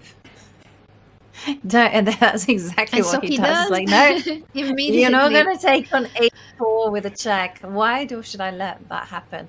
And now the plan is just simple. You know, you just go king to d5, king up to c4, target, and remove the defender of that knight on b3. That's it. And once you target it, there will be no way of stopping the a pawn. Black will give up the queen for the knight and the rook and promote the a passed pawn. What an instructive endgame this has been. And as you mentioned, Jovi, this wasn't a smooth sailing game for Pranav. It was actually quite a promising position for Bulrans earlier, but the experienced grandmaster from India prevailed in the end in the complications, and now is about to convert it into a full point this second game in their match. Yeah, no, it was not an easy ride at all for Pranav. Pranav really had to find some good defensive moves to hold back White's initiative. And here, Pranav is just simply in the technical phase. He just has to keep on piling on the pressure against this knight on b3. And remember, the rook, it's a terrible piece to wait with. You know, it just isn't able to maintain that construction for too much longer. So you can wait with the queen, and he goes for the queen. And the whole idea is that after knight takes... Yeah, exactly, Joey. Now he will not be taking the knight. He will be giving a check on d2 and picking up the rook. That's why he decided to promote his pawn. What a beautiful conversion in this endgame, a technical endgame by Pranav. And what a fight by Borens. He had really good chances earlier in the middle game. He put up an incredible fight and maybe even had winning chances. Yeah, he certainly definitely had chances to press home an advantage. Perhaps that's something that will inspire Borens, that he came so close to beating one of the world's best juniors and the world junior champion. But moving on to our bird's eye view, not too many games now. Maybe we can have a look at game on the bottom right. I'm like torn between bottom right and top left, because bottom right, it's Divya Deshmukh.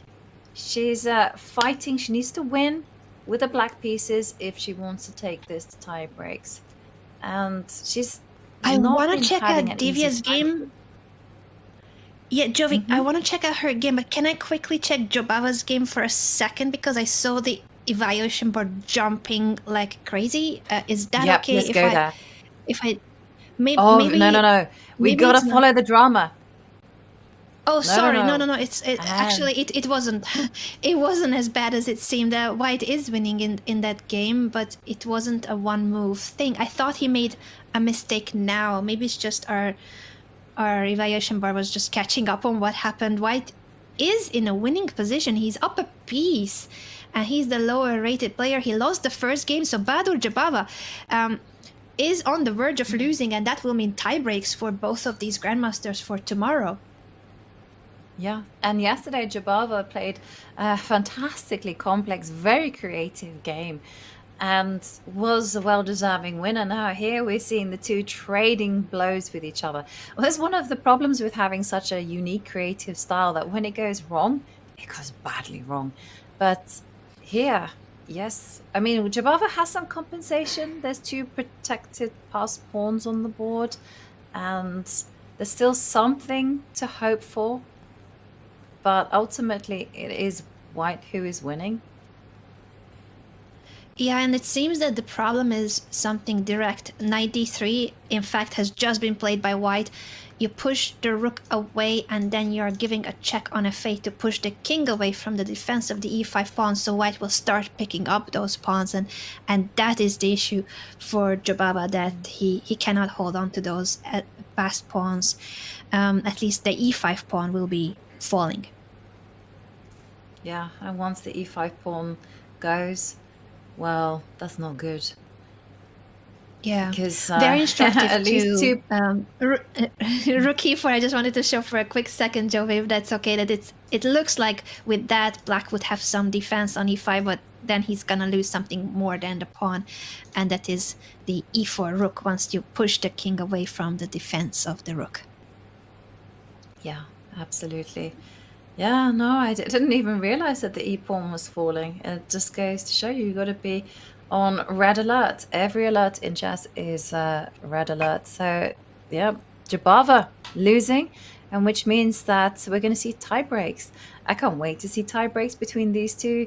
Judging from yesterday and this position that we have now, I think that these two are not afraid to enter the complications.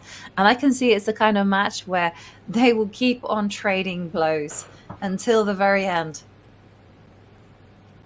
I could see that very well coming, and we are all in for that. Rapid chess, blitz chess, and then Armageddon. That's the format for the tiebreak. So yes, please, the more games, the better.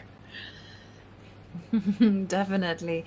And the more excitement there is to be had. And yeah, do you think we're going to see resignation right now, or will Badur try to play it on? He is ultimately a piece down, and if the e5 pawn drops, as you mentioned, it's going to be more or less game over, virtually chanceless. It is very, very tough and losing, but I would say that he will fight on, just for the fact that there could be still some way in which White could go wrong, and a half a point makes an entire difference here. With half a point, if he manages to somehow survive this game, he will be moving on to the next round. So I think he will continue playing on and trying to find some kind of a last resource, some kind of a way in which White could still go wrong. Yeah. Well, we're early days, yeah, so you can afford to use the energy, but it's a question that's actually going to be coming up more as the tournament drags on. How much effort and energy do you put into saving what is an ultimately lost position, maybe trying to grind out a drawn position, thinking that maybe you have tie breaks to play tomorrow? So can you, or should you, be so kind of careless with your energy consumption? Should you be kind of saving something for the tie breaks? That's a great question, and that's definitely something that Jabava will have to be evaluating here, whether he sees any kind of remaining resources in the game, knowing that it's lost, but is there any way White could go wrong, or will he just resign and save that energy, that precious energy you mentioned, Jovi? It will make a big difference for sure in the decision making of the players. Should we go back to the bird's eye view, and we were gonna look at Divya's game as well? Of course, Divya Dashmukh is playing in the field as the women's World Cup winner. She already qualified to the women's candidates tournament, but she could also very well qualify to the open candidates if she manages to make it through. Actually, by the way, Jobava has just resigned, so I'm sorry I moved away that quickly. I expected him to fight on, but he preserves the energy for tomorrow's tiebreaks, and that's what he chose to do, as you suggested, Joey. Yeah, well, it was always going to be a question, right? But we're going to be seeing tie breaks from the two, Gattuso against Jobava. And let's check in on Divya. As you mentioned, she won the Women's World Cup earlier this year. She's playing here because Zhu Wenjun, reigning Women's World Champion, and Ho Yifan, the highest rated female player, decided not to play. So she was invited to take their spot. And she said, absolutely, I'll take the challenge. And the challenge, it has been yesterday, losing a tough game against Stamatis Kurkulos. And now she's been on the back foot for most of the game. Her king is a little bit in trouble, but I'm just quickly counting the pawns because one always has to do this when you're coming in fresh to a game.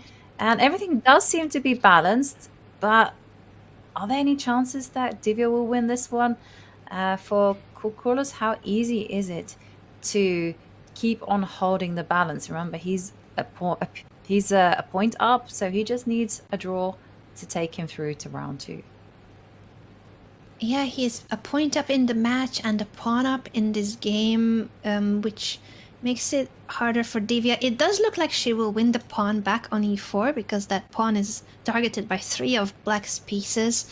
At the same time, she needs to find the right way of capturing it, making sure that her own king will not get even weaker. This h5 pawn is crucial to keep defending it. Where will the queen go is now the question for white. Do you drop it back on the g file? Do you retreat to the d file? There's several options. I think it is harder for Divya to play for what you mentioned, that her king is more exposed, more vulnerable, and she still needs to make the material even by capturing that pawn on e4. And if she does take on e4, it will open up the b1 h7 diagonal, which sometimes can be unpleasant with the bishop coming to d3. So it's gonna take some precision for sure. I wonder, for instance, if queen d2, rook takes, is this okay for white or for black? There's a lot going on, a lot of captures to consider, and who's going to be happier once the e-file opens up? Well, it's to do with king safety, right? You know, that old chestnut. Because here, the only person who's got the safe king is white. Who's more active? Again, the answer is white. So it's, you don't want to be doing this.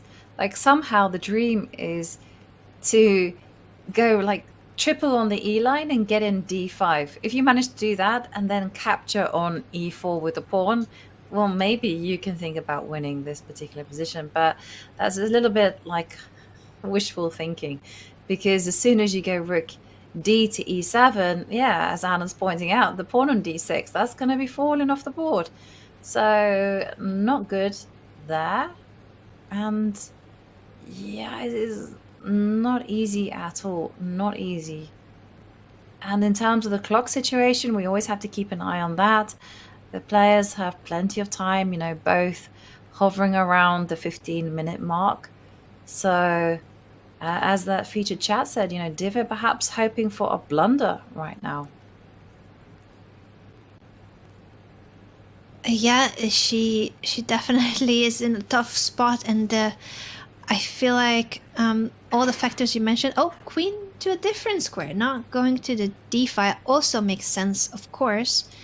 It makes sense to keep it on the king side, but I thought he was reaching toward the queen to go to g3, not h4. Wait a second, the computer says this is a mistake.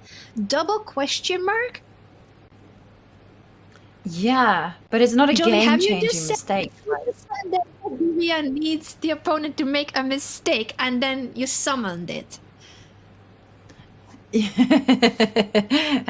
Did I summon the demon of bad luck for her? Well, it doesn't seem to be a game-changing mistake. And do remember that white is very Yeah. content with that draw, right?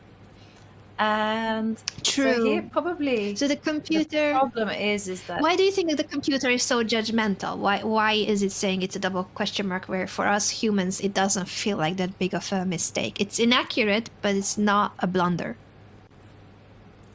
I guess it allows rook takes e4. Like rook takes e4, then you're attacking the queen. You're forcing off some trades, and yeah, that hasn't been harshly judged. And then queen takes, because you need to keep protection on Queen h5 takes or and bishop takes. Both are options in a takes- way. So how would you take, Well, Joe? bishop Would takes, you, I'm a bit would you want the on- queens off of the board? I would take off. I would take with the queen. I mean, if This you're is looking playing like scary, perfect right? The chess. pin. Yeah. Yes, exactly, and that's the thing. And I remember sitting next to one of our friends, Grandmaster Yasser Sarawan, and he said, "No, there's one thing I don't like in life, and that is pins. I don't like to be pinned. I like to pin my opponents." So I'm like, okay, Yes, sir, it's let's- so let's- right. So right. Yeah. So queen takes. I rook think there's is so what I much we can learn from our co-hosts and commentators like Yasser saying that about the pins, and that reminded me of Grandmaster Daniel King always saying split rooks. No, like you gotta have your rooks connected. Just these like simple terms, but they make it a lot more memorable how important it is that you don't get your pieces pinned up, that you don't get your rooks being all over the place and not harmonious, not connected, not Yeah. working as a team. Totally agree with that. Like, so for instance, Yasser has also said, not just about being pinned. He always said, like, a minor piece, like the bishop and knight, their value and their strength increases when they're supported by pieces. And I was, not pieces, pawns. Sorry, I kind of ruined that one there. But like if a bishop is sat there on c3, let's just say, its strength improves because it can just never be challenged. And I learned that one. I was like, oh, because if for a knight, knights need to be anchored, but do bishops need to be anchored as well? And you're like, oh, yes, it does.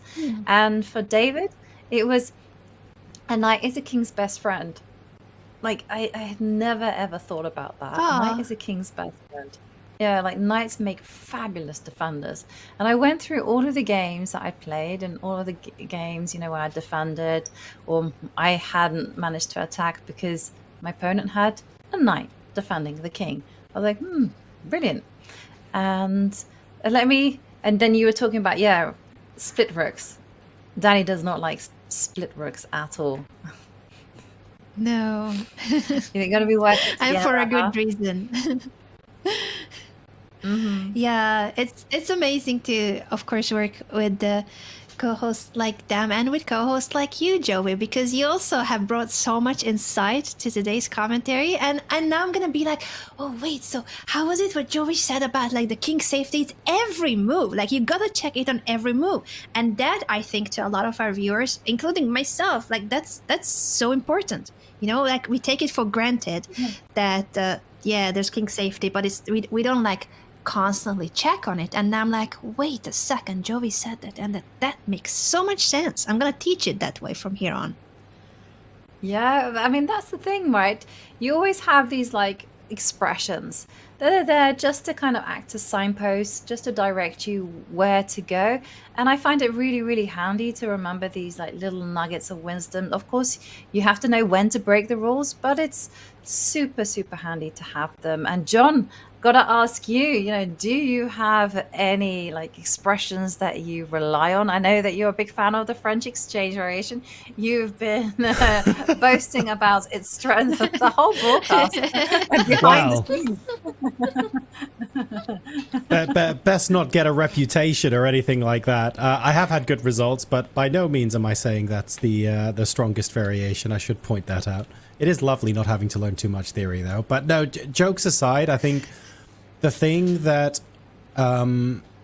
So I genuinely think some of the best chess books I've ever read are by the great Jeremy Silman, and I don't think this is directly attributed to him, because I think so many chess players have said the same thing at one point or another. I forget who the original architect of this quote is, but whenever you find a good move, always just pause and look for a better one. And it's always surprised me in my own games how often I find what I think is an obvious winning move, and then if I sit on my hands and just think for another 30 seconds, I go, oh, there's another 2 candidate moves here and I didn't even consider them before, and way more often than I care to admit, one of them's a better move than what I saw in the first place, at least.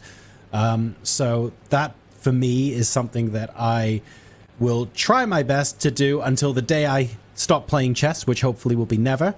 But it is so surprising how much you can discover on a chessboard if you just give yourself an extra 10 or 20 seconds. So that, for me, is something that I will always hold on to. And regardless of chess level, I feel like I can always suggest that to anyone who comes off asking for advice, because it's just so universally true. How about you guys? Is there anything else you haven't mentioned so far, Anna, maybe, that when you're playing or when a student is asking you, hey, what should I be doing in this situation, something that they often overlook?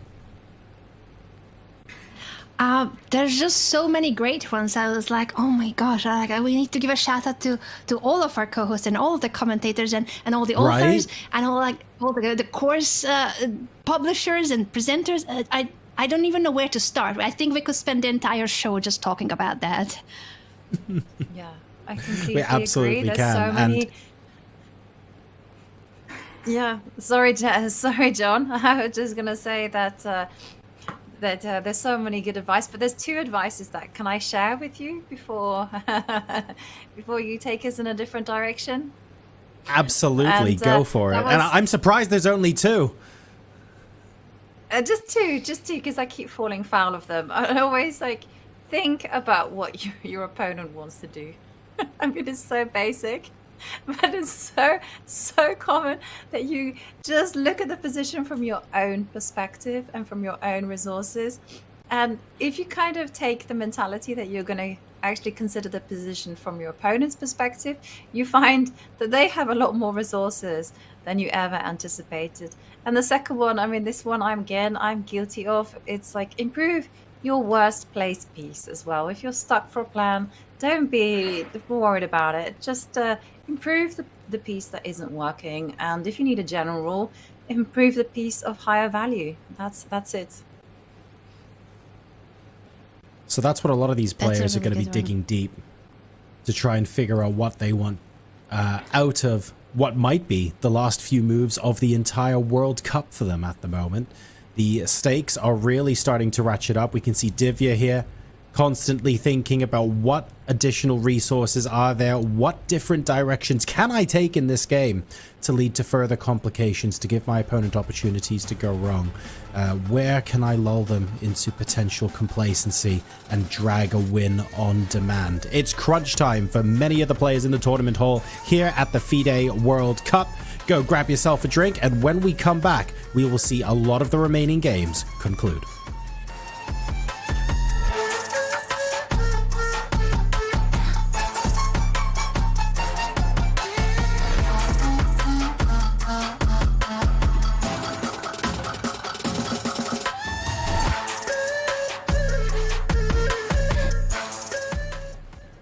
The fastest, easiest way to improve your chess is now the most fun way to improve your chess. Chess.com's brand new puzzles now have loads of exciting features to make solving a joy. Earn points and race your friends across puzzle tiers from wood to bronze, all the way to legend. Rack up bonuses for streaks, for speed, for accuracy, for daily solving, difficulty, and more. And now, you can get feedback from Coach while solving puzzles. Coach lets you know what each puzzle's goal is and why a move doesn't actually work. And, as always, puzzles will be selected just for your level from our database of hundreds of thousands of high-quality, beautiful, brilliant, and instructive puzzles. So what are you waiting for? Try puzzles today on web, Android, or iOS, and have a blast leveling up your chess. Vishy Anand. I met him for the first time in 1988 at the first Olympiad I was taking part, and he was also playing, representing India. And we got to meet him. Shortly after that, he visited to Hungary, to Budapest, to our home. And it was amazing. I've never seen somebody like that before, who was so addicted to chess. He was so much pulled in. All his thoughts were about chess, chess, chess. In his hand, it was always a chess magazine, because of course we had a lot of that too, or a chess informant, always telling stories, playing and analyzing in his head. We played a lot of blitz also. He was incredible fast. He was the speediest, fastest player at the time by far who I knew. And then later on, I saw him in competition in Vacanze a year later or 2 years later. He was just playing, blitzing his classical games. He was spending not more than 30 minutes for the whole game. So he was so much into the game, and he had so much passion, and he had so much dedication, and he was so young, and he was just so happy with playing chess. And then later on, tons of times we played together in different tournaments, not only because he was, of course, a great player at a very young age already, the first grandmaster from India, but also he moved to Spain, so he was more European for many years, I can say maybe for a decade or a decade and a half. So he was very concentrated on his results. And he was always a person who was not looking for conflicts. He was very much avoiding conflicts or difficult moments. He was a very solid man all the time. At the same time, at the board, he was always extremely well prepared, and he had some incredible qualities. I remember a story when he played an extremely sharp position in Spain. I think in Dos Hermanas we were playing in the same event. And it was like a huge, massive position. And I asked him, well, Vishy, isn't this game was so frightening? Everything is hanging, it's a mess, it's dangerous. He said, well, if you're training and you make the right preparation and you work on it, then it's not so dangerous at all. I mean, you make your preparation. So that's the guy he was, that he was ready to put into the game all this work and effort to reach his goals. So this was very special to see him. He's, I think, a great inspiration example for Indian chess. So he's one of the persons, I believe, who we can say that has the biggest influence, but definitely is a huge influence into the next generation. Because what I've seen him as a person who was dedicated for becoming world champion, he was a 5-time world champion, and now what he initiated in India, and he was the first grandmaster. Now there is 88 or 89 grandmasters. So that's an incredible journey, what he's been doing. And I'm pretty sure we are going to see him doing more activities where he can inspire and put very much himself into all these positive vibes, and to make the chess world stable and better and enjoyable.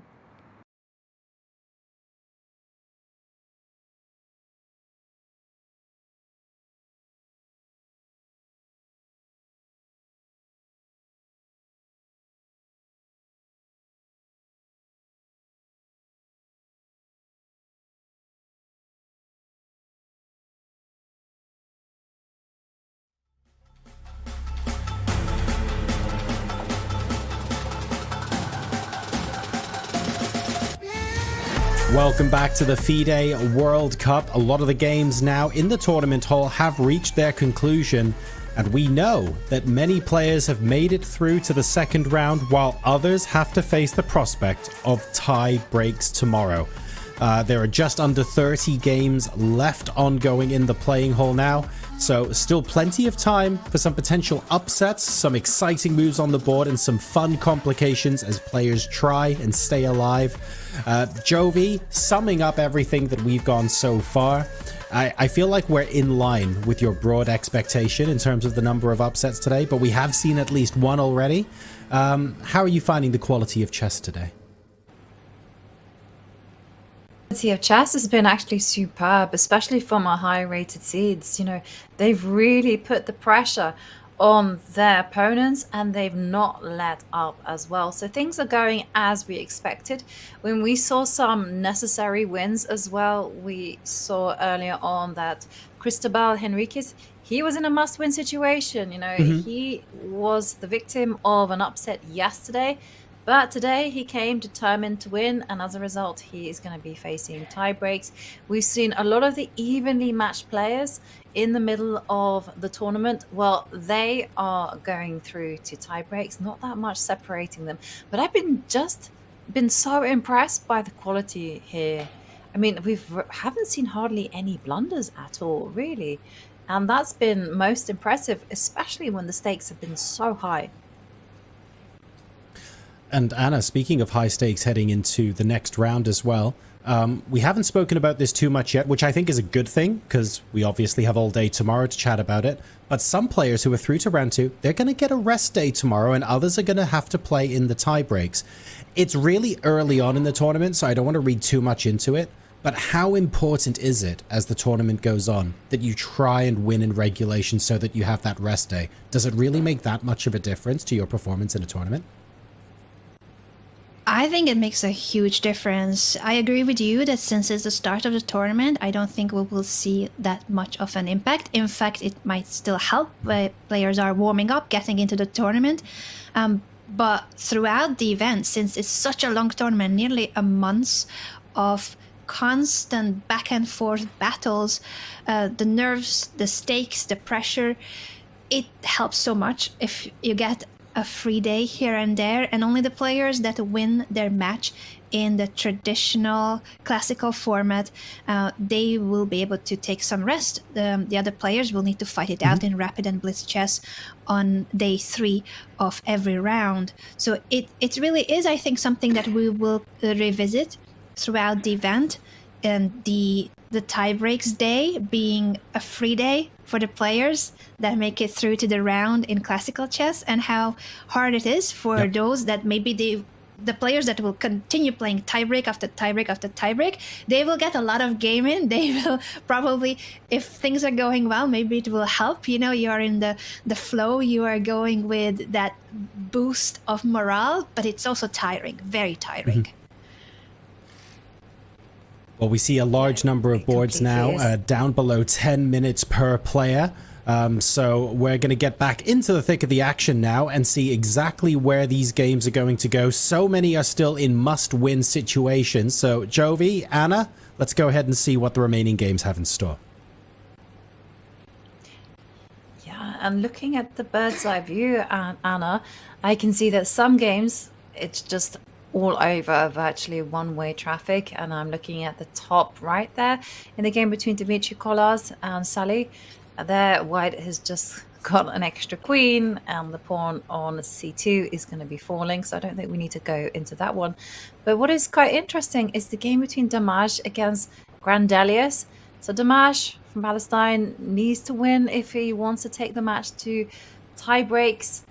But it does look like Grandelius has just been very businesslike and is very satisfied with just getting the desired half point and walking through to round 2.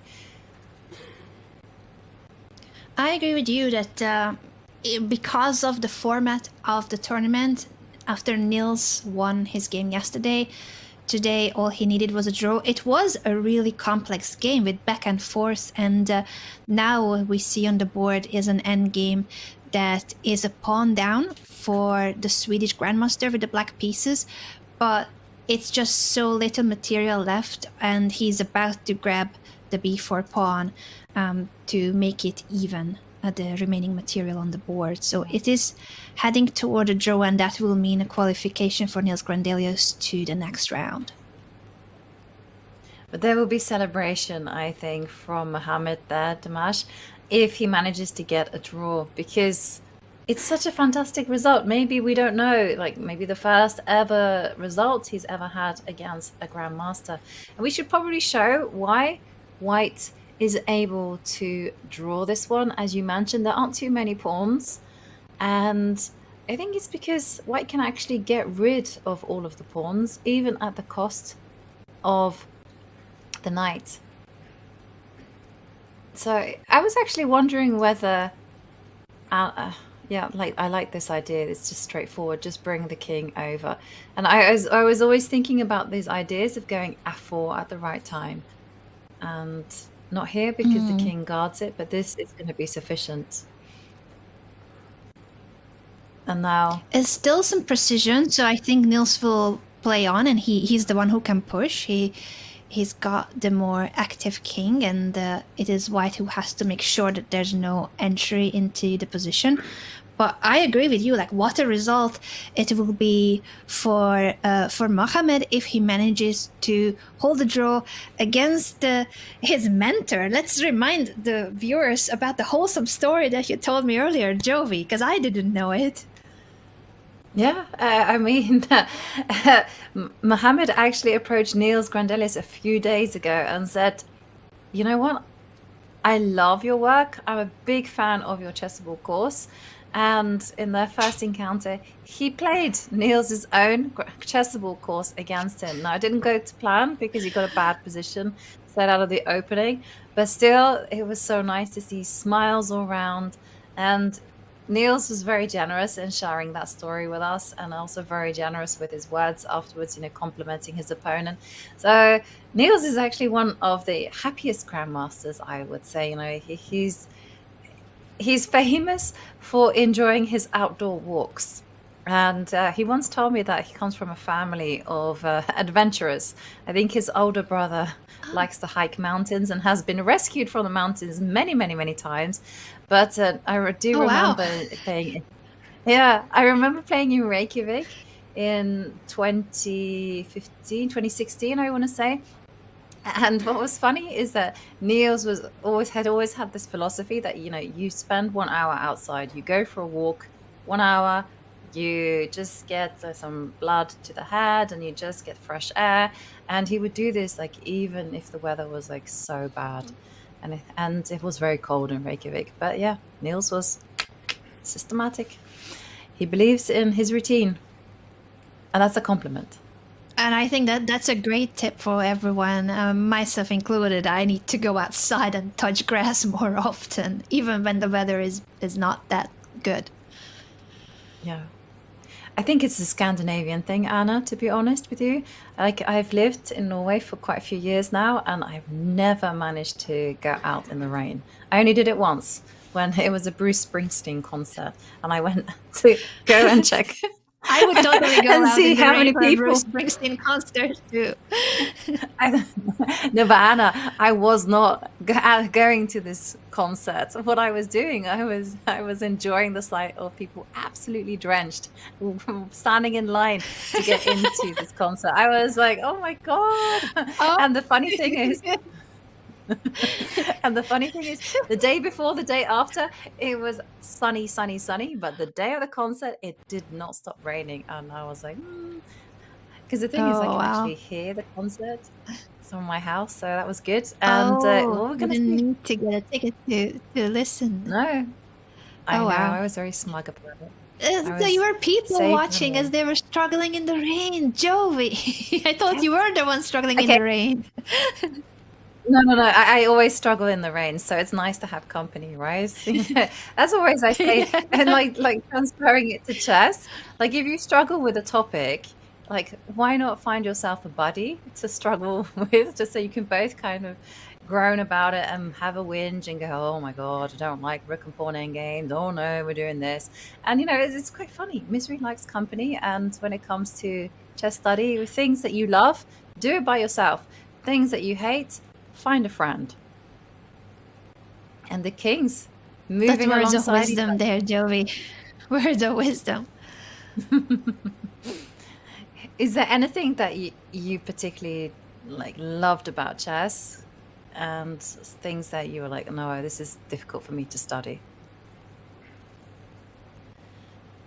I think I enjoyed most of the time studying on my own, but then whenever we had the training camps with the Olympic team, I think it helped with themes like or topics like rook endgames, because they can be very tedious. The difference can be very, very slight between where the pawn is and what kind of pawn formation, 3 versus 2 or 4 versus 3, and all sorts of Dvorsky endgames from that thick endgame book that no one wants to even open because there's so much to study from it. So I think, especially with like the more tedious endgames, it helped that there was We have a there was draw company. offer. And there is a handshake. It's a draw. And what the result for Mohammed with the white pieces against the man he looks up to so much and whose chess, of course, he studied and played against Niels yesterday. Mohammed Damai with the draw against Niels Grandelius. Niels goes to the second round, but what a result regardless for the candidate master. And Anna, the joy with which Mohammed actually shook the hand of Niels. You know, it was a lucky escape, but it was a draw nonetheless against Niels, and the delight on his face is evident. And this is what chess is all about. Those moments of bliss, those moments where you fought and you get that draw against the Grandmaster. And what a Grandmaster it was. For Mohammed, it was playing against his own mentor, someone that he's admired, someone whose chessable courses he has greatly appreciated and used. And it's so nice to see the players sharing their thoughts and the smile on Mohammed's face. Oh, fantastic. You can see it all on his face. What a wholesome moment and incredible achievement for Mohammed. He will remember this for the rest of his life. This will be a defining moment in his chess career and in his life. This will be something that he will appreciate and cherish, that he got to share this game with his mentor Niels Grandelius and even achieve a draw. I wouldn't be surprised if this will be giving quite a boost to Mohammed's chess career as well as an inspiration. It's certainly an inspiration. You know, he's gonna go back and he's gonna tell the kids and he's gonna share in that moment. And I'm so lucky, and I feel so lucky actually that we managed to capture that particular moment when draw was agreed and the jubilation on Mohammed's face. And we go back to our bird's eye view because games are still in progress. And remember that for some players, only a win will do, because they have to win if they want to tie the match. Players like Divya Deshmukh, she needs to win with the black pieces. For others, there's still plenty of fight left. And maybe, Anna, whilst we're looking so many new players, I mean, I see Rasmus Farner from Germany against Vasquez. I think that's the Uruguayan flag. And there we also have Faustino Oro against Brikic. Now, when we left that one, it looked like Faustino Oro, this is in the bottom left, he was the one that had the slightly better position. And I did warn you, Anna, I said that his opponent, Brikic from Croatia, I played him before, and he's very good and he's very patient. He has all the qualities of being a good endgame grinder. And we're seeing, maybe, potentially could be seeing a repetition. That could be a repetition. We could go there and then tune back into the game of Mendonça as well, because that could be the big upset of the round. But I agree with you that Faustino Oro's game might be about to end if the players will repeat moves in this rook endgame, the checks on the second and the third rank. And are we going to be seeing repetition? No, we see some hesitation. How would you handle this, Joey? Because there is an extra pawn for black in this rook endgame, but the g5 pawn is hanging. So if you want to continue, you probably should attack the b4 pawn and give it up for the g5 pawn. Will we see that, or will Brikic be practical about the tie breaks and save energy? Do you think he will continue believing in winning chances here? Yeah, I think this is probably one to try and play out. And I agree with you, it has to be rook to b3. Yes, you could go rook to g3, but the problem there is that you saddle the rook in such a passive square that it's actually not going to be easy to make constructive moves from there on in. So yeah, he's just taking a decision to go rook to b3. He's reaching for the rook. Where's he going to go? And Rook to b3. No as draw. He wants to expected. play on. Yeah, that's the way to go if you want to keep the game going. And why not keep the game going with the extra pawn and put the young talent Faustino Aura to the test in terms of his rook endgame defensive skills. So Faustino still needs to play precisely in order to draw, and if they draw this game, they will be back tomorrow for the tiebreaks between Faustino Aura and Ante Brikic. Yes. And okay, well, the game is going to continue on. I mean, you draw my attention to Wang against Mendonça. Mendonça, Grandmaster from Goa, given he was one of the reserves actually for the World Cup. And yes, someone did drop out and he made it. He was very proud to be there in his home city. And it looks like he's on the verge of being knocked out by Zhishu Wang. And gotta say though, when you're playing someone, an international master from China, you gotta expect a tough ride.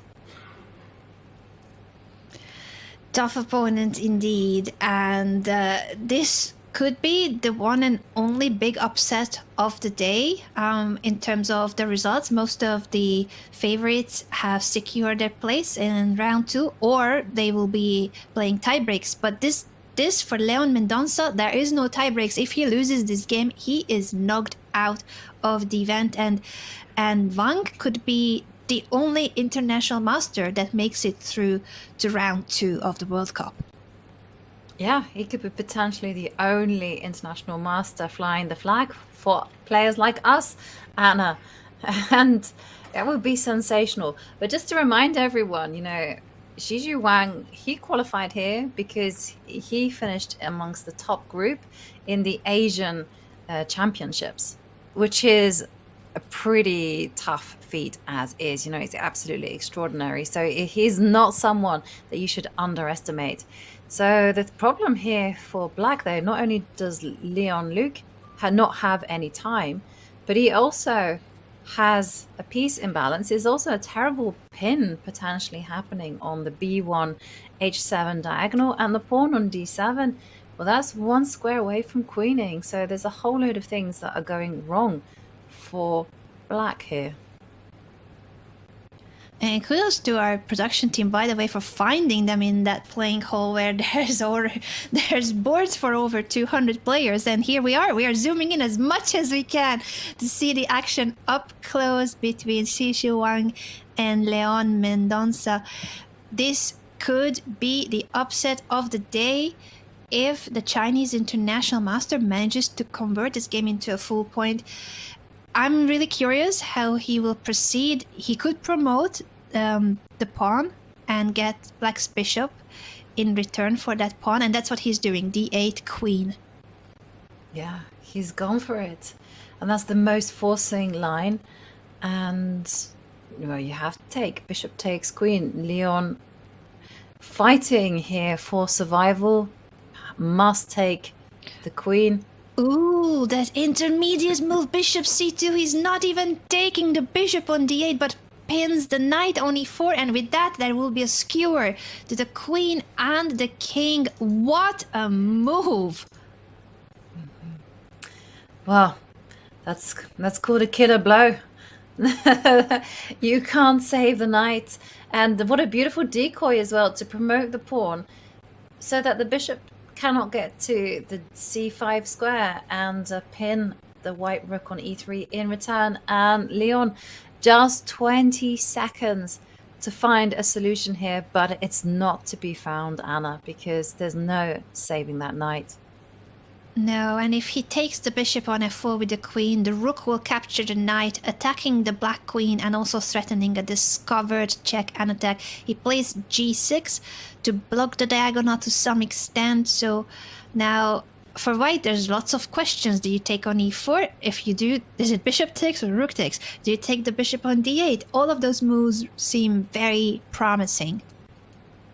Yeah, and the thing is, though, for black as well, is not only g6 is a nice resourceful move, but the bishop is hanging on d8.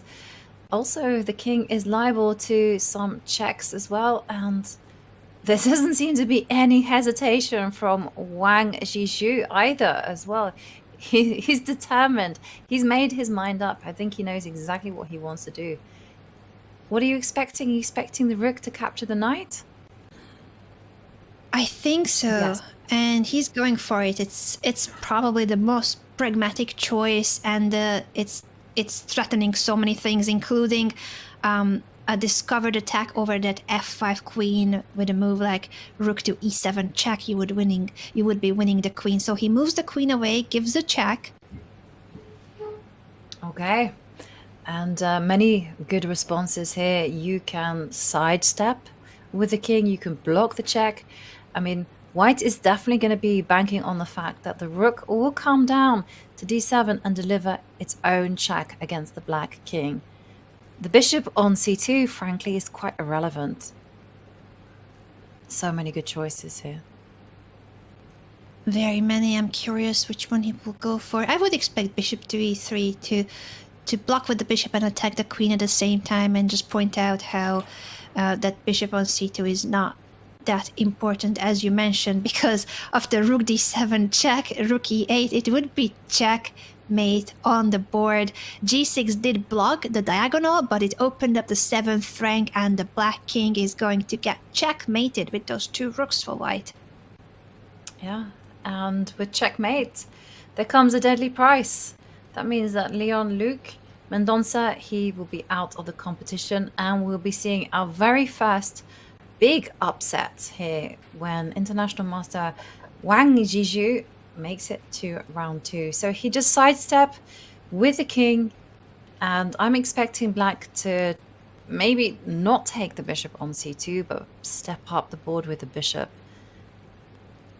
It's either step that up with the bishop or queen to h5 check, just to poke white's king and see if there could be a repetition. Of course, white will not want to continue getting into those queen checks, but then he will need to decide whether he blocks with the bishop or blocks on h2 or blocks later on e3. He will need to get out of those checks. Yeah, definitely. That's the problem. The white king has hiding place. Okay, he steps up with the bishop, gets it out of harm's way, but the response is swift. In comes one check, it gets blocked, and now the question is, will he line up against that bishop on g7? So you can come in with the bishop, centralize it, and just pinpoint at the fact that the bishop stands in the same line as the black king.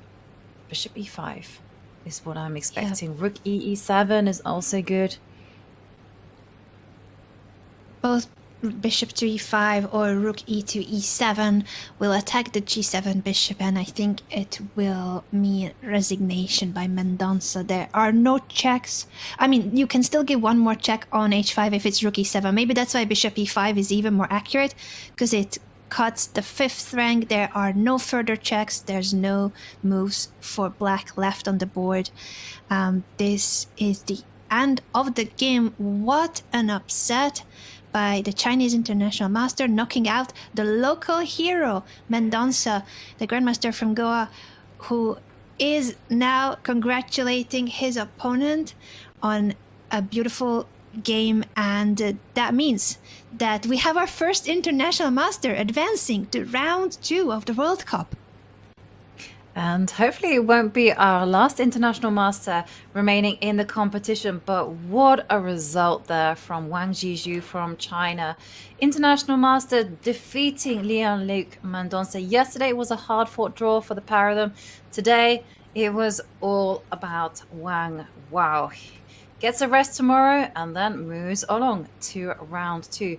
What a dramatic day it's been so far. And now as the cameras zoom out, you can see there, Anna, from the playing hall, not that many games left in progress. No, very few, and we started out with over 100 games.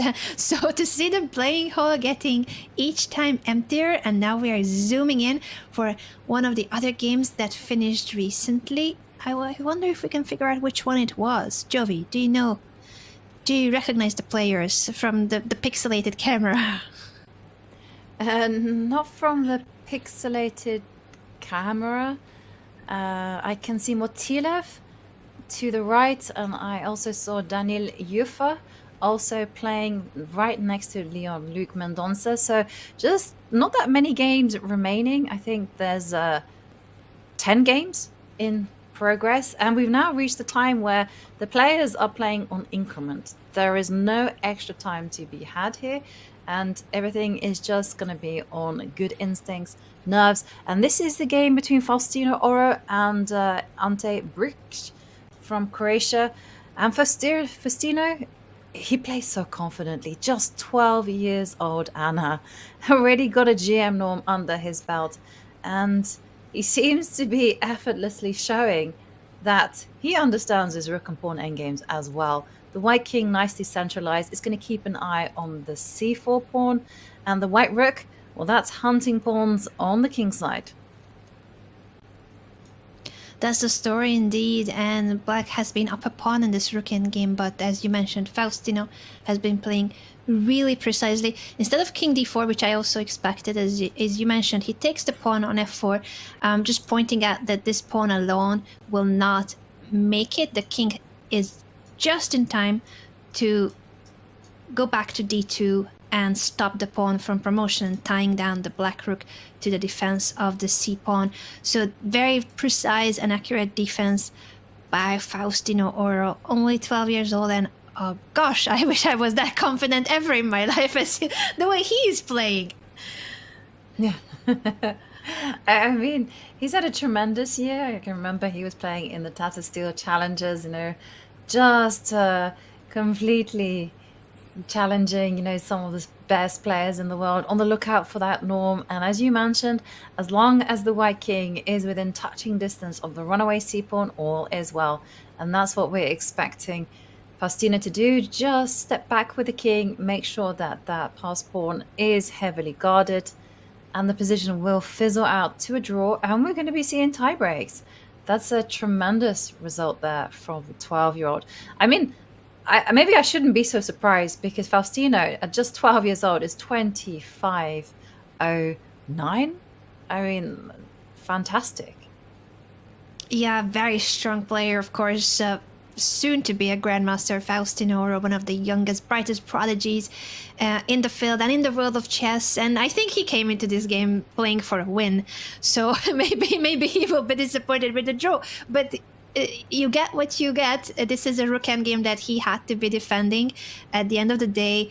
And the two of them will be back tomorrow for the tie breaks after a draw today. We think this will end in a draw not so long from now, and there will be speed chess tomorrow to decide which of these grandmasters, sorry, I'm already calling Faustino a grandmaster because honestly his level is, but whether it's going to be Faustino Oro or Ante Bric that will advance to round 2 after tomorrow's tie breaks. Yeah, no, I think we're almost certain that this is going to be a draw. But let's head over to our bird's eye view and check in on some of the remaining games, because we will be seeing something happen in the Kukulas Divya Dishmukh game, as we see the evaluation bar all the way in white's favor. Let's head there and see what actually happened. Now remember, Divya had to play this endgame with the stark knowledge that she could not accept a draw. So even if the position was objectively drawn, she had to take risks, and it looks like she has taken that risk, trying to get a passed a pawn. But the problem is that white has 2 protected passed pawns there on the king side, and they're just going to walk hand in hand towards the 8th rank. That's exactly the storyline, and kudos to Divya for taking the risk, for trying to make a comeback after losing yesterday's game and being in a must-win situation in the mini-match.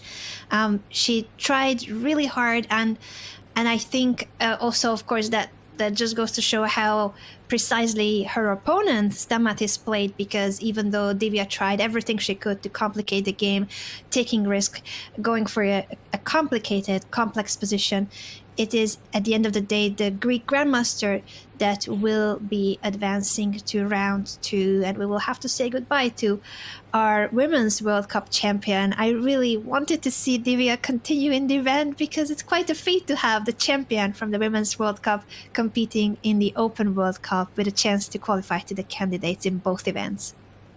Yeah, and we gotta give credit to Stamatis Kourkoulis, who had just played fantastically. You know, yesterday he was exceptionally well prepared, had deep knowledge of the opening position. Today he seemed to have anticipated exactly how Divya would approach the opening, being in a must-win situation, and he handled the tension beautifully. You know, he just kept this steady, constant pressure, the space advantage, and it was the perfect antidote to Divya's play. And it just felt like she wasn't given any chance whatsoever. And now, well, it's going to be all about those 2 pawns, G and H pawns. They're going to go G6, G7. They're going to slowly advance up the board, whereas the white rook will simply just sacrifice itself for black's remaining pawn. And it's happening right now. Exactly, that's what we are about to witness, the rook being sacrificed for black's pawn, and then the 2 passed pawns of white will decide the game. No rook can hold back such advanced, tremendous passed pawns. If the black king was closer, there would be ways, but unfortunately it's such a slow piece, and the pawns are about to hit the 7th rank. It's game over. Yeah, and with that, Divya's dreams of qualifying to round 2, they disappear. But for Kourkoulis, he gets a rest day tomorrow, and he's back in action for round 2. Not too much time for Divya now. She's just on her final seconds. In fact, most of the players that I'm seeing, they're on the final seconds. They are playing on increments. That 30-second time bonus they're getting per move. For Divya, as you mentioned, Anna, there's no way for that rook to stem the tide of those pawns advancing. Yeah, unfortunately, I think she knows it too, and it might be just one of those final moments when you're also making peace with the result, with the outcome, and double, triple checking if there's anything you missed, if there's any chance. I'm pretty sure that Divya is very, very aware of the endgame being lost, and she ponders over the last moves and will be congratulating her opponent soon. Yeah. 30 seconds. It's ticking down. But not much for Divya. And I agree with you, Anna. It's that moment, you know. Because whilst the game is still very much alive, it still hasn't happened. But once you accept resignation, once it's there on the board, it's certain. And the rook just goes over, but any pawn advance will secure the win. She can give a check, but because of the pawn push now, the white king will be able to just move 1 square up and hide from the checks, forcing the black rook back onto the back rank, after which the second pawn will be pushed to the 7th rank too, and that's when it becomes unstoppable. Once you have both of the passed pawns on the 7th rank, there's nothing that black can do. Then you will be able to give more checks with the rook, but in that moment it's already enough for the white king to just keep approaching the black rook, and the checks will stop. Handshake, and that is the end of the game of Grandmaster Divya Dashmukh. She fought really hard to try to make a comeback after having lost her game yesterday, and took risks, tried to make it as complicated as possible, but Stamatis Kourkoulis was able to handle the pressure very well, and indeed converts it into a second point and makes it to round 2. Very nicely done by the Greek Grandmaster, which means that there are 6 games in progress. And we go back to our bird's eye view, and we have our pick of exciting endgames.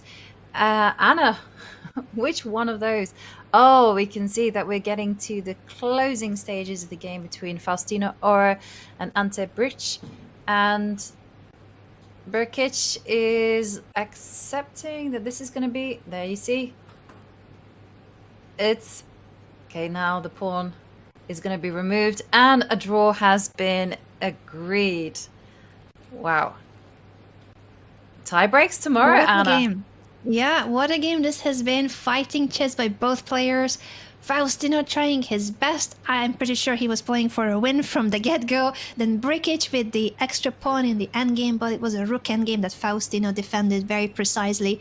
And we are in for a treat because these two will be back tomorrow for the tiebreaks indeed to fight it out in rapid chess and potentially even blitz and Armageddon if there's no result after the rapid games. Okay, and whilst the camera zooms out, quickly go to our bird's eye view because maybe there's some drama in the board. We see that Cheparinov there on the top left, he's a point up, so he just needs to draw in order to make it through to the next round.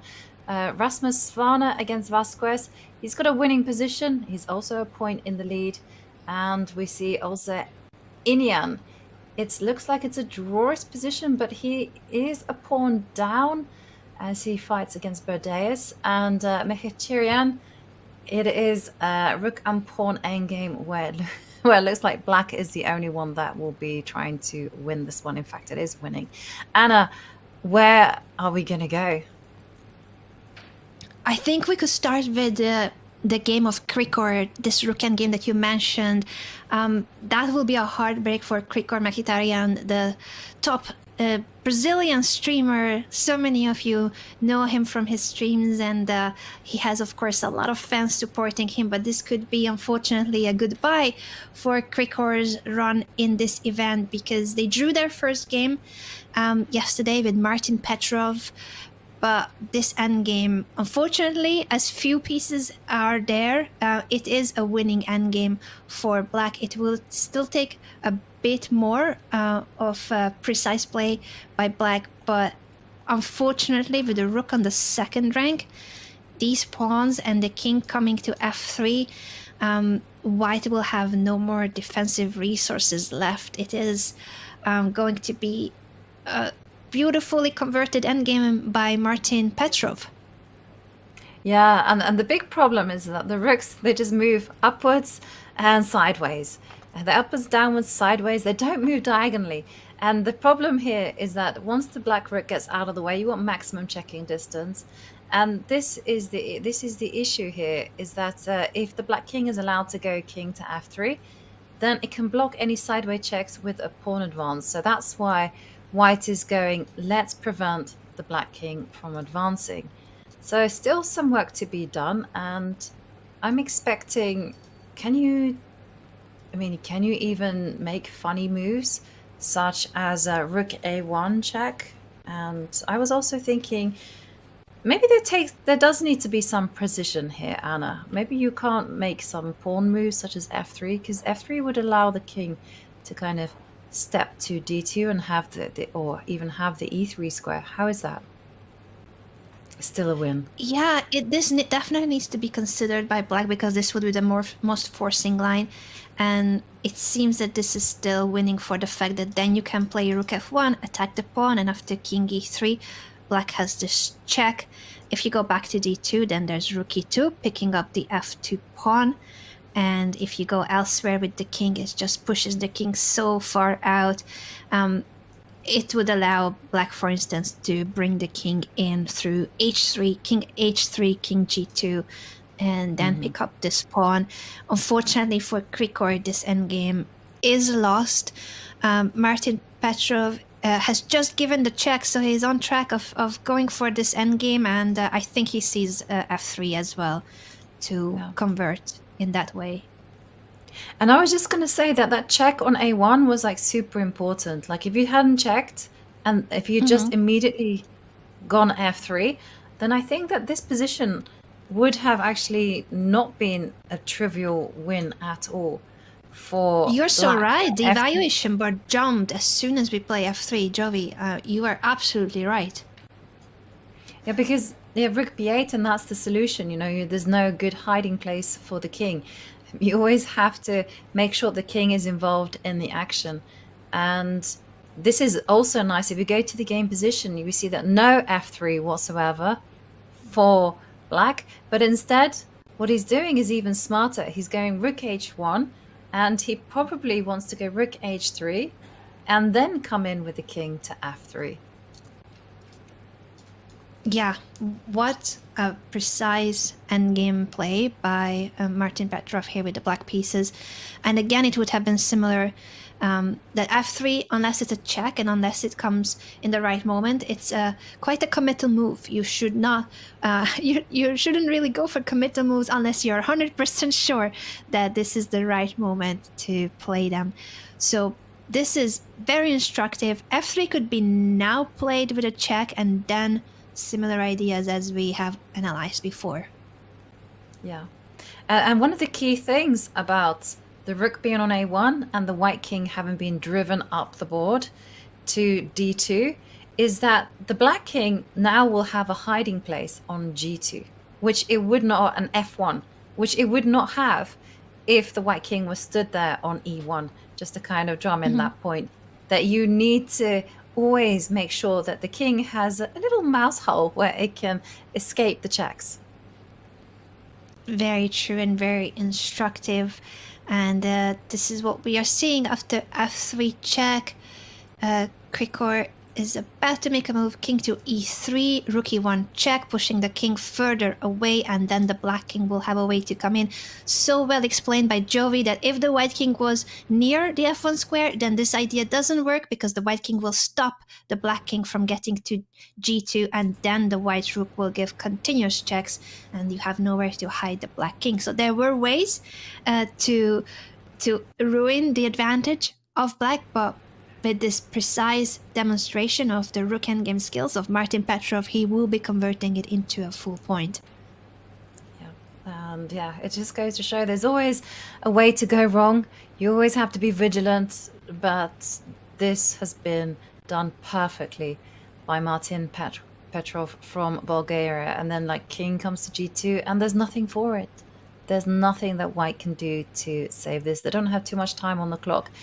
But this is the cruel nature of the knockout format. We say goodbye to Mkhitaryan, and, well, we welcome Martin Petrov to round 2.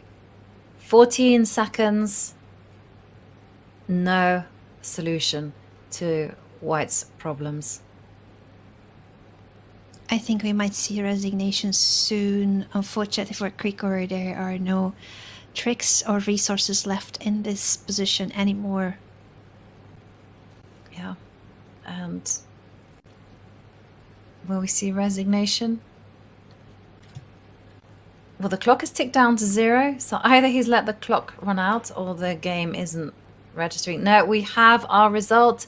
Victory for Martin Petrov, who now is in round 2. So 3 games remaining in round 1 in the classical portion, and again you can see that for Cordoba, top left, he has to win against Cheparinov if he wants to take the match to tiebreaks.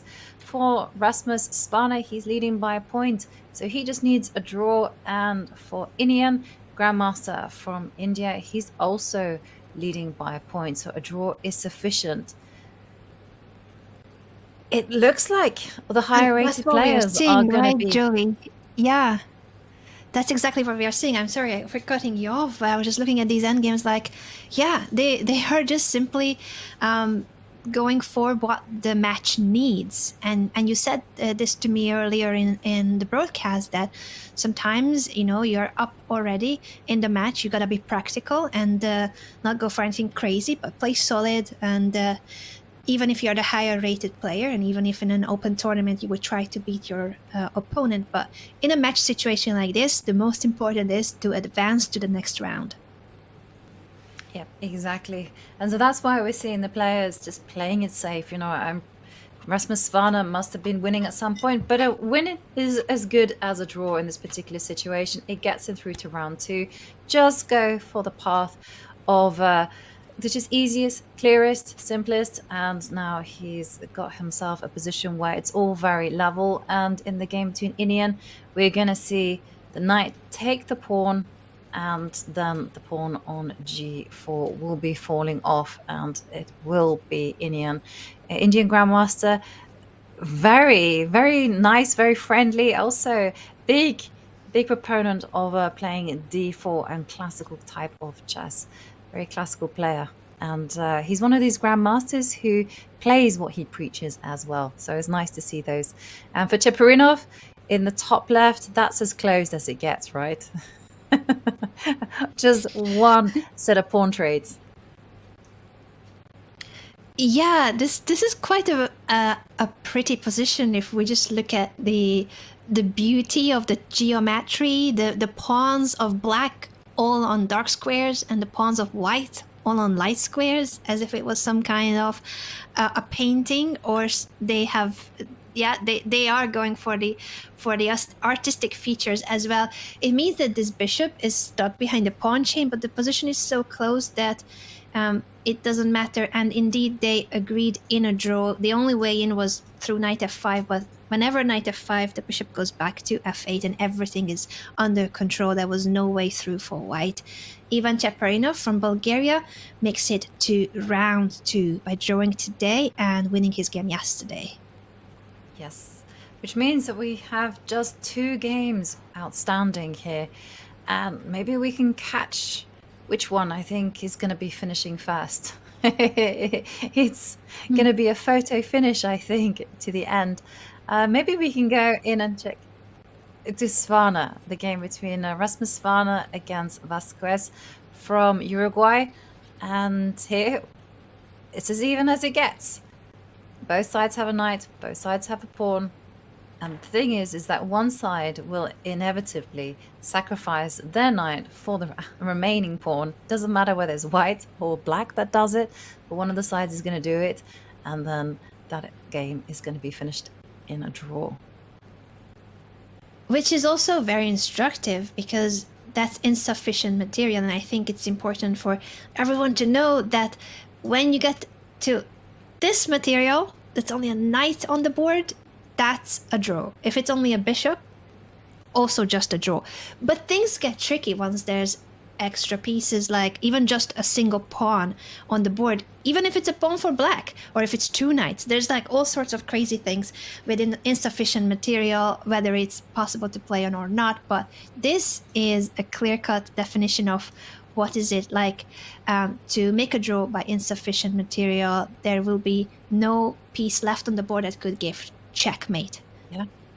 And the game, it continued exactly as you predicted, in exactly the format. So we have just 1 game remaining. I'm expecting that game to also finish in a very similar style.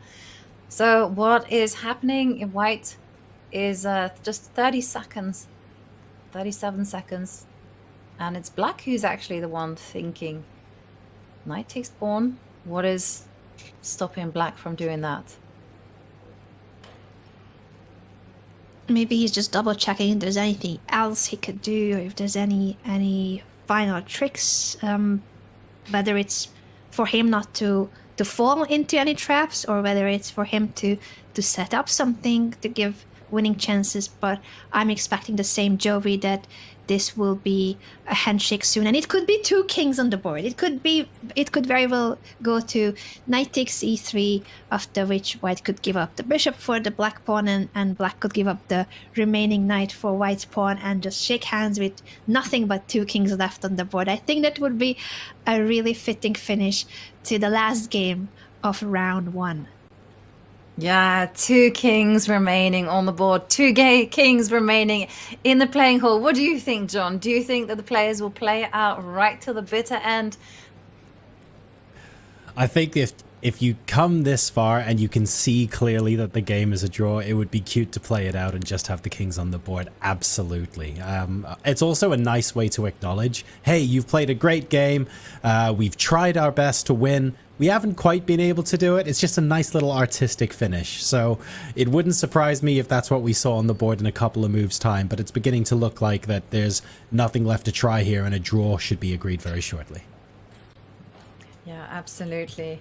And why do you think Black is hesitating for such a long time? And I was speculating, thinking, you know, maybe they're looking for something more. Maybe they're being extra cautious. It could also be emotion, right? Because you find yourself in round 2 and there's a lot at stake. You know, it's not just those 3 candidate spots. There's glory and just as I say that's the end of the game. That's the end of the game. We wanted to see it go to 2 kings, but it is official now. Grandmaster Indian from India makes it to round 2, and that's officially the end of the classical games of round 1, but there will be tiebreaks tomorrow. Exactly right. There's a lot still to look forward to. I don't want to give you guys the complete rundown of absolutely everything on this page, but we do have a summary of all of the results. Now, well done if you were here from the beginning and managed to catch all of them alongside us. This is the end of round 1, game 2, and what that means is that because of the World Cup format, all of the games where one player has won, so either by 1.5 or by 2-0, that's great. The winning player immediately goes through to the next round of the World Cup. However, there will be a number of matchups where things have finished 1-1. And for those matches, we will have a tie-break day tomorrow. And I believe we're expecting 20 boards tomorrow. And we're going to be starting with 2 15-minute plus 10-second increment games. And if it's still tied after that, 10-minute plus 10-second increment games. If it's still tied after that, 5 plus 3. And if it's still tied after that, 2 3 plus 2 games. And finally, after 4 lots of blitz, if we still don't have a clear winner at that point, we get a bidding Armageddon with a 4-minute base time, which I quite like, by the way, because it means that the Armageddon game has a chance to have a longer time control than the 3 plus 2. But considering it's bidding, chances are the players will be going for lower amount. So that'll be a fun quirk. If we actually get all the way to the Armageddon game in any of our playoffs tomorrow, that would be incredible. But that just means we have proper edge of our seat action at very different time controls tomorrow, Jovi. Suddenly, everything we've been doing yesterday and today, that's all gone out the window now. It's completely different.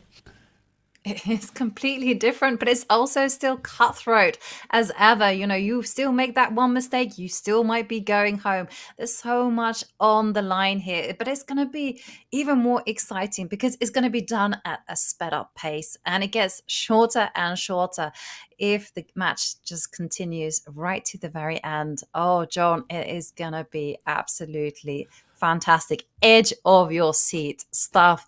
Oh my God, Anna, can you believe 20 tie breaks ahead of us?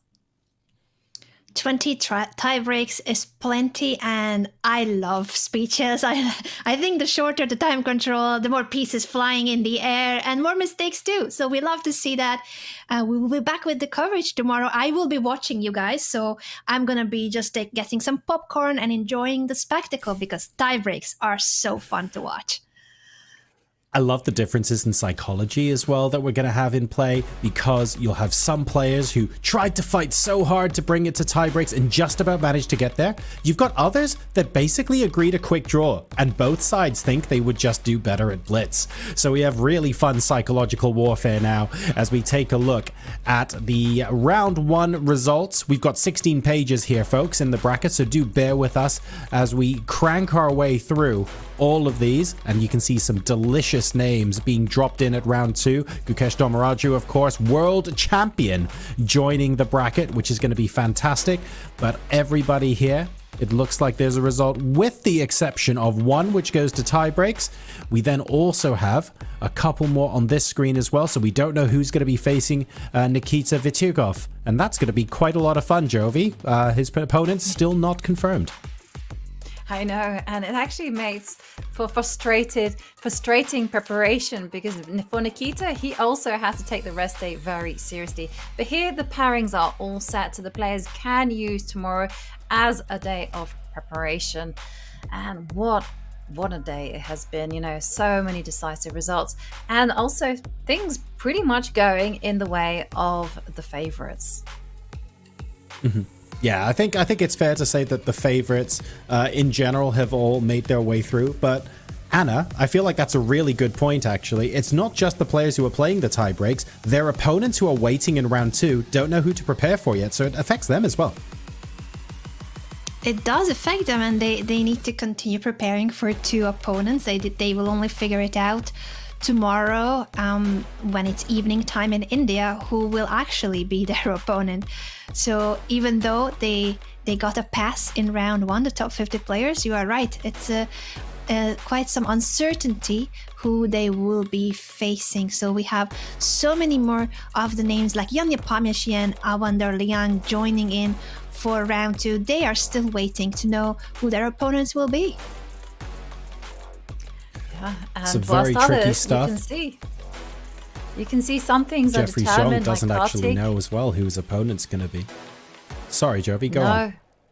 No, I was just going to say things have been settled there in the last 2 matches as well in round 2. You know, Bogdan Daniel Diak entering the competition. He's facing off against Aydin Suleimanli and Kartik Aravind. You know, these are 2 players I'm sure they played each other many, many times before. But they will have tomorrow to prepare. I mean, remember, most of these players will have seconds, will have coaches working behind the scenes, making sure that their preparation is top notch. And the only fixed pairing here is Alexander Donchenko, David Anton, and Ivan Semlyansky, a youngster, Russian youngster, just in his teens, against Ray Robson. Gonna be exciting to see how Ray Robson will fare. Lubaum and Giri, the heroes of the Grand Swiss. Well, 2 of the heroes, to be fair. Neither of them knowing who their opponent's going to be yet. And the same can be said for Prague on this screen here. So there's still plenty to go and plenty of drama. And these brackets are going to get filled in throughout the day tomorrow as more Blitz games get played in the round 1 playoffs. A lot of players here still not knowing who their opponents are going to be. We do have a fully complete bracket here as we get to about 3/4 of the way through, where all of round 2 is actually done. So everyone here can actually take the rest day off. Anna, that's the first one we've seen so far. Otherwise, there's drama up and down the field. Absolutely, it's great to see, and as you mentioned, these are the handful of players that will have the knowledge with certainty who their opponents will be for round 2, as well as this page. I feel like now that we are getting to the final pages of this infinite bracket for the World Cup, there are more and more pairings confirmed. Exactly right, and it's we're going to be halving this field, of course, after each round. So yes, it takes a long time to get through in the early stages of the competition. But as we move further and further through, we'll go down to 64 players, 32, 16, 8, 4. And then, of course, we will have a final. And a reminder to everyone what we are playing for as well. We have $2 million of prize money on the line here at the FIDE World Cup.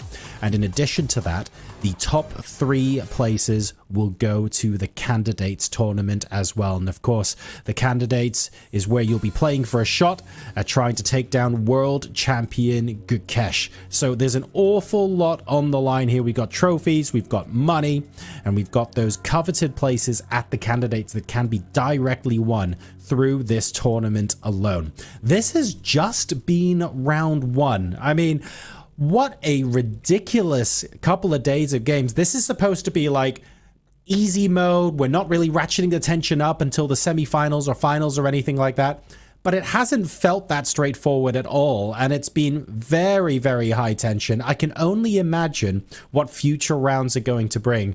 Jovi, shall we start with you? Maybe summing up what we've seen yesterday and today. Well, as you said there, John, it has felt moments that it's been high tension. We've seen the players. For some, it's been smooth sailing. For others, they've had some close calls as well. But ultimately, the favorites are there. We do have some international masters still in the mix. Noticeably, Wang Zhizhu, who defeated local hero Leon Luc Mendonça. He's through to round 2. But it has been 2 days filled with excitement. Is about to get even more intense tomorrow with the tie breaks. I'm not just saying this to build things up. It truly will be, because we have things potentially decided by Armageddon. So, I mean, it's been very exciting, but the best is still to come, I'm going to say. And Anna, let's not forget, even though we have to send players home after the end of the round, it's an even bigger opportunity as a result to start telling the stories of the underdogs, of the players who weren't expected to win, who have shone through. Jovi's just mentioned one of them, but by the end of tomorrow, we'll probably have some more as well. So it's a really exciting time to see what their thread through the tournament's going to be like. Very exciting indeed to see an international master or two making it to round 2. And with the tiebreaks, you are right. We could see more of the underdogs prevailing. It's speed chess, very different to what we saw today and yesterday. And I think even the players that are going home, they will be taking some really big lessons from the games they played here against some of the top chess players in the world, telling the story that, once when he was 14, I played against Yair Zerdogmush and now he's the world champion. There could be stories like that. Or the opponent of Niels Grandelius, who studied Niels's chessable course and then he plays it against the man himself and he drew today. Like, what a feat for Mohamed. There have been some really wholesome and incredible stories in this tournament, and it will just keep going as the event advances to the next rounds. So that concludes the classical portion, at least, of round 1 of the FIDE World Cup. We'll be back tomorrow with the tie breaks in round 1, and depending on where you are in the world, of course, we'll be starting at slightly different times. The games begin at 3 o'clock in the afternoon, Indian Standard Time. Go ahead and take a look on this map for where that's going to be for you. Sorry, LA and New York, but I'm sure you guys will do a good job at waking up to join us in chat. I have full faith in you. Thank you all so much for joining us in today's absolutely wonderful games, and we look forward to bringing you the tie breaks tomorrow. For today, though, it's heartbreak for Divya and Mendonça, and for so many others, their dream now hangs by a thread. Tomorrow, the pressure of round 1 reaches its peak. We've got fewer boards, we have faster time controls, and everything, it's on the line. It's win or go home as the tie breaks decide who survives at the FIDE World Cup. Stay safe, everyone, and see you tomorrow morning.